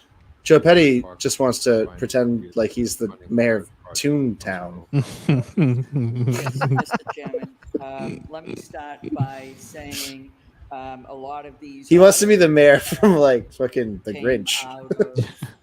Whoville. We just opened up our pools and splash pads, realizing and recognizing that we certainly don't have enough.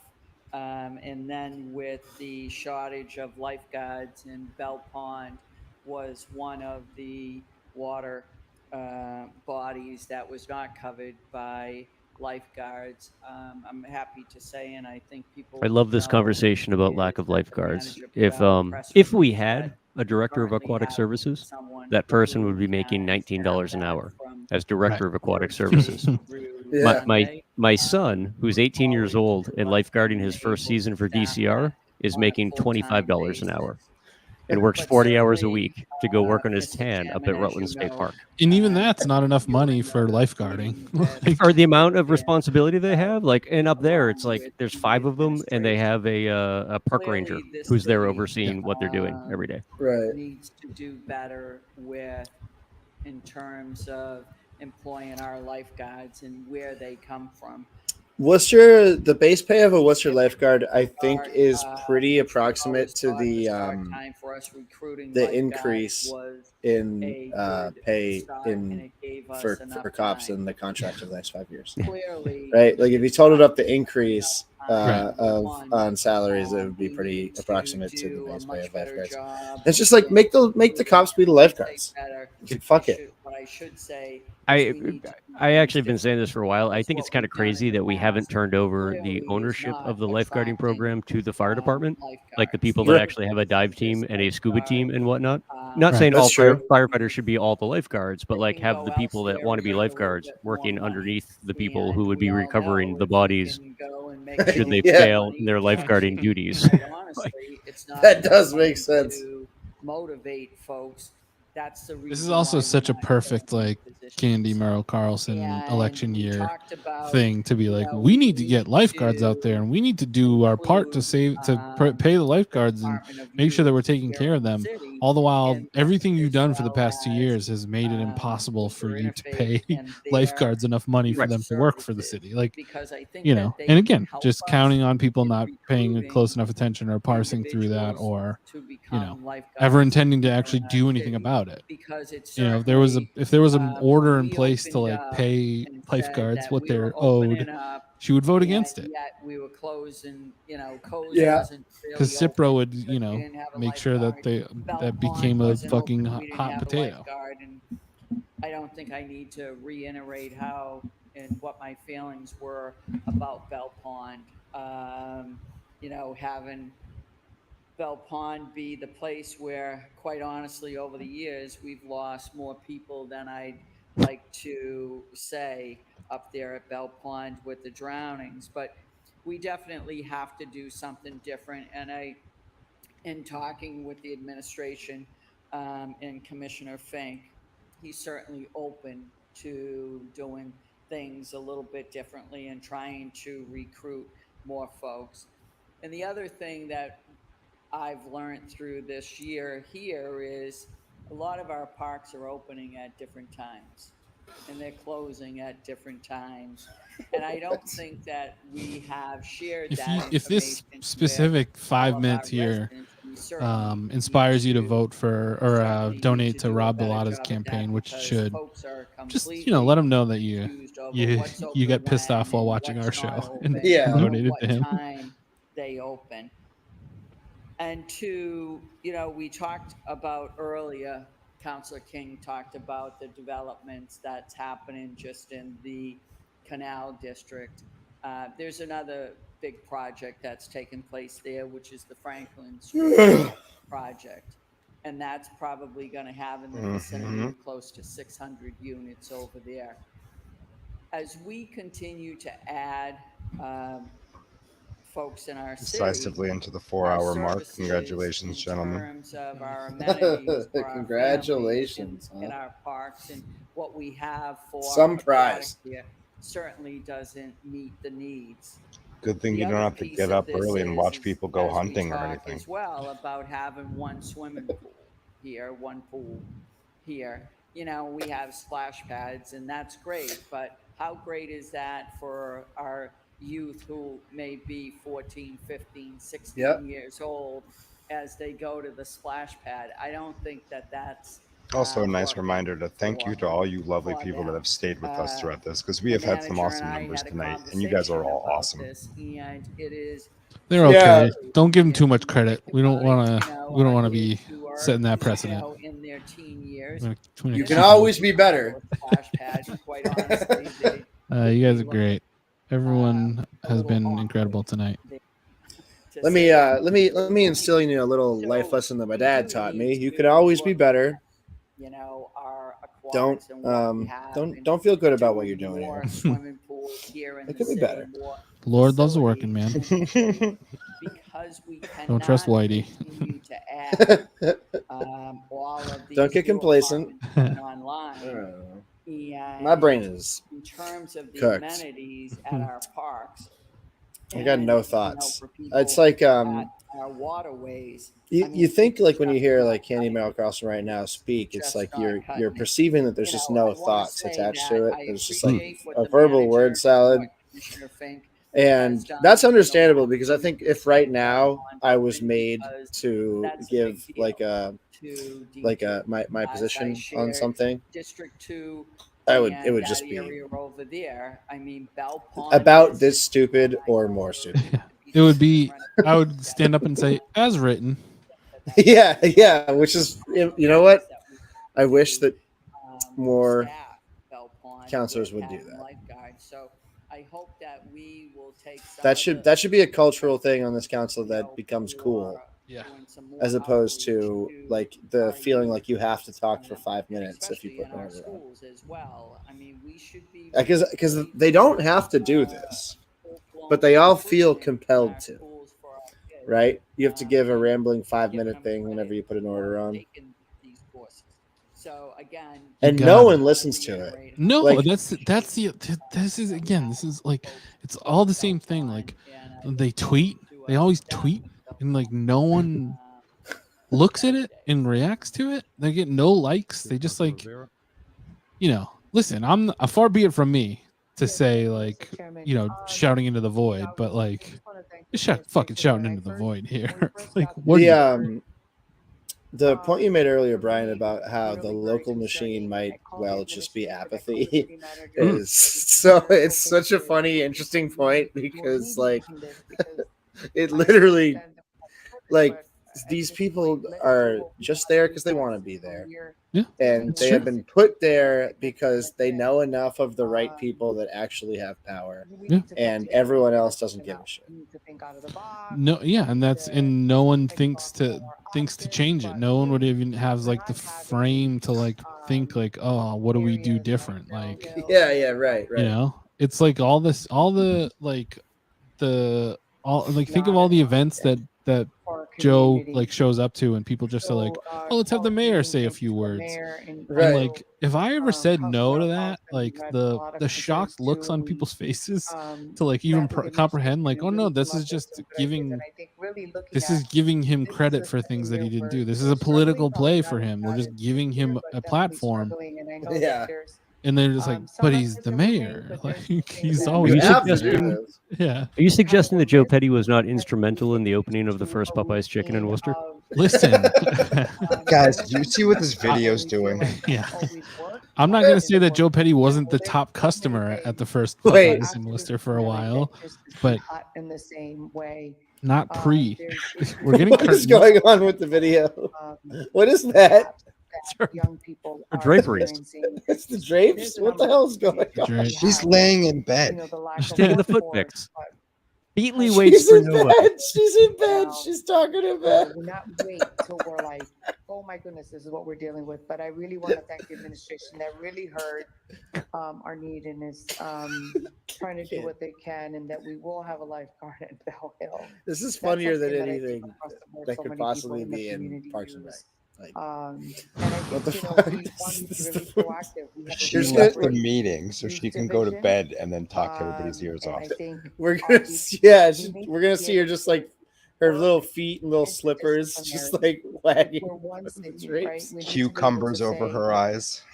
all right, we're in DPW, we're in parks. How do we work with our youth division? This is the most How do we- terrified I've been what are ever the- watching what are city some of the council meetings. organizations and really Something really bad getting could happen here. I seeing don't some of the want it to. complexities that are happening, and that's This what is I'm the moment as like a child when you realize that your parents have no Lessons fucking learned, idea what they're doing in life, and you um, realize that you're totally lucky to have made it this far. Yeah. Thank you to the administration for responding when I. What I'm requested hoping for meeting right here is like a real Thank you for the support American of, Psycho of the Patrick Bateman counselors style blood with this splatter as well. Thank to you. just drape across those moving. curtains.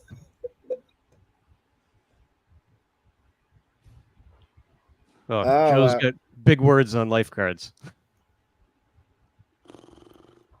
I like how Candy identified Bell Pond as the only place to swim in D2, completely ignoring that there was an awesome lake in D2 to swim in before we filled it with thousands of gallons of human shit. Yeah. Jones. Poop Jones, where are you, Poop Jones? Yeah, where's Poop Jones 2? We love you, Poop Jones too. Poop Jones 2 isn't a true believer. He's not here at hour 4 minute 17. Star commenter of the evening award goes to Poop Jones 2. But if you're not here to accept it, then I don't know. It'll have to go to somebody normal.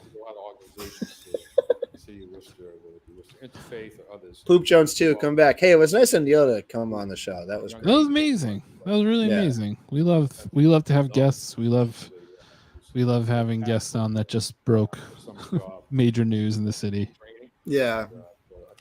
That came about just like having both of the Berg Powers on the last time by a commenter going, "Hey, get them on the show."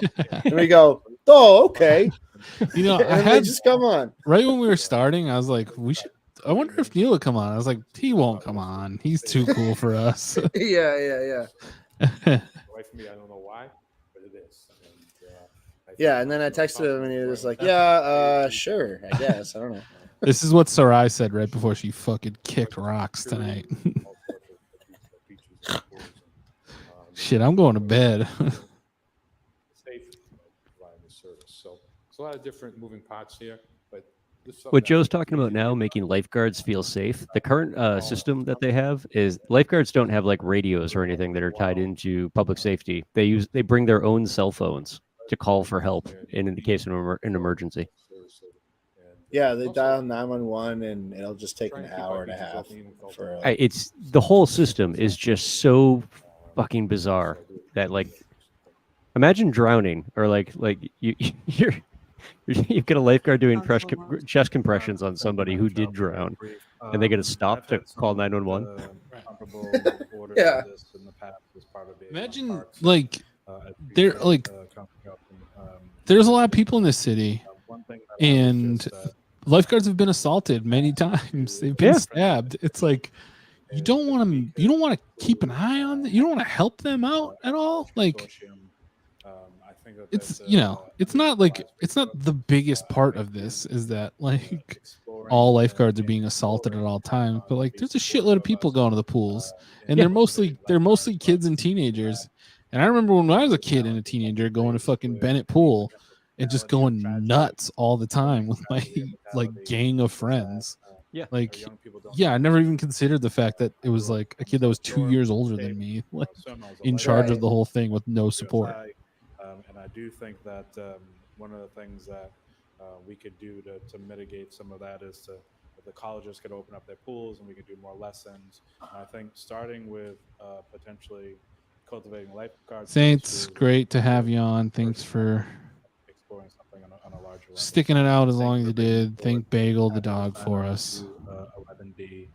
Hell yeah, Bagel. I shudder to think the reaction I'm going to get from Roman when I walk back downstairs. He's going to be so upset. Thank you, Mr. Chairman. Certainly appreciate these orders. Additional pools is something I've been pushing for a couple of years now. I know that the prior administration, I had encouraged Manager Augustus. Bill, do you think we can get Josh on last minute to ask him if he knows that Briscoe shits regularly on the former home of a wonderful pool in the city? Yeah, true. Used to have at least Hey, 9, now we have 1. That's not constantly on Briscoe, are you part of the problem? You are. Listen. In a way, you're filling in the community pools. As bad as it is to not have a pool down there, they filled that in for a good reason. That is horrifying what happened there. For the best that we just try and forget about that pool for a while. When I've gone to some of the state parks this year, I've seen our city. If nobody knows, look it up. It's tough. Down at Lake Park. I actually when I asked them why, it's the benefits. Somebody drowned in the Beaverbrook pool, and they didn't know for a very long time because the pool was so cloudy. They couldn't see her down there. If you submitted by a certain time, and $750 an additional bonus for folks willing to work. It's not good. The late and summer. Yes, Briscoe is now, I think we have to make sure unfortunately, contributing to the problem. It might sound, and Josh should be made to answer for that. If we want to ensure safety, Mr. Chairman, I still think that there's perhaps some ARPA funding that goes towards parks and what have you. Perhaps some money from it was right where the dog park is. That particular group can dedicate towards parks, where we can get this up and running. One pool's just certainly not enough. And Mr. Chairman, if it's okay, I'd like to sign on to 11D with regards to a master plan for building new pools and spray parks and identifying funding. I agree with that also. I'd make a separate motion off of 11F. In my research, I've found that there's been community partners that have sought out funding. And I'd reach out to some of the folks, perhaps if they're still kind of in the wheelhouse from Save Our Pools and from those sorts of community groups that were actively advocating. I know. Right. The ones that the city told to fucking kick rocks. Part of that group. And there's other folks who may be willing to do exactly that. I know in other towns and cities in Massachusetts, they're actually organizing to do exactly that and work in partnership with the city. That would be my motion, Mr. Chairman. And I have a little bit more to say about this when my item comes up, Mr. Chairman, about pools. Thank you. Send all three to the manager as amended and sign-ons. Roll call. Councilor Bergman? Councilor Correa? Yes. Councilor Gia? Yes. Councilor King? Like, what's the conversation even going to look like on the CPC stuff next month? Yes. Right. Yes. It already got so right. mutated, like. Mayor Petty. Mr. Chairman, can we take 11Z out of order since it's about pools or no? No, let's go through. Okay. Oh, cool. We promised to move fast on some of the other ones. Yes, sir. Okay, we'll make a deal. Request manager provide council an update relative to the previously order on December 6, 2020, relative to implementing a hydrant spray park pool at the Tacoma Street Playground, similar to the one found at Plumpton Park. Thank you, Mr. Chairman. First, I want to commend Councilor Rose for that spray park. I want to be very clear. He has worked hard on this. I'm having trouble finding anything about it, but if I do, I'll. The drowning? Yeah, I mean, I don't know why, but. See, I'm seeing stuff about Fall River, Brian, but not about Worcester. I requested. Interesting. Was this a massive cover-up? Maybe it's a massive cover-up, or maybe I'm stupid. Both are as likely as one another. Not mutually exclusive either. It could be that there's a massive cover up and you're wicked stupid. Maybe my stupidity is part of the cover up. Whoa. You have a false memory implanted? Explore that in this location, Mr. Chairman. I know I've had conversations with the administration. Okay. I would just like to see if he could speak to whether or not we can continue to explore that. How far along is the, are we in the process of that facility being developed through the chair? Mr. Manager? Through to the council, yeah, that's something that we can still continue to explore. The project hasn't begun yet. I think we're right now, part of the funding that associated to ARPA related to this project is related to design work. So right now it's kind of in the design phase. I think the design phase may potentially be in the middle or towards the end, but it's still something that we can explore. Thank you, Mr. Chairman. I wouldn't want to move forward on this without the support of Council Rose, who's been really, again, leading on this. You know, I think some of what we talked about previously, which you heard from my colleagues around. Bill, what you playing? Great parks. I'm playing free play Rocket League. Hell yeah. We know that I'm working on my dribbling. Public pool was here in Massachusetts, Mr. Chairman. We know it's a I gotta get back into Rocket League. We know Rocket League's a that good in game. the civil rights I had the movement, DeLorean pools in it. were really Wow, that's sick. Yeah, so fucking and then sick. a point of coming I'm trying to become a supersonic legend. races and socioeconomic. Hey, There's so many you'll always children be a that supersonic call legend to me, Still, buddy. That's bomb. To socialize and to provide escape. We talk about the heat deserts in our city, and we talk about the need sorry, for my snack fell out. recreation for all ages. We talk about our elderly population. Oh, Doug. Being able to Oh. exercise with the proper time. And again, we had Doug. 9. How was the movie? We had 9 pools, Mr. Chairman. And I know we had a number of community back in 2008, 2009. We had a number of community meetings where folks showed up, over 500 people attending hearings, begging and asking. Oh yeah, Layford was trying to get us to play Diablo 4. Save our pools. I don't know Diablo. What kind of game is that? It's dungeon crawler. Yeah. Main South, okay. I'm about that. Village, Beaverbrook, Plantation Street, Shrewsbury Street. I kind of only play Rocket League. They were not heard to the degree, perhaps. It needs to be better than Rocket League. When you talk about they just came out with an AEW game, a wrestling game, and they announced that they're coming out with a battle royale mode in the game where you'll have 30 wrestlers fighting throughout an arena all at once. That sounds awesome. For all ages, as Counselor Merrill Carlson mentioned. I went and saw that Jennifer Lawrence movie, No Hard Feelings, today. Because they so rarely release comedies in theaters that I felt a duty to support it. There might be some questions. It was good. Was it? Yeah, I liked it. And we really need this. It's funny. It's like a cheesy rom-com, nice cheesy rom-com. It's like a sort of like, I guess in like 20 years ago you call it like a sex comedy, but it wasn't really. It wasn't really that. It wasn't.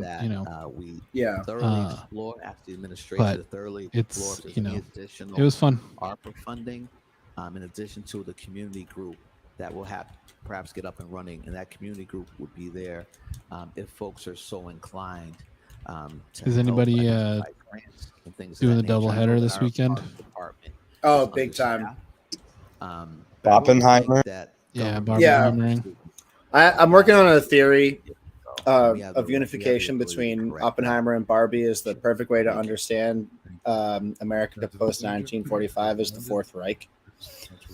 And I actually feel motivated to write that essay, but I have to watch the movies first. Yeah. 6 hours. I'm so excited. But I mean, come on. Barbie, Bikini Atoll. Whoa. We are on, And what item better G, symbol of Human like Resources by American Council global to domination is regarding there additional than the city Barbie council doll? office staffing options and Like True. what did the Start- bomb achieve? First released in Japan. Interesting. Yeah, see? What did the bomb really achieve if not for Barbie? It's Right? true. That is true. It's very funny and it's fucking like pretty badass that she did it. It's a very funny scene. It's real too. It's not like faked or anything. Like she just straight up did full frontal nudity in a fight scene. Yes, but it's Fucking awesome. She fucking rule. Like I don't know. I like Jennifer Lawrence is very unique talent. She's fucking hilarious. Her timing is unbelievable. She should do more comedy. Appreciate Councilor Carlson's leadership on this. I look forward to continuing to work with her, Mr. Chairman. I would just Big Squid and the Whale fan, Gio.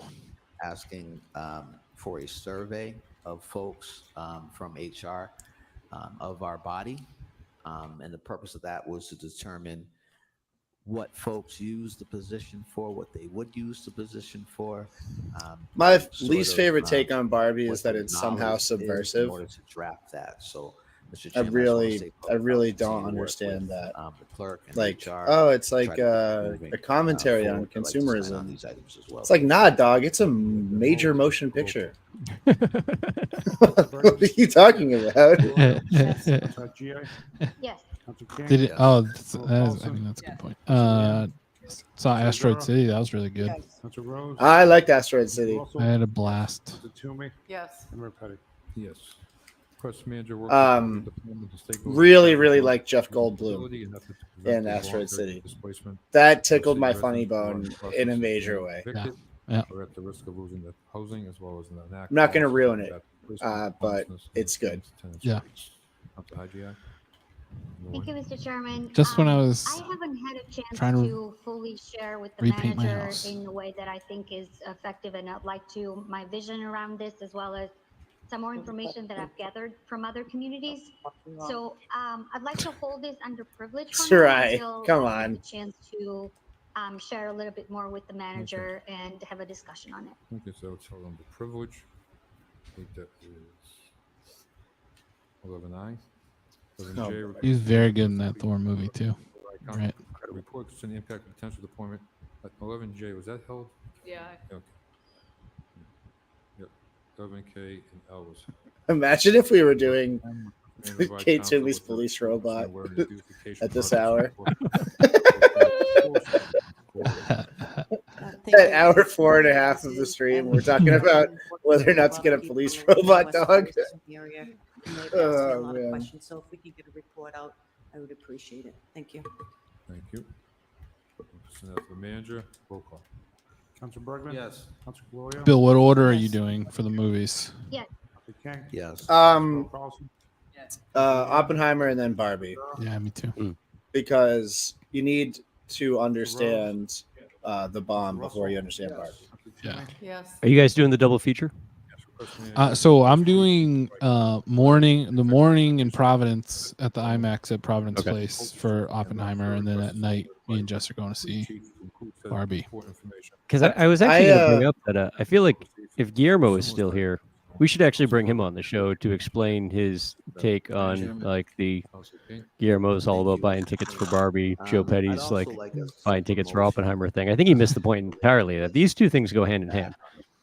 And you're trying to draw divisions where there are no divisions. Like if you don't have set plans to see both of these movies, probably within one cycle of our Earth's sun, like you're just a bad person. You gotta do it. It's I don't know if anyone is planning on going that hasn't bought tickets yet. First of all, you're not going to get tickets for either of the movies. Well, that sucks because I haven't. Oh, all right. So I don't know. You can look around a little bit, but I'm sure there's. I'll go on StubHub. I'm sure there's strays for sure, but like, oh, she's talking about the fucking robot. Jesus Christ. On this, What? I thought we held the robot. Roll call. Oh, Jesus. General whether we buy one. This is the effectiveness of one. Is it different? I don't know. Oh, good Lord, we missed one. She slid one through on us. What the fuck? I was talking about movies. We got too excited. Well, let's talk about Johnny Five then. Council, point of clarification, is my item held or is just the amendment held? Just the amendment. Okay, roll call. Councilor Bergman? Yes. Councilor Caloria? Yes. Councilor GA? Yeah, it was a lot of the support for that day on Colby Street was from SEMLEC. It's Yes. the Central Mass Law Enforcement Council. They brought up a couple of their drones, their Bearcat, and their robot. Mr. Manager requests the Assistant Commissioner of Public Works. Yeah, we don't have our drone yet, right? You know, it's funny. I didn't think that we did, but you know, the manager was telling people it was our drone that was the one that was flying static over the house all day. Well, off and on because it's got a 35-minute battery, and they were there for 12 hours, so that's fucking helpful. Yes. Yes.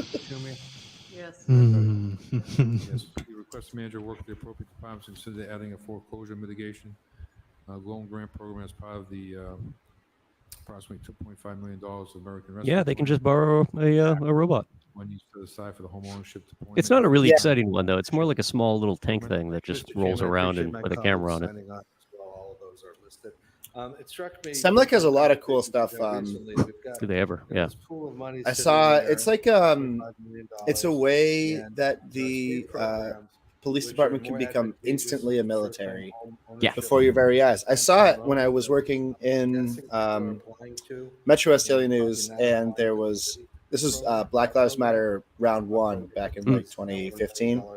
There was a cop claimed to have been shot at by a black guy. Means there's money there. And instantly it was helicopters in the sky. It was armored vehicles. Every cop had an AK-47. There were drones. There was do AR-15s in this country, Bill, you fucking communist. Yeah. Wait, what did I call them? AK-47s. Oh, yeah, no, AR-15s. That's right. We have the American AK-47s. We have the kind of AK-47s that go off in schools, right? We don't have the normal AK-47s.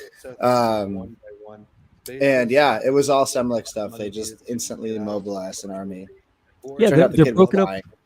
For anyone that isn't familiar, it's like the LECs are law enforcement councils. They're private corporations that are organized as not-for-profits. They're staffed by active duty law enforcement and paramedics, but they have their own operating budgets that are usually come from communities paying into it. I think Worcester has a partnership with SEMLEC, so that's run out of the Auburn Police Department, and we shift a little bit of money towards them, and everyone pools their resources and buys crazy tools. So like Auburn has their Bearcat for SEMLEC, which is responsible because Bearcats are made out in Pittsfield, so they're supporting the local economy. But yeah, there's like crazy, and so it goes back to the conversation we were having about drones, or facial recognition is probably the better example, right? Like the council can say ad nauseum that Worcester doesn't use facial recognition, but we do because SEMLEC can use facial recognition, the state police uses facial recognition, and all the federal agencies and the Fusion Center use facial recognition. So we just hand them a picture. Yeah, right. It's really, really creepy stuff because it backdoors a lot of your local ordinances and regulations, and all the shit you're afraid of happens anyways. Parks meet with the Greater Hammond Heights Neighborhood Association no later than September 2023 to discuss neighborhood concerns. Super cool. Yeah. That is, yep. No notes. That's awesome. Mature and healthy seed trees. I did hear from somebody, I'm going to defer to because people like comedy here, I guess, but that the robot at Colby, when it went into Colby Street, they used it to go inside to get a layout, like a sense of the layout of the house, and it was promptly shot in the face. They shot the robot.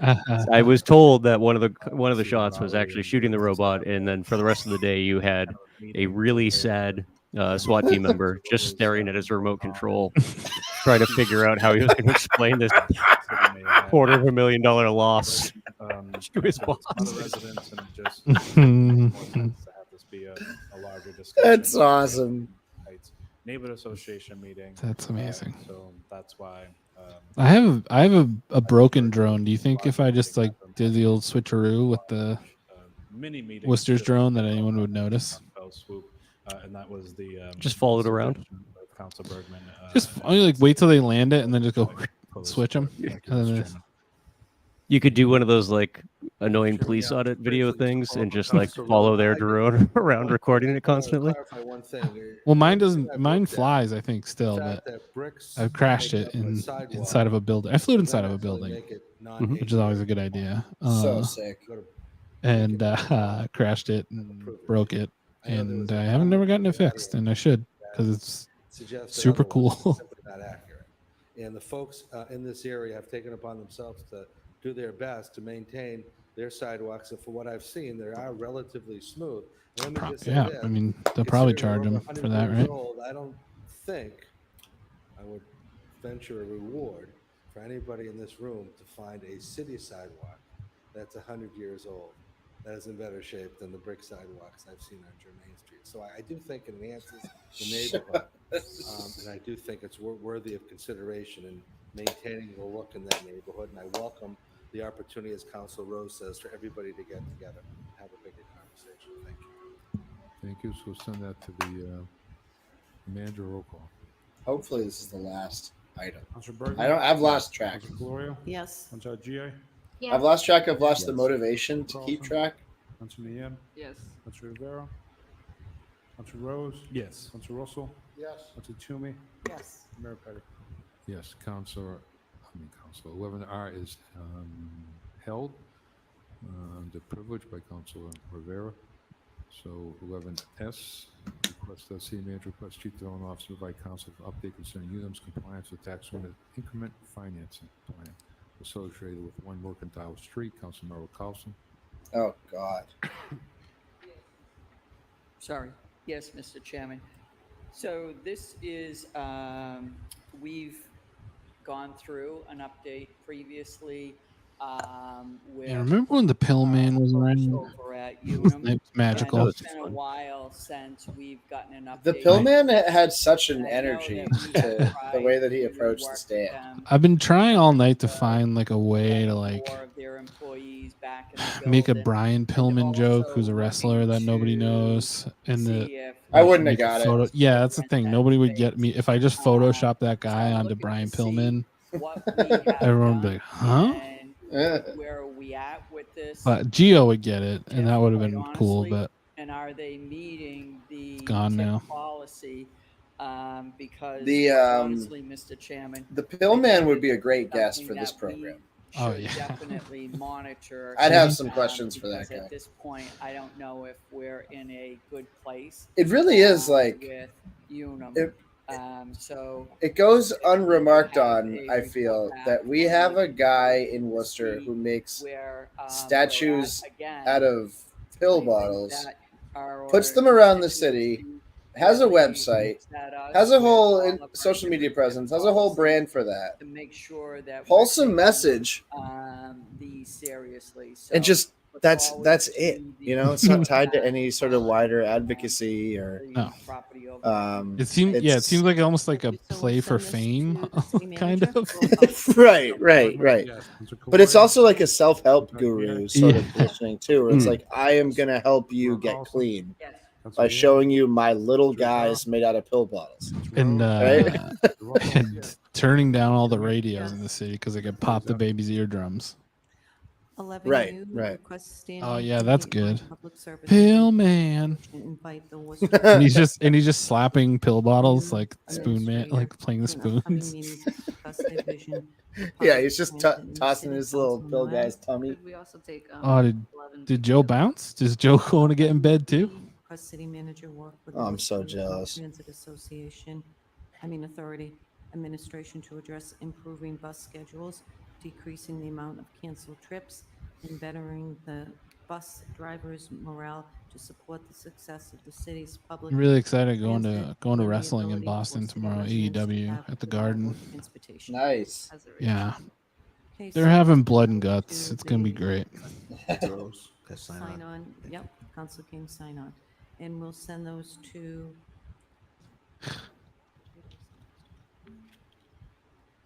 City manager. Well, I think No, might have asked Trish, so the transportation can go to the transportation committee. Yeah, remember when Walter Bird really thought he was going to pull The second one will go to 40 chess on the Mill Street thing, and not one person had his back. His preferred candidate Yes. couldn't really even have his back. His preferred candidate backed down. Yes. Councilor Carlson. Yeah. He was just Bailed on like, him. Councilor Rivera. he totally bailed on him. Rose. Yes. Councilor Russell. Yes. No, no heart, no stamina. Nope. 11W, request city manager provide city council with an update concerning the It's, previously adopted order it's, related it's to really, it's sad to see, establishment really. similar to the Commission on Latino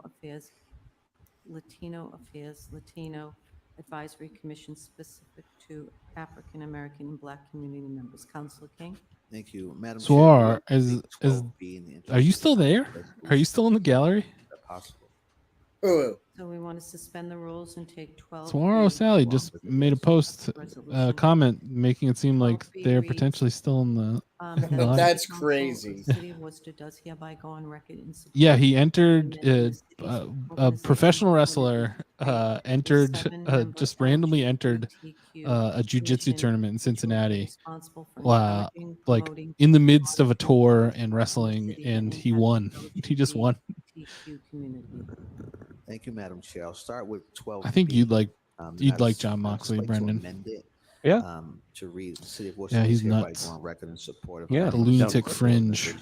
He calls his style of jiu-jitsu death jitsu. And strike the 7. He rocks. Which leave that to the.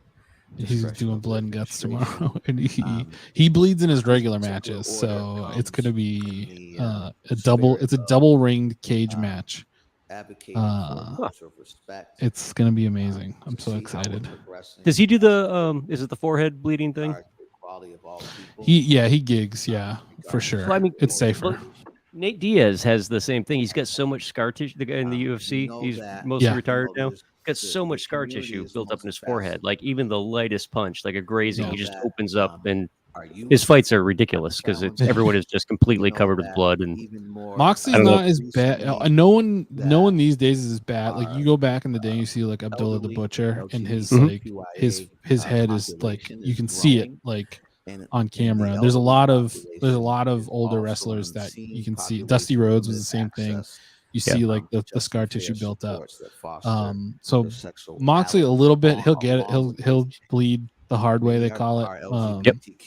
But he blades still. But you know what they do now? They do it above their hairline, on the top of their head, because it's thinner up there. It's closer to the surface, so you don't have to cut as deep. Many matters, including yeah, Moxley's done some wild shit. Abdullah Butcher is a whole another thing. Oh, Guillermo's back. Guillermo, I need to hear what your thoughts really are on Oppenheimer and Barbie as a double feature. You presented this to the city of Worcester as a decision to be made based on how you're going to vote, one or the other. It seems that the majority of the nation is on board with the idea these films should be seen in conjunction with one another. Now you. Diversity. Yeah, we need to hear about this. And that I do want to. Appropriate answer. I do just want to keep the meeting moving, man. Thank you. I do want to address too that there is a professional wrestler who wrestles for AEW, but also very often wrestles for Beyond Wrestling in Worcester, Max Caster, who is publicly running for mayor of Worcester right now, and tweeting constantly about how Mayor Petty sucks, and the only way to fix the city is to completely bulldoze it. And honestly, as I'm proving tonight, I hard agree with that. Hard agree, yeah.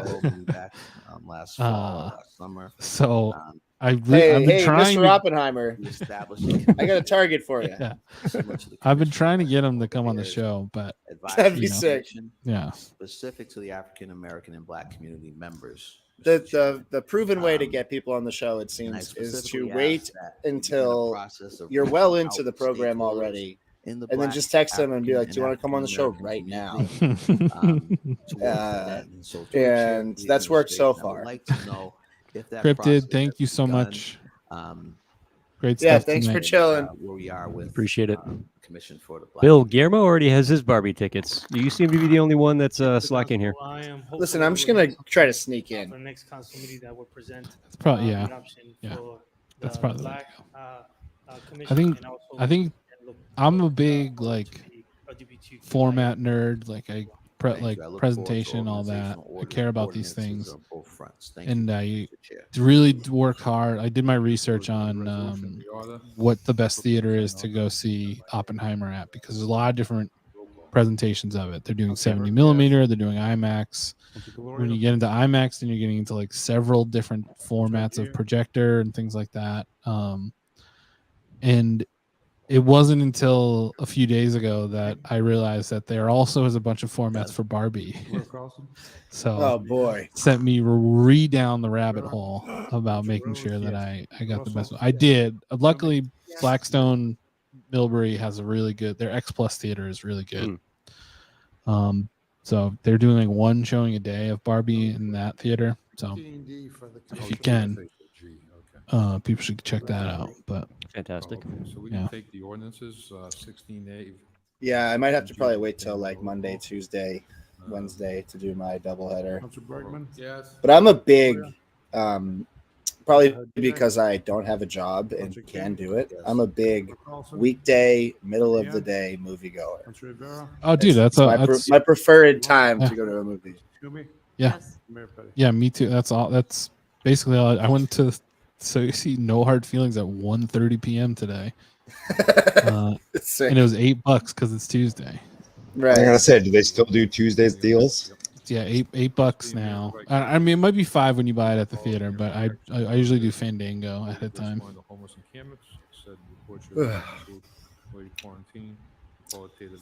Huh. Yeah. On the issue as well as I'd say that Joe Petty is both Oppenheimer and Barbie. And that Guillermo, but in the wrong is just order. Guillermo. Right, in the wrong order. He's going to Barbie first. That's the wrong order, in my opinion. Yeah. You know, yeah. I think that Oppenheimer is the correct context with which to see the Barbie movie. Right, you have to be. But the Barbie movie is not the correct context with which to see Oppenheimer. Right. Well, I think it's important just from the, like you said, for understanding the following years. Is like you have to be dragged down to your lowest point with Oppenheimer, like to be in the right space to like understand like what it means that for me, everything that came in the next 20 years after we dropped a nuclear bomb on a different country. Listen to this. You need to understand Bikini Atoll to understand Barbie water skiing in a bikini. Understand Barbie water skiing and her bikini away from Bikini Atoll. To see how effective. This is probably the most known thing in that I just missed from elementary school. But I was watching an interview with Nolan, who was talking about like his entire inspiration for Oppenheimer was learning that there was a non-zero chance that they didn't just incinerate the entirety of the Earth's atmosphere in that test, and that's really like the buildup for the whole movie. Like, that just fascinates me. A bunch of like the smartest people on Earth getting together and saying, "Well, this is gonna be awesome," but part of what I want to there's this little chance all life on Earth but cockroaches could die. He started doing the research into Oppenheimer because Robert Pattinson gave him a book of Oppenheimer speeches at the Tenet rap party. Allowing folks access Oh, that's cool. Yeah. We want to make sure that. Welcome back, Yenny. Thank you for sticking out there as long as you did. Also, Bill, Guillermo saying that he invited Joe to go see Barbie with him, and Joe's response was, "What?" That is like the scoop of the election cycle right there. Sorry, Neil. Some of our local towns. Did that really happen? Please prove that to me.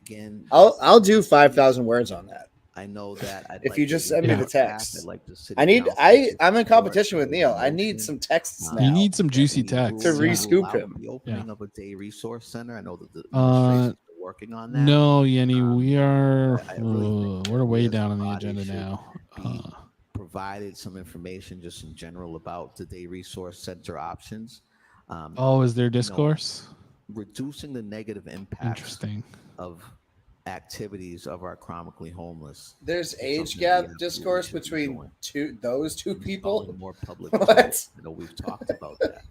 I guess there was between two normal adults. What are we talking about? He's very old. Cillian Murphy? But also, isn't the age gap like true to life? Like, you know, if it's a right. Also, have you guys seen the meme of him as it's just the picture of the ant from Ants, and it's wearing a scally cap, and it's like Cillian Murphy. Population. That's so good. And it looks exactly like him. It's fucking crazy. Definitely areas where we can grow. Ants, we've already incredible created movie. Specialized units and working with community. So we were an Ants house, not a Bugs Life house.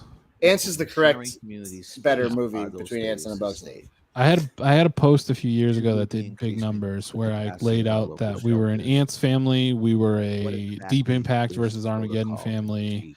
Okay, correct. Then what are the other ones? We were a Volcano over Dante's Peak family. We're also a Pepsi over Coke family. So that's fun. You know, my dad drank Diet Pepsi. I don't know. Is there an actual policy specific to that? Yes. It's now you can't watch it anymore. But no, I did. When I was a kid, I don't. You know. Right now, in the way the police or even I'm not going to defend Woody Allen. Also, it's Ants with a Z. Okay, Ants. By complaints, property owners. Pepsi does taste stronger. I will stand by that. I want to remove the individuals. I like the use of stronger in the discourse between Pepsi and Coke. Yeah. Because that's just like, what the fuck do you mean? Right? What does that mean? 3 minutes to hour 5. Thank you for reminding. Yeah. Thank you for reminding. And right now, this shit's crazy. Anybody notice two went out for dinner? Yeah, do they have food now? Yeah, two just came back in with a giant bag of food. Hell yeah. To that degree, and it's based solely on complaints. I used to strongly prefer. Again, I'd like to. Oh, hey Sean, thanks for signing. How's the open mic? I assume you're still there. If we're still going, then you must still be going at the open mic down at Ralph's. Around removing folks from access to their personal belongings. Oh man, access to, great. Guys, that's awesome. Me and Sean are going to announce something for our Woot Nanny show next week. That is so fucking insane. It's such an insane idea, and we're very, very excited to be dropping this. What, like a concept for a show? We're doing, it's going to be a specific show. I think we're off. We are specifically off the night we're planning on doing it. Okay. So everyone should come to it. We're gonna announce it next week. But sick. I like documentation. It's fucking crazy. You know, how often? All I have to say is, thank God that the Worcester Arts Council exists. You know, we're stupid idiots. Through the charity administration, I know we've spoken previously about this. Is there a way to collect? Well, I'm intrigued. Yeah, that's what I was kind of going for. Is it require?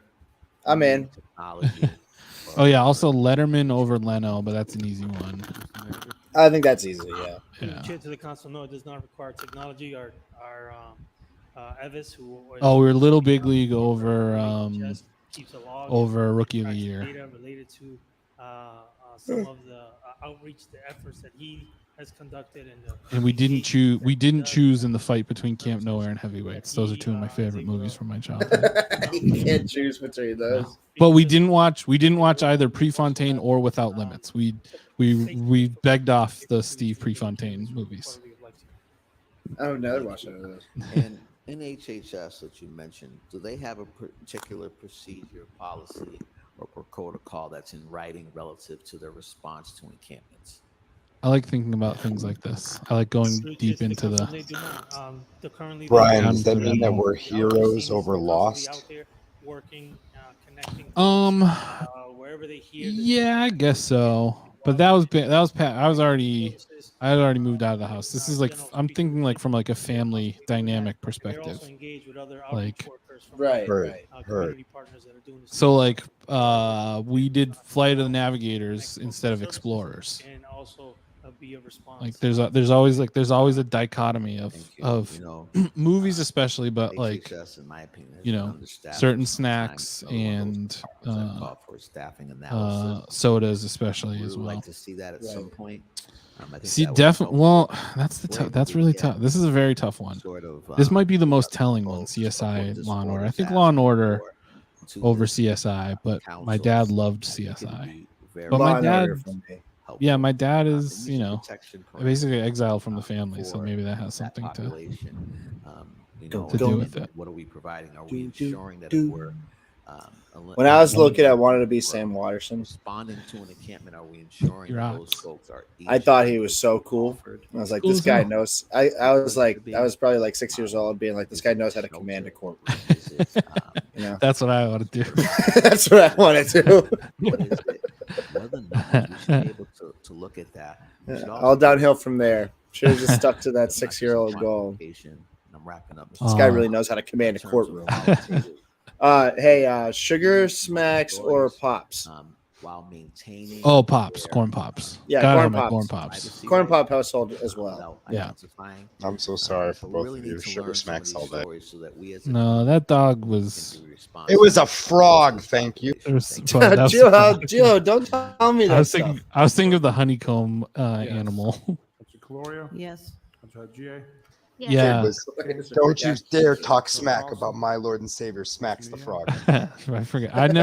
We never had smacks. It was never appealed. Russell? I also Pops. didn't have Smacks. I had whatever the store brand equivalent was. Spanks. You don't even know. Sugar Spanks. Yeah, Sugar Spanks, the poisonous tree frog.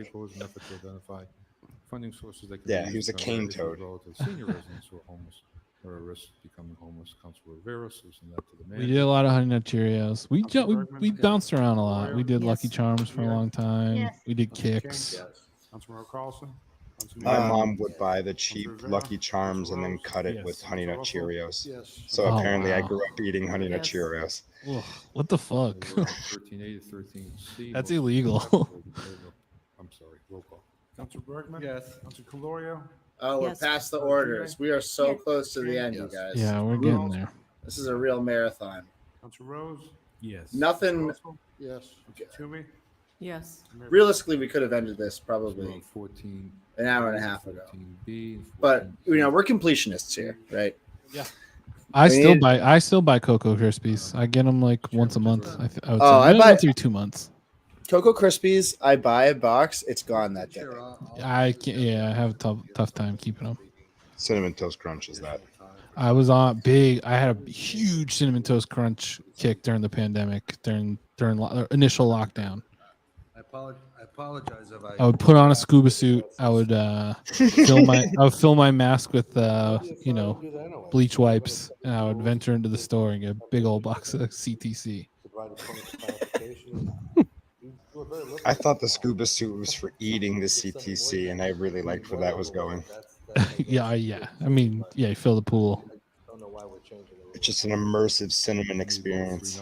snorkel it into your body. All right, you know what? With all due respect, I guess I didn't see that. Yeah. Oh, apple cinnamon Cheerios were really good. Remember Team Cheerios? You guys remember that? It came around like the '96 Olympics. It was frosted Cheerios, regular Cheerios, and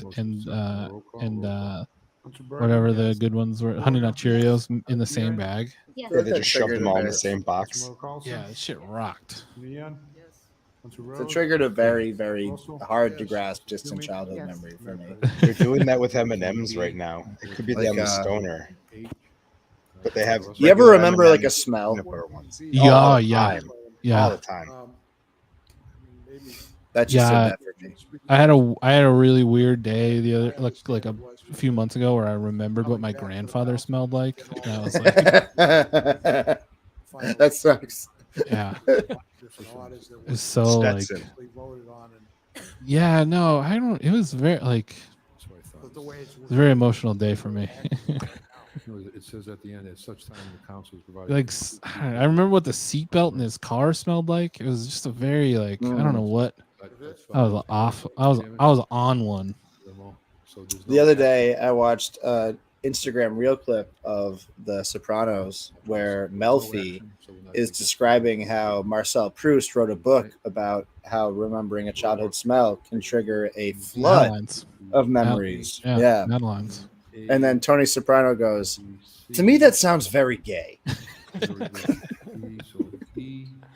It's like it's one of the funniest clips of the show that has continued to get more funny as the years. And then have gone doesn't he like open a pack of prosciutto and like have a fucking meltdown? Yeah, Like, exactly. Capicola? Yeah, it's like the next scene. He like opens a pack of salami and has an emotional fit. That was the first. That was the first scene of The Sopranos I ever watched. I walked in when my parents were watching it. I was like, "What is this?" And they were like, "Sopranos is pretty good." And then off to the races. Yeah. Associated with the Affordable Housing Trust Fund, the trustees default the qualification. What's Christian doing? Of the Worcester Tax Revenue Finance Policy, ordinance, Council Hyde. Placing an explosive device. He's saying goodbye. Councilor Bergman? Yes. Councilor Calorio? I gotta go. Councilor GA? Yes. Councilor King? Yes. Councilor Member Carlson? Councilor Nguyen? Yes. Councilor Rose? Yes. Councilor Russell? Yes. Councilor Toomey? Yes. Mayor Petty? Yes. B, Council Hyde. Yeah, I like to think about stuff like very like short term, like food items or like movie tie-ins for fast food restaurants. I like to think about that all the time. As it reads. Like when they came out with those cool glasses for Batman Returns or Batman and Robin rather Carlson? Yes. at Burger King, I think. Councilor Rose? Yes. I would give anything for the Yes. Pepsi tracksuit that Garth wears in Wayne's World when they do the product placement scene. Yeah. I bet you somebody out there, mate, as somebody that's deep into the merch, like bootleg merch game, I would be willing to bet that somebody has made that Pepsi tracksuit. It's like people only do things because they're getting paid. And I just think that's really sad. Councilor Calorio? Yes. Councilor GA? Yes. Councilor King? Councilor Like, do you Carlson? remember when they had the Batman cereal that had like the plastic like Yes. Batman like coin bank attached to the box on the front of it? I do. Yeah. They just. I know that's the thing. Like it's not. That's why I have trouble with it because I don't want to sound like I'm just like remember the cool thing because I'm cool. It just like it was very funny to me how much I cared about that stuff. Like how much all that shit worked on me so hard. Like, hard. Amend the Affordable Housing Trust Fund. When my brother was at Cub Scout camp, Boy Scout camp or whatever, when I was little, it was when the Flintstone movie was coming out, and I was really excited that the Flintstone movie was coming out because McDonald's was coming out with the McRib as like a tie-in for it. And I was like, I wrote him a letter at camp, like on Friday we're gonna go see Flintstones and get a McRib. Yes. And the whole letter was about getting the McRib. Member Carlson? Councilor Nguyen? Yes. Councilor Rose? Yeah, that shit worked on you, man. It poisoned my brain. Yes, 18G, and take off the table. Roll call. Councilor Bergman? I don't know about paid medical leave. Yes. Councilor King? I just don't know. I am pretty much useless at this point. All my mental energy was spent on CPCs. After that, I resigned to just not pay attention at all. I think the most important thing that happened tonight was this comment, and I favorited it. And is that why it starred in my thing? Yeah. Yes, exactly why. He did that shit. I was like, why is this starred? Who starred this? That was me, an egomaniac.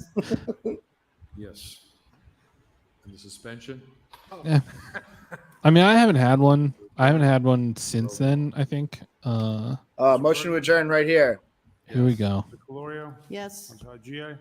Yes. Councilor King? Councilor Member Carlson? Councilor Nguyen? Yes. Councilor Rivera? You know what's so funny about this meeting is that this was a 5-hour meeting Yes. where the most substantive thing about the meeting showed that they just don't have any authority. Right? And it was held. And they didn't even act on it. It was After it was approved. So Wow. yeah. They What did a- spend 5 hours, and the biggest thing that they showed was that they don't have authority. They're not going to do anything. They have no interest in doing anything. And even if they wanted to do something, the mayor will not allow it to happen. Yeah.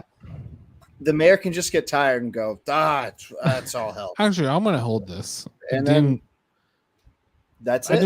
I didn't have to waste all your time. I could have just Could have just done that right away. interesting. That's interesting. We'll have to go back and look at that. I hope they fight. That would be What great a- if they fight. They should physically fight. Yeah, the city manager has veto powers. That's fine. We don't care. We live in a democracy. It's all good. Where everything. Yeah, I don't know. Let's not. The city manager also, hold on. Yeah. One thing, very close to crying that Yes. whole time. I don't know if you guys caught that. But as someone who has been close to crying in a fight before, that is how that guy was acting, which is crazy because that wasn't even all that bad. I mean, we could see a publicly crying city manager, like maybe even the next meeting. That would be great. I think that'd be really cool. Yeah, I'll stick around for that. Yeah, Yeah. I'd love to see him cry. I'd love to see anybody cry. I just want to feel something. I mean, he did lie repeatedly. I mean, That's he true. lied. He's been lying a lot. He was, yeah. It was. It's what are you gonna do? What a night. Yeah. We had a great show. Everyone was fantastic. The commenters, as always, coming through strong. We had They a were great okay. interview, a great appearance with Neil McNamara. Yeah, that was great. I'm still not entirely clear what the business model for Patch is, but whatever it is, support it. Get in on that. Help Neil do more of that. What he's doing is fantastic. It's very good. So, I think I'm happy. I'm happy with what we're doing. Not happy with what we're witnessing, but that's a them problem. That's not an us problem. We're doing our part. So, I think we release everybody. You guys were amazing tonight. We really appreciate everyone's sticking it out or showing up late or sticking around for a while or whatever you do. Anything you guys want to support, any way you want to support us, we really appreciate.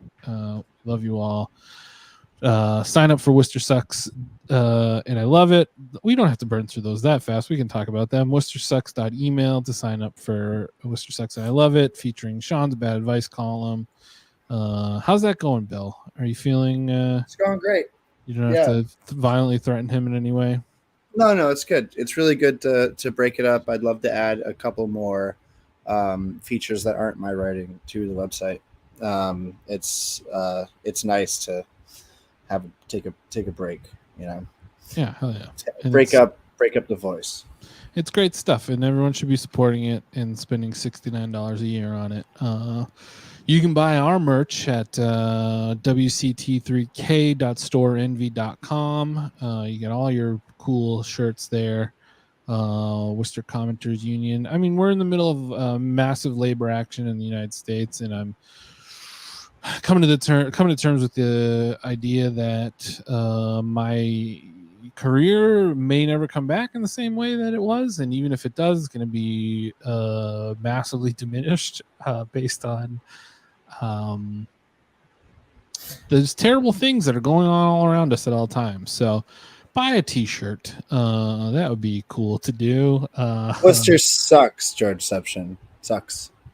Worcester Sucks. Email. Yeah. There it is. With I know, like we've joked about like AI and whatnot on the show a bit since like last winter when ChatGPT started rolling out. But it just struck me the other day how wild it is that like two of like the largest, most successful and influential unions in the country are on strike right now, in large part because of AI. And like still like the majority of people are just kind of like shrugging off, like like you wouldn't have like all actors and writers on strike and all Hollywood executives like saying, go fuck yourself. Like, if there wasn't a thing there, something to keep in mind if you don't think that your job is at risk because exactly. of technology. And unfortunately, even people in our union and like the crew think that we won't be affected. We're done if that proceeds. If we do you think robots want to get shot in the face at home and at police standoffs for the rest of their lives? No, they're moving into your territory too, man. Yeah. So, I don't know. We'll you can also go to Worcester Sucks and I Love It. Worcester Sucks on Instagram, billshaner.substack.com to find that as well. billshaner.substack.com will take you there. Follow us at WCT3000 on Instagram. We love to have you here. I think we're gonna do hopefully some stuff in the meantime. We have a month until the next meeting, guys. We're off for until August 22nd. We should have a couple non-council meeting streams. Between that, we're gonna do some stuff. Poop Jones too. We love you. Come see Eddie Pepitone at the White Room on Sunday, August 13th. I worked very hard on this poster. I'm very proud of it. This poster rules, Brian. It's sick. I'm pretty psyched on it. So I think I'm going to print some big ones, some pretty large size ones to sell at the event. But if you go to wootnanny.eventbrite.com, I think that's the URL, correct? wootnanny.eventbrite.com. We got tickets available. We are a little less than half sold already. I think the show is going to pretty close to sell out. Bill, you've been to the Eddie Pepitone shows.